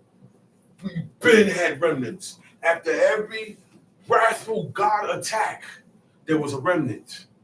When Shalmaneser came and took the 10 tribes away, there was still a little bit of people left. Right? After that, he came and he took Judah and the inhabitants of Judah and Jerusalem away. 100 years later, there was still people left after that. He was under the leadership of Gedaliah. That's the same man that got killed. Okay? There was always a remnant. What happened to the remnant that went into worldwide slavery to never return? Where's the remnant from that? Mixed up. Because they weren't mixed. You see what I'm saying? When all the 10 tribes got taken up, we still had Judah and Jerusalem. So they weren't mixed. So it's not the mixing. It's the condemnation of God. That disbursement means you're not coming back to Israel no more.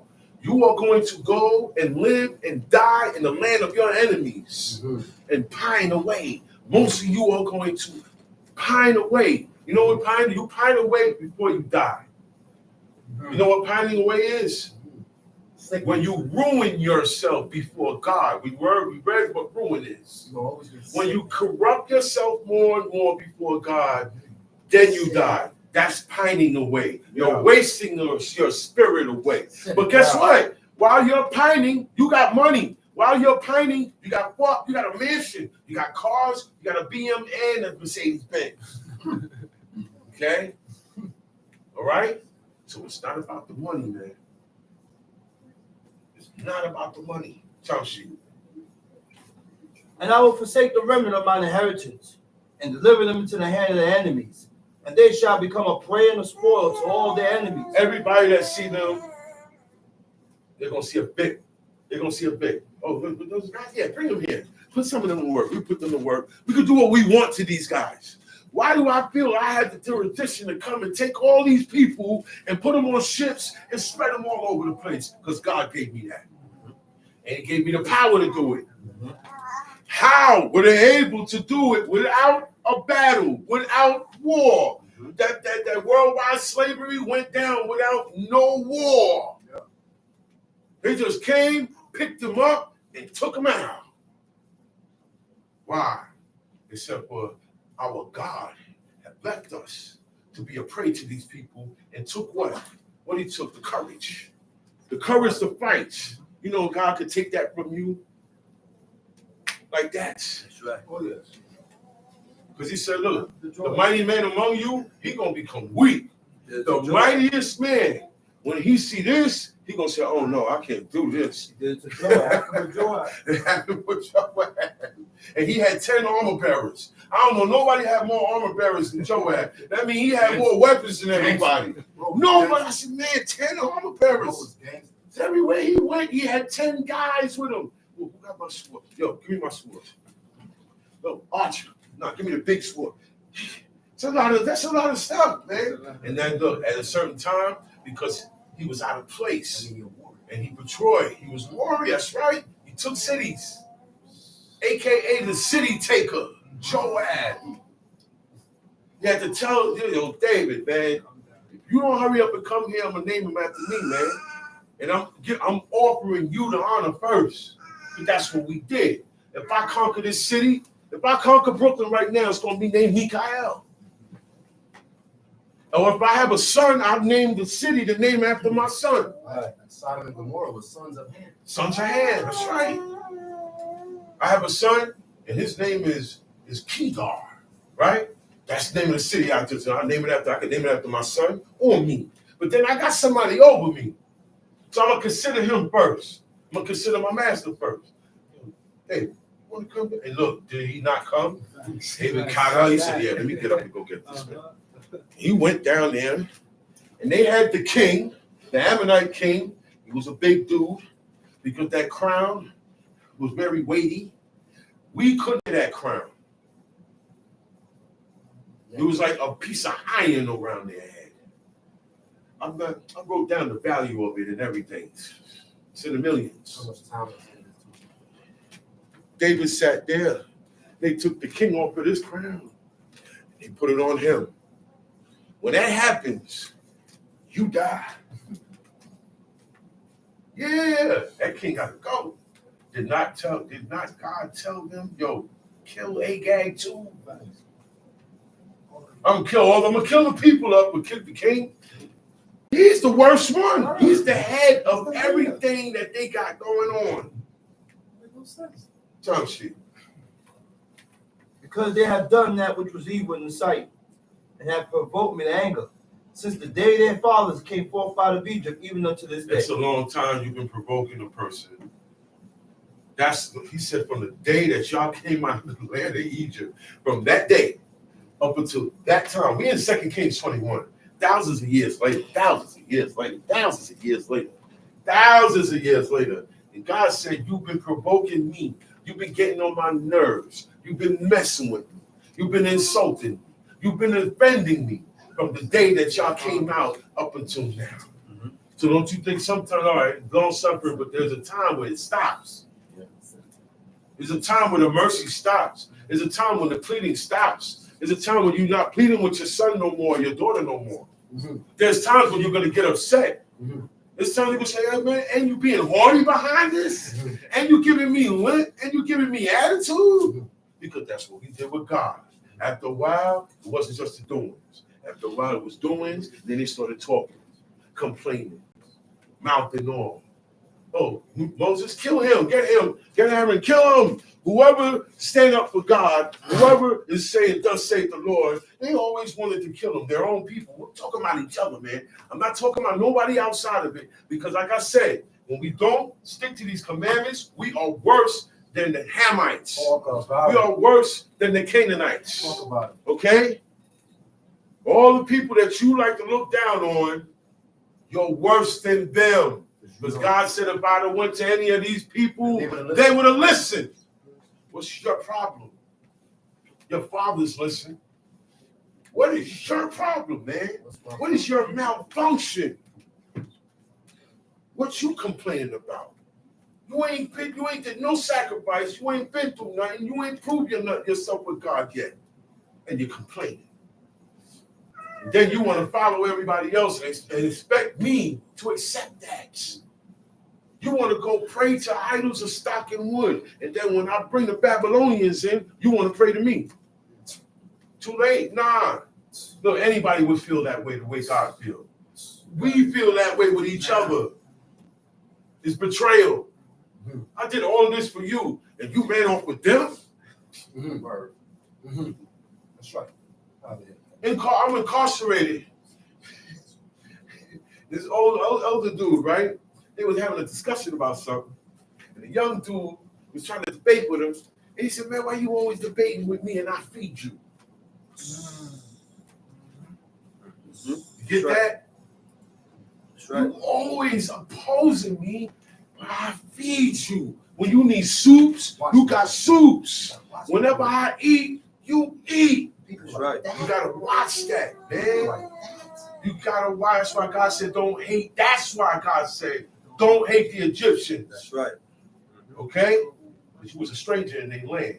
You know the hearts of strangers. That's why I tell you how to treat strangers. Because you was a slave.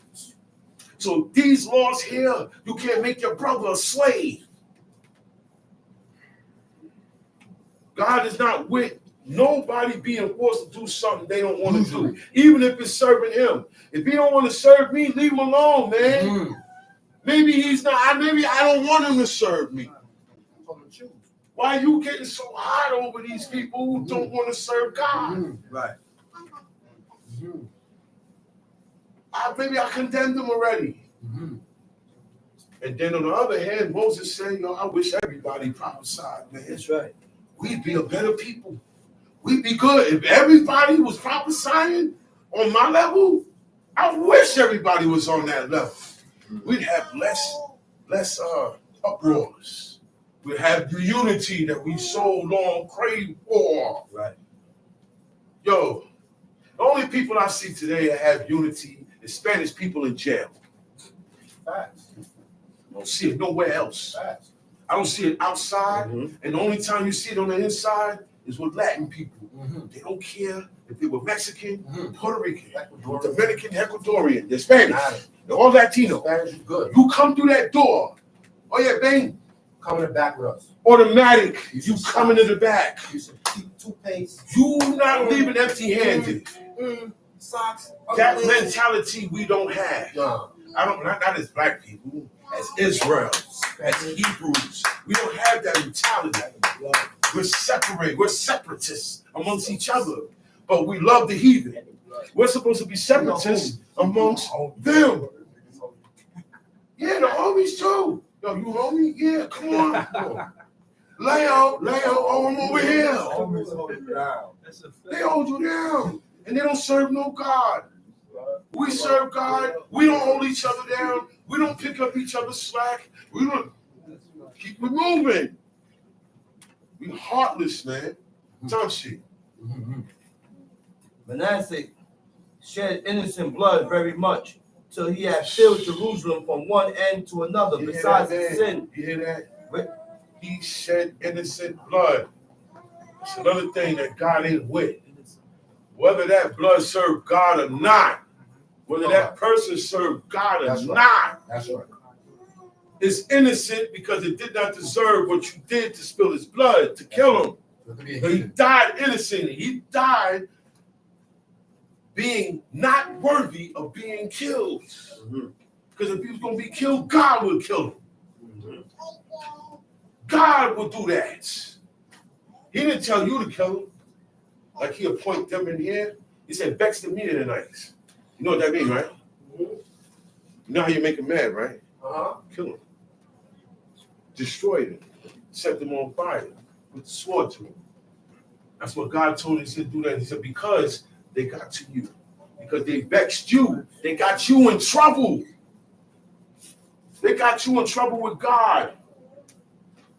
That's why God told him to do that. Time sheet. Besides the sin where he made Judah to sin, in doing that which was evil in the sight of the Lord. See, look. All of this, the innocent blood, this don't count along with everything else he was doing. It's a whole nother department, a whole nother category. And he said, in doing that, he said, beside his sin, where he made Judah to sin, beside the sin that he was doing to make them follow him in abominations and all of this other stuff. On the other side, he killed a lot of innocent people. He had a lot of innocent blood on his hands. Just that alone would take him out. Time shoot. Now the rest of the acts of Manasseh and all that he did and his sin that he sinned, are they not written in the book of the Chronicles of the Kings of Judah? Oh, yeah. And Manasseh slept with his fathers and was buried in the garden of his own house. In the garden of his own house. He didn't have cemeteries.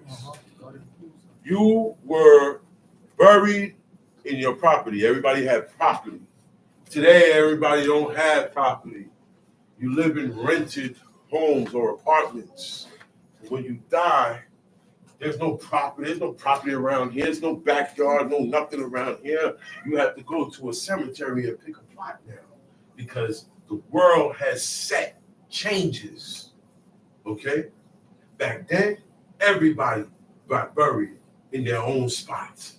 If you didn't have a spot, you went and bought a field or you bought a cave like Abraham did.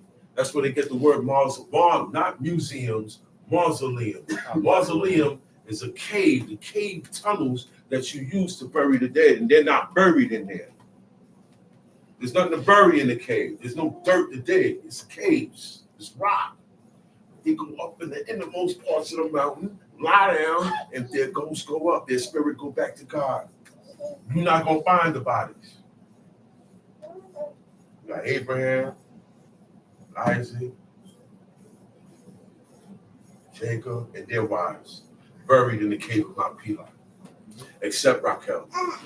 Raquel was buried on the way, going back towards Beersheba, coming from her father Laban's house. She got buried on the cross along the way, and she died because she had an idol.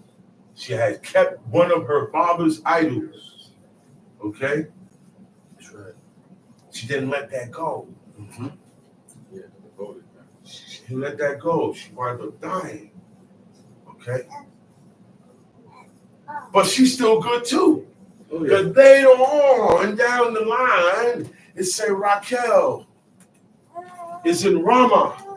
Ramah is the main city of one of the main cities of Benjamin, of the territory of Benjamin. You got Gibeah and you got Ramah. Ramah is where Raquel from. She said, look, she's looking and seeing what's happening with her children in Jerusalem, and says she's weeping for her children. She's crying because this wasn't supposed to happen. So the righteous, they see what's going on.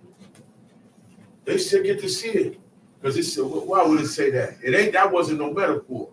It said Raquel weeping for her children in Ramah, meaning her spirit was in Ramah at that moment, and her spirit cried. Don't you tell me about you? When you die, it's over. You don't read.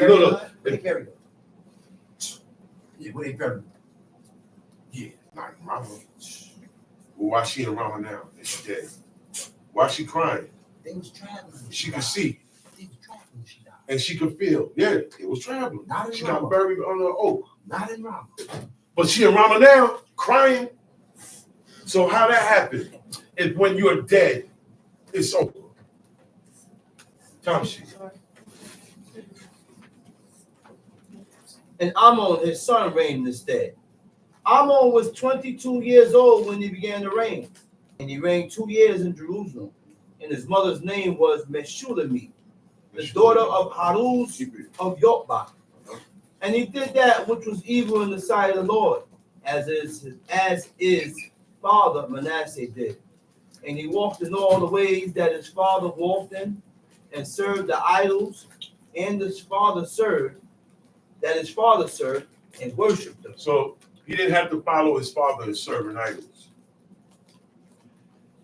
Okay? No, he didn't. He didn't. All right? His father's dead. You don't have to do that. No, You can take your father's idols down, throw them away, and destroy them. He's not alive no more. That's right. That's why Abraham couldn't do that while he was living with Terah. Terah died. Then God told Abraham, come up out of there. So all those stories that you hear about Abraham trying to convince his father that the idols were, those are not true. No good. That's right. That's right. Those are not true. That's right. God ain't. Right. He didn't know God until his father. He didn't died. even know the Most High. Until his father died. Until his father died. Facts. Yeah, he told him get away from your family because y'all have two different opinions. Even though this is auntie and uncle and cousin and bro and sis, you don't believe my God. Okay? Certain things you bring in here, I can't be living in here when you bring these things in here. So yeah, I gotta go. That's why the people had to get out of Egypt to serve God. He said, man, y'all can serve God here. That's the first thing he said. Y'all can serve him here. He said, no. We can't serve him here. We need to go to our own land. We need to go over there. We need to have our own. He said, well, I'll keep the kids. He said, no, we need our children. I'll keep the cattle. We need everything. We need to be fully free. You cannot send us out and still have a reserved line on us. Okay? Because then we're not a free people. And that was and then God hardened his heart to prove to him that you ain't the one calling up the sun. Because Egypt's pride was very high. People praise Egypt for how they lived. I don't. I don't hate them either. But I don't love them no more than I'm supposed to. Because God said the ordinance of these people do not follow. You don't have to hate them, but you ain't got. I ain't got to hate it. To follow you, right? I ain't got to hate or love you. How about that? To live, that means to live like you live. I don't have to hate you or love you. To live like you live. To celebrate the same things that you celebrate. That's why you got this guy, hate this guy for his skin color, but they still celebrate Christmas. They still celebrate birthdays. They still celebrate 4th of July. It's no difference. That's right. Time sheet. And he forsook the Lord God of his fathers, and walked not in the way of the Lord. And the servants of Ammon conspired against him, and slew the king in his own house. In his own house. See, this one it starts. This is when the coup starts, because his father set off a bunch of evilness and innocent people got killed. So who's to say, all right, the king is dead, let's kill his son now. You open up the doors when you moving like this.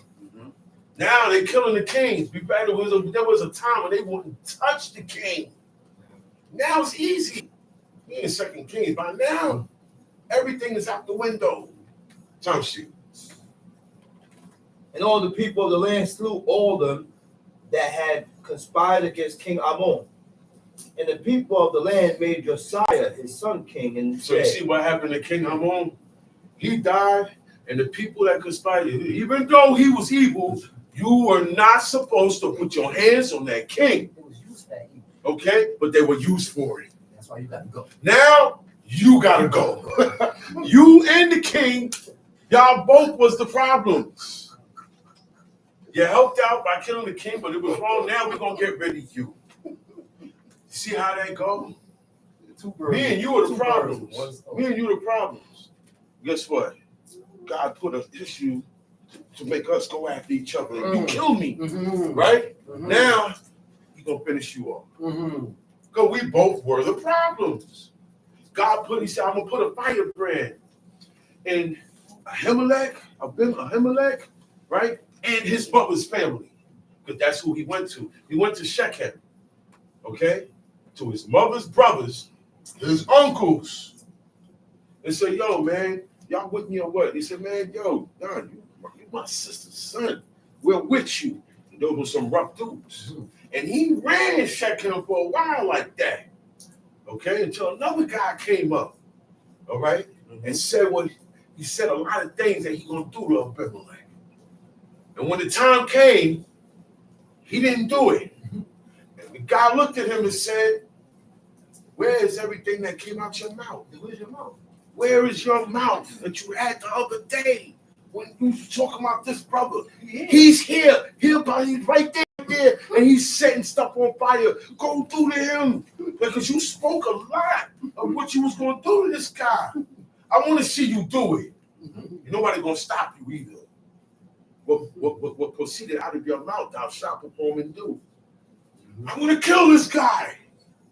Oh, yeah. You got to watch it, because now you got to go do it. You said it out your mouth. Okay, you don't do it because I wasn't thinking. Okay, that's iniquity. You're going to hold that. You take that with you because you said it. It don't matter what you say. It said anything that came out your mouth, thou shalt perform and do. Did it specify? No, it did. It didn't specify, right? No, it didn't. So it said anything come out your mouth. Anytime you talk with intent to do something in the future tense, you got to do it. If you don't do it, you're not godly. Said the man that swear to do evil. And swear to do evil And don't to his own hurt. To his own hurt, but he do it. I swore to my own hurt. I made a statement and swore that I'm gonna do something, but really and all, I'm gonna pay for it. But I did it. I said it in my anger, in my heat. Guess what? I still gotta go forth and do it. The man said, "Whatever come forth out of my house," he didn't think it was gonna be his daughter. If he even thought his daughter would have had a chance of coming out that house, he wouldn't have made that. He would have said that. He wouldn't have said that. Because usually in the country, what's coming in and out your house is sheep, the flocks, the animals. You have a farm. They didn't sacrifice humans. They didn't deal in human sacrifices. So he wasn't saying no. He said whatever. He didn't say whoever. He thought one of his animals was gonna come. But if you lived on a farm or you lived in the country, you're gonna get used to seeing farm animals all over the place. The little goat followed me everywhere I went. It act like a puppy. Goats and sheep, when they're babies, they remind you of puppies, man. They lick you. They act. That's why it was used as an example in the time of David. He said he had a sheep. The sheep, it was like a daughter to him. That's your pet. He didn't kill that one. He didn't sacrifice that one. He only had one. There's no killing and sacrificing that one. And he ate out of his bowl and drank out of his cup. That was his. And you went and took it. And all of these have why? Because these people grew up around animals like this. So he didn't think his daughter's gonna come, but this time she came out, and he said, "Man, daughter, man, you don't know what you just did. You don't know what you just did. Man. You don't took my spirit down. You don't send me to the grave." Yeah. She said, "What? No." And when he told her, she said, "Well, you gotta stick to your word. How about? So just give me 30 months, and let me go beware my virginity." She died a virgin. It's nothing wrong if you still got your virginity. Yeah. Don't be too quick to give it up, because you're gonna give it up to the wrong man, That's right. and you're gonna have babies for the wrong man. That's right. 12. She died with her, and she went up there with her friends, Yeah. and she bewailed her virginity, man. And then she came back, and her father put her to death. That wasn't a sacrifice. He told God, "I will offer up whatever come out of there," right? But then now, damn, she's not a sacrifice. That's a ritual. But he still had to kill her, because he said whatever's coming out there, it got offered and kills. When you offer, you kill. You kill. That's right. When you offer, you kill. That's right. Okay? But this is not a redemption of sin here. And it wasn't accepted. That was the only time I see when somebody was killed in that fashion. Okay? So don't question what you read. Y'all got to know the ways of God to know God. And the only way to do that is to keep reading about the people that served them. Mm-hmm. They will show you how to do it with God. Right. They will show you how to appease his anger. Right. Some of the things you ain't going to be able to do today. Right. Some of the things you are. That's right. You can't take a suckling lamb and burn it. Nothing's happening. You might get a curse. Tom sheet. You can fast. But you can fast. Put on sackcloth. Okay. Another thing about fasting. Fasting, praying, does not go without making vows. I learned that from my father. When he fasted, he prayed and made vows. Because that's going to stop, that helps stop me from going back and doing what I'm fasting for. Y'all understand that? That's right. It binds you, like Shama said earlier, to your word now. And now I don't have to worry about violating this commandment no more because I'm under oath with it. I put my own detrimental life on the line if I do this again. So you never gonna forget that. That's why you don't just fast and pray. You don't just pray all the time. You fast and pray and make supplication. We forget about that part. They say Ahab fasted, prayed, and moved. What? Softly, humble. Because I'm in an apologetic state. I want you to forgive me. I'm not going to be walking around all loud and hard. Because I messed up right now. I'm going to keep my mouth shut. I'm going to keep my mouth shut because I'm wrong. I don't have too much to say because I'm wrong. Whatever I say out my mouth is in an apologetic tone of never doing this again.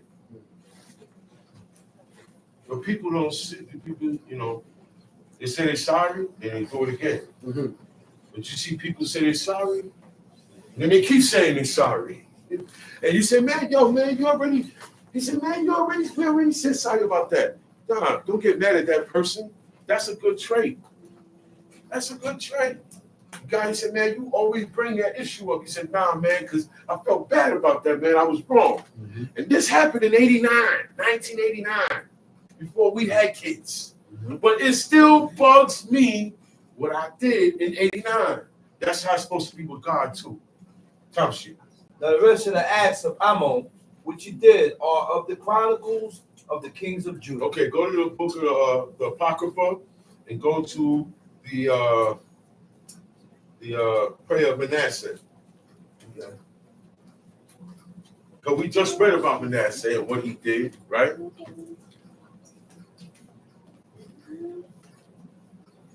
But it ain't over yet. That story about Manasseh is not over yet. We just heard the beginning. What got him in the position that he's in. Because he's in Riblah. After all those things that he did in Jerusalem, caused the people to sin. Made altars to all the hosts, sun, moon, and stars, and all the hosts of heaven. Twice. In the court, in the outer court. He built altars to Baal. He built altars to all the idols of all the people that lived round about them. You know how many years that take? He just did it 1 year, and then bang, the punishments came. He was doing this for decades. Right.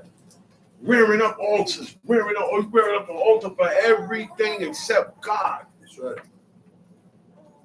And then suddenly, Babylon came, grabbed him up, and took him to a place called Riblah.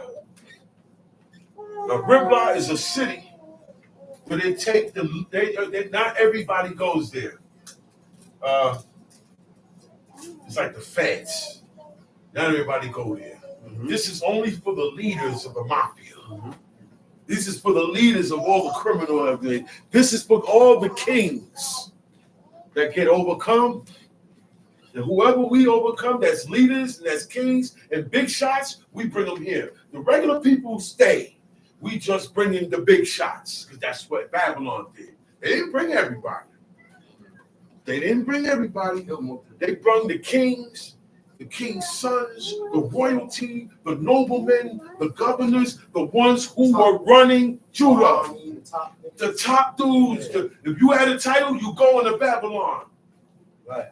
You go into Babylon. You don't have no title, you stay here under Gedaliah, which was the governor. So it was a different type of people that went into Babylon than the people that went into Assyria hundreds of years earlier. Right. Those people were all leaders, all pop junkers. They pop a lot of junk.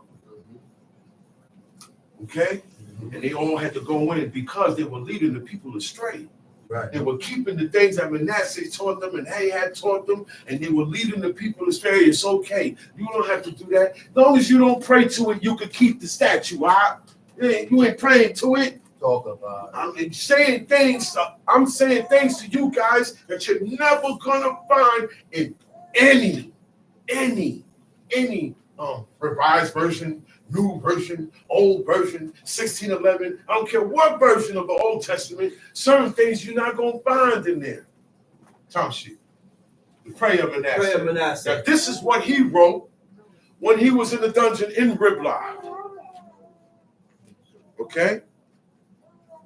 He's not king no more. All right? God took him off from being king. Tom sheet. O Lord, Almighty God of our fathers, Abraham, Isaac, and Jacob, and of their righteous seed, who has made. Look. Moses did the same thing when he stopped God from killing the people at one shot, one time. He had to bring up Abraham.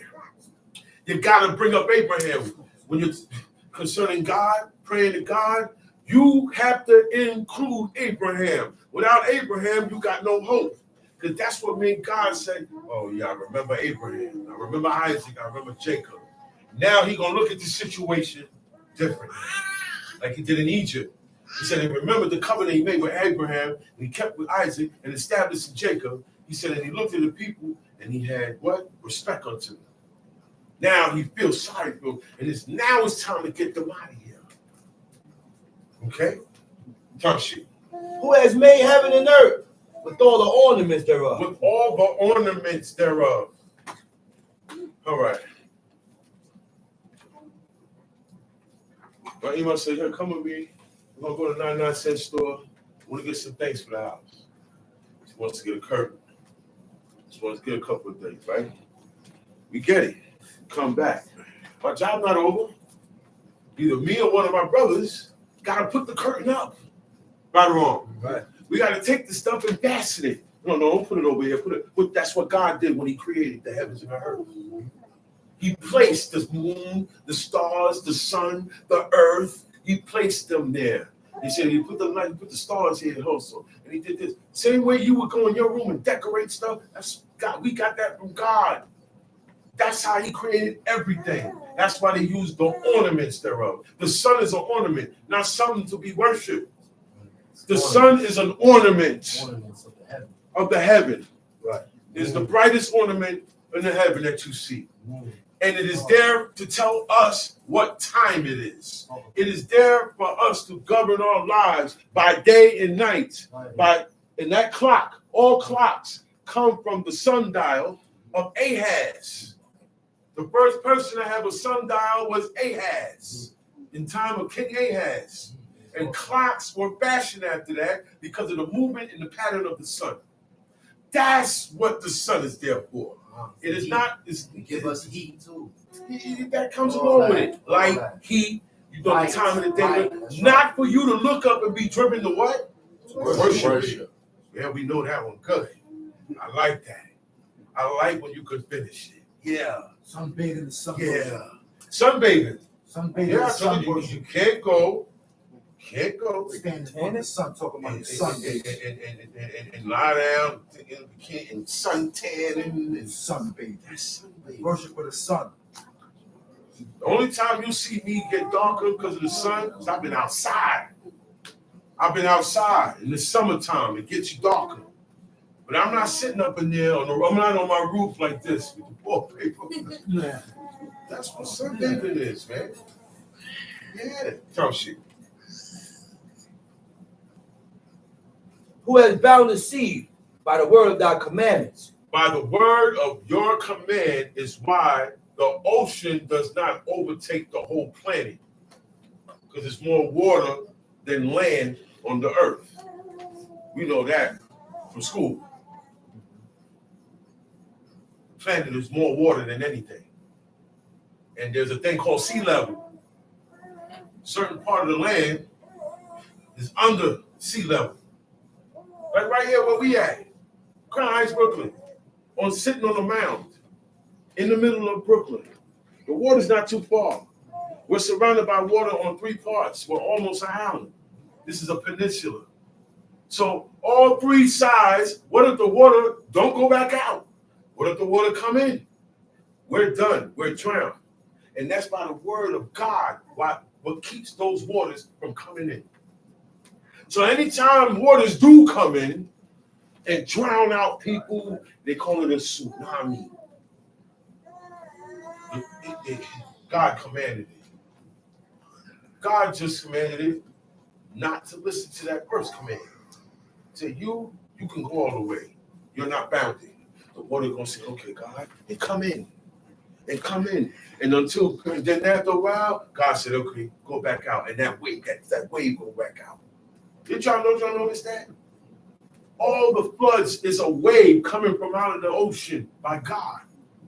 And God stops that. That continuously goes. Oh, right now, every beachfront, there's water coming in and going back out. It comes in and the water back out. High tide, be a little bit higher at night, and it's still gonna go back out. That is when it goes back out, is because God's word is on it. It never forgot God's word. It doesn't have a brain like us, but it's God's creation. So when God speaks to it, it's going to listen. It doesn't need to have a language. Y'all don't even know the creator that you're supposed to be serving. Top shit. Who has shut up the deep and sealed it by thy terrible and glorious name. God didn't shut up the deep, we would drown. You know what the deep is, right? Geysers and springs in the abyss. That's what they call the abyss. These are holes in the bottom of the earth, beneath the ocean floor. They got big holes where there's more water. Extra water. And it goes deeper and deeper, and it's dark down there. Extra water. It's so dark down there, they got fish there that don't have eyes because they don't need to see. They're finding new types of marine life down by those deeps. If God was to open up the depths, we're flooded, because that's how he flooded the earth. He opened up the depths, and he opened up the windows of heaven. And the waters did what? They met. They met up. Tom sheet. Whom all men fear, and tremble before thy power. For the majesty of thy glory cannot be borne, and thine angry threat. The majesty of your glory cannot be withheld. I can't contain it. I can't even look at it. That's why God comes in the cloud in the thick darkness. He said, lo, when I come down, I'm gonna speak to you in front of the people. I want them to hear me speaking to you. Right. They're going to see you, Moses, speaking to a cloud with a bunch of light coming out of it. The brightest thing they have ever seen. It's brighter than the sun. This light that's coming out this cloud, that's the glory of God. That light you see, that's the glory of God. Right. It's saying God is here. Right. This is the brightest place in the universe, because God's presence is exactly here. So it's brightened up, but you can't see it. So he got a cloud covering it. He got a cloud covering it. Right? That's why he said, I spoke to Moses face to face, man. I spoke to him face to face. I didn't do that with nobody else. So that's why I said every time Moses went up in that mountain, it was a thick darkness and fire going on. Right. That mount was on fire for a very long time. More than 40 days and 40 nights. Because remember, he had to go back up there again. That thing was on fire the whole time it was settled at Mount Sinai. This is why the people said, yo, man, those people got a strange God. We don't know who he is and what he looked like. But he got something to do with fire. So some of them went and made idols and called them fire gods and called them El.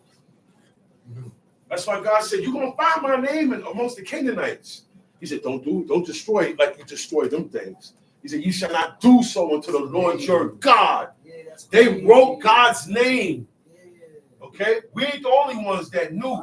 The Canaanites wrote God's name because they used God's name in their worship to idols. They say, yeah, he's God, but this idol here, he brings us to him. Don't that sound familiar? Okay, the idea of that been going on. Jesus. It's been going on. I call him Jesus. It's been going on. I like that one. Jesus. The idea of me. Then they say, no, the Lord God, he is God. But this guy, oh, you went to Jake World. The nigga wear a diaper. Because look, Moses said, kill me. Blot my name out the book, right? Instead of these people. You're going to kill them, but you know what? Take my life instead of theirs. God said, no, the soul that sinneth, it shall die. Yeah. So who dies for my sins? Nobody. My parents can't even die for my sins. My father can't die for my sins. Who are you to come out of nowhere and die for everybody's sins?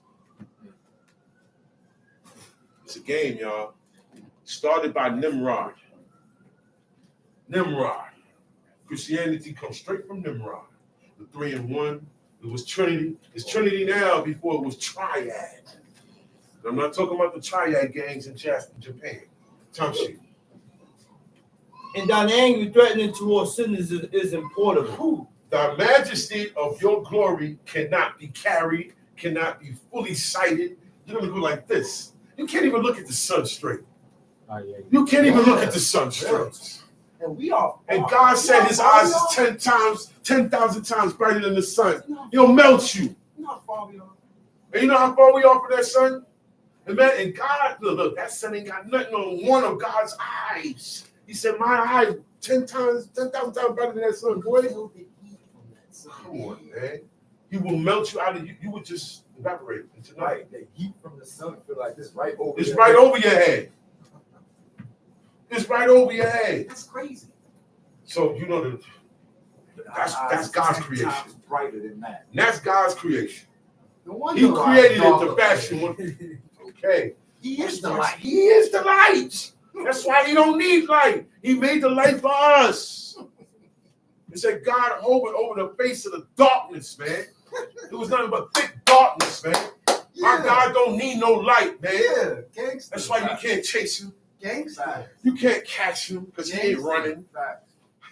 Gangster. Look, man, it said his throne sits on top of heaven and the earth is his footstool.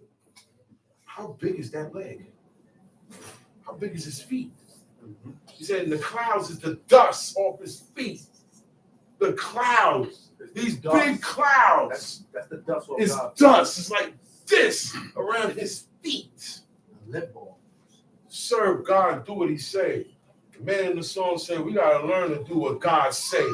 Learn what God do. God say. Learn to do what God say to do, man. He said, sound weird, That don't it? sound weird, don't Yeah, it? yeah, yeah, yeah, yeah.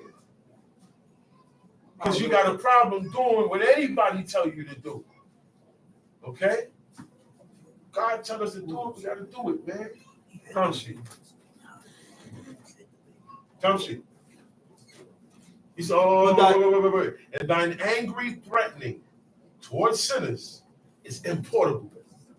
But where God is at, when he gets angry towards sinners, that anger gets imported down here. We call it accidents, situations, death.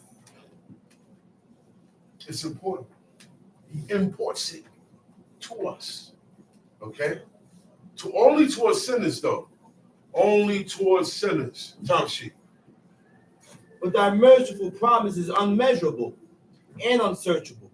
But thou art the most high Lord, of great compassion, long suffering, very merciful, and repentance of the evil men. That's right. Thou, O Lord, according to the great goodness, has promised repentance. Now, look. He acknowledged who God is. That whole passage we just read was not about him or nothing. It's just acknowledging who God is, giving praise to him.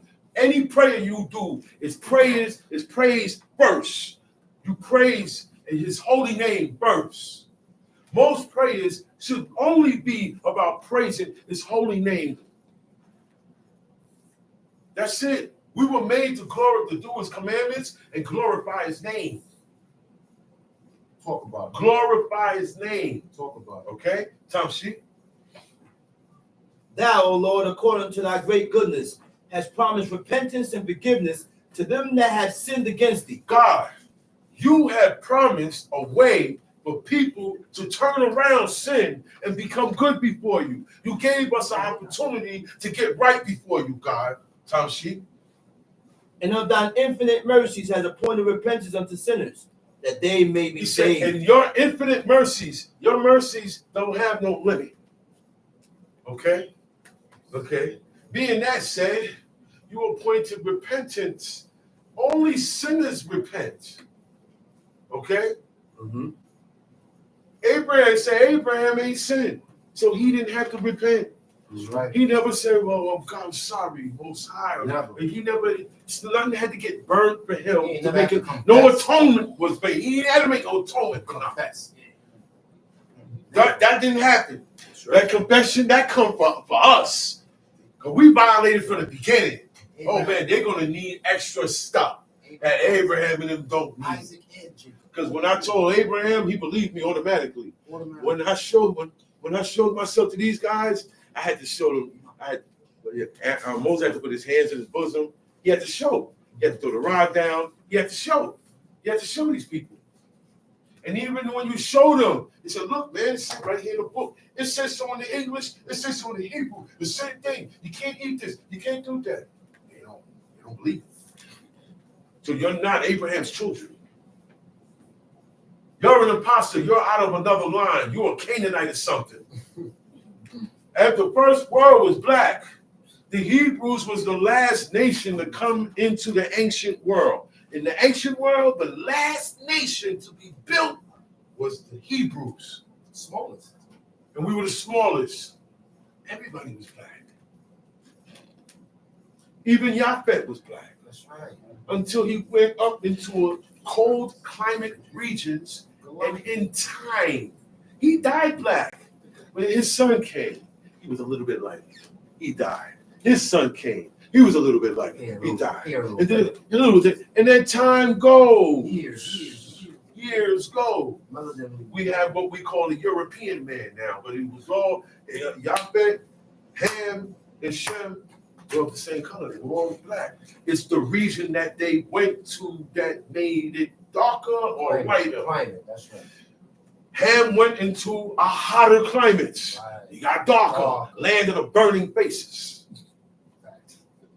Shem stayed in the Middle East. It's not too cold. It's not too hot. They were in the middle. That's why it's called Middle East. Right. Jump sheet.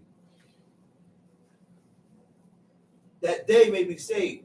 Thou, therefore, O Lord, thou art the God of the just. You are the God of the just. And have now appointed repentance to the just. You didn't report repentance to the just. They ain't got to say a sorry. They ain't got to atone for nothing. Why? As to Abraham, Isaac, and Jacob, which have not sinned against thee. Sin. I don't care what Jacob mama told him to go do. It wasn't sin. She said it. Let it fall upon me. God told her what was going on. What's wrong with y'all? So don't worry about that. She said, don't worry about that. She told him anything. She said, look, she said, it'd be on me. She just told him anything. Get in there and get that blessing. Sit. Abraham, he ain't sinned.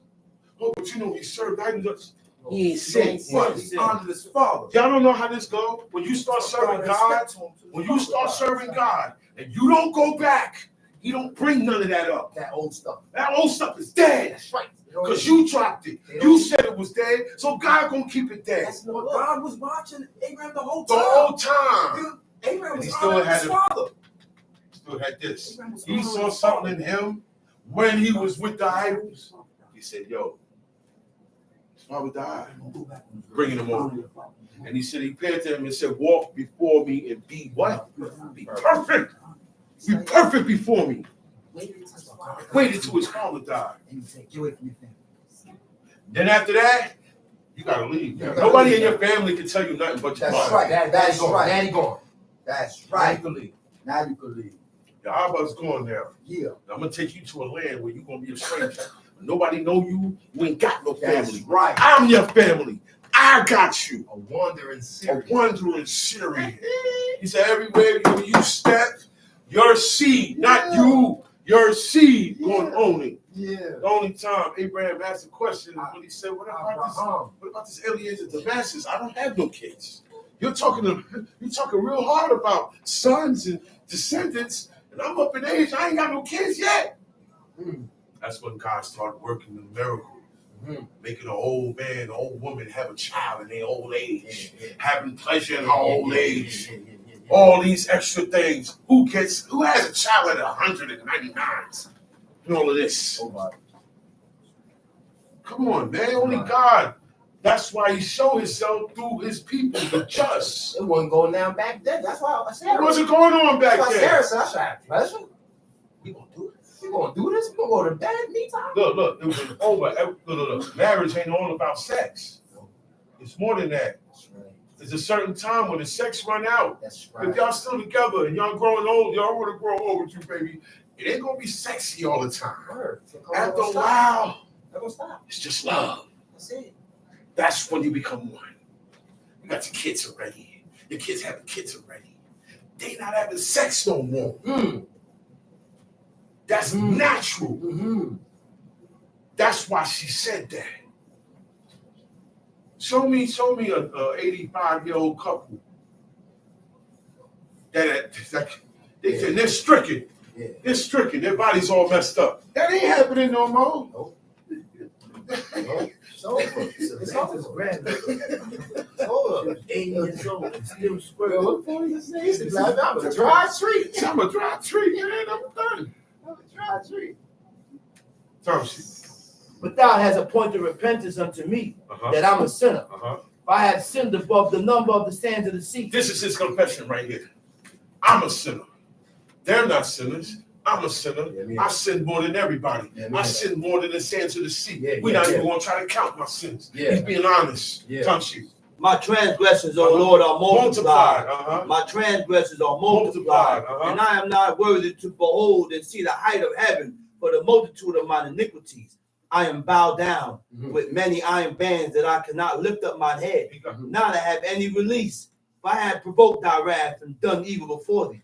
I did not thy will, neither kept thou thy commandments. I have set up abomination and have multiplied offenses. Now therefore I bow the knee in my heart, beseeching thee of grace. Okay, I have go right down to the last one. Be not angry with me forever by reserving evil.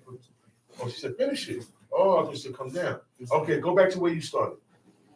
I am bowed down with many iron bands that I cannot lift up my head. Iron. Neither have any release. Iron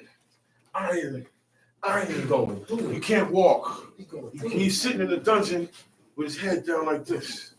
You can't even lift your head up. He said, I'm sitting down here and I can't lift my head. Neither have any release. You know what that means? I can't get comfortable.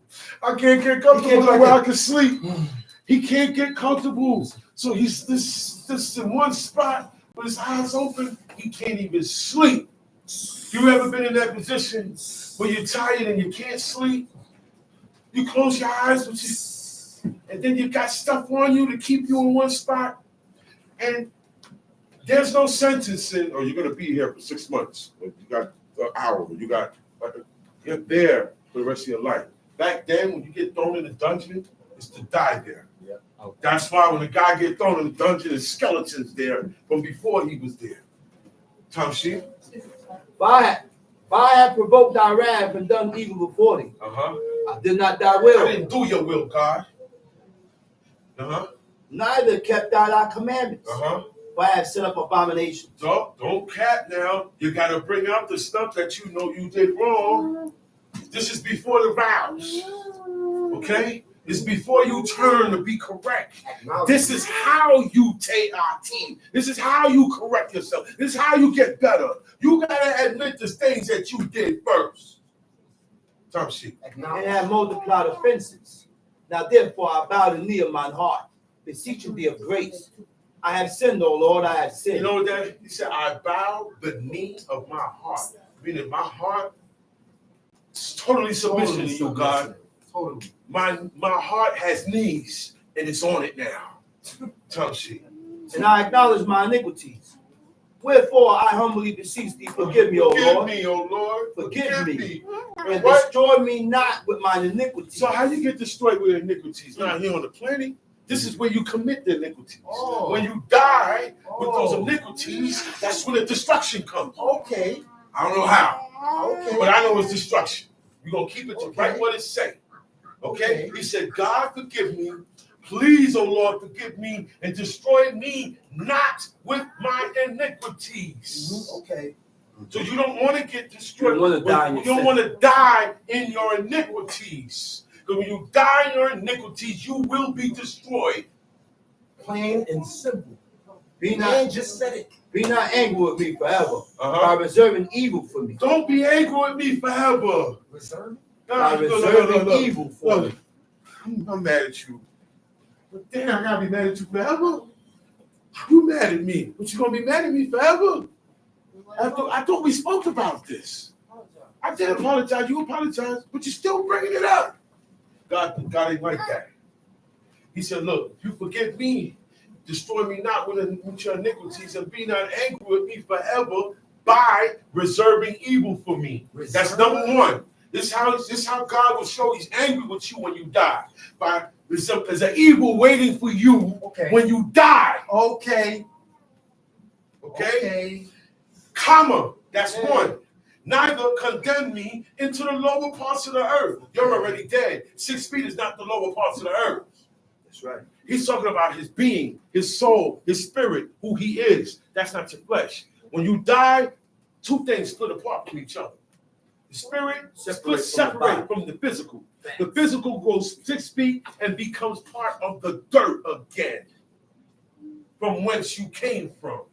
But that life spirit that got blown into you when you was born, a repeated act of Adam's creation, that goes somewhere else. It goes back to report from the one who sent it out. And it has iniquity on it. Neither condemn me into the lower parts of the earth. That spirit gets put lower than the physical grade where it's at. And it gets condemned, meaning wherever that lower part is, you don't come out of there. And that's where you go to get destroyed. Talk about it. Tongue sheet. Talk about it. No. Manasseh is a king. That's right. And if he knew what went on, you need to read this and believe this, man. Tongue sheet. But thou art the God, even the God of them that repent. And in me thou wilt show all thy goodness. In me. Everybody gonna see how good you are, because they're gonna say, whoa, Manasseh was supposed to die. He did this, that, and the third, but he turned to the ground. He said, in me, he's gonna show how great you are. Yo. He know how to talk to God. That sounds like a guy that know how to talk to God. He know how to talk to his mother. You know how to bring him to over. You know what? You said it like that. All right. Yeah, you can glorify God even in this bad state. He said, yo, you forgive me, you will show how great you are through me. Because I ain't no regular dude, I'm a king. And when he see me sitting back on the throne, they're going to say, man, the only way he was able to sit back on the throne, God put him back there. And they're going to back up and praise God even more. And they're going to say, well, you know what? If he repented your iniquities, you can do the same for me. That's the greatness that they're going to see in God. That this man deserved to be dead. But he asked God for forgiveness and showed and turned around and instructed his being to be good before God. And he took up the punishment. But he said, God, please don't condemn me there. Don't condemn me there. I'll take this punishment now. Because I know that's where I'm going. If I die right now, This punishment this is nothing. This is nothing. I don't want to go down there and get destroyed. There's a place in the lower parts of the earth where sinners go to get destroyed. Talk about it. And keep it. No. I make sure I read this every day now. And program my head. No more sin. You got enough, nigga. Turn this around. When you die, you gotta. I believe this, man. We're not doing this for nothing. Right. For thou wilt save me, that I'm unworthy, according to thy great mercy. Therefore I will praise thee forever, all the days of my life. Every For day. all the powers of the heavens do praise thee, and thine is the glory forever and ever. So be it. So be it. Hallelujah. Praise the Lord. Creator. Shalom. Shabbat shalom. Shalom. Yeah. Yeah. Boost like crazy.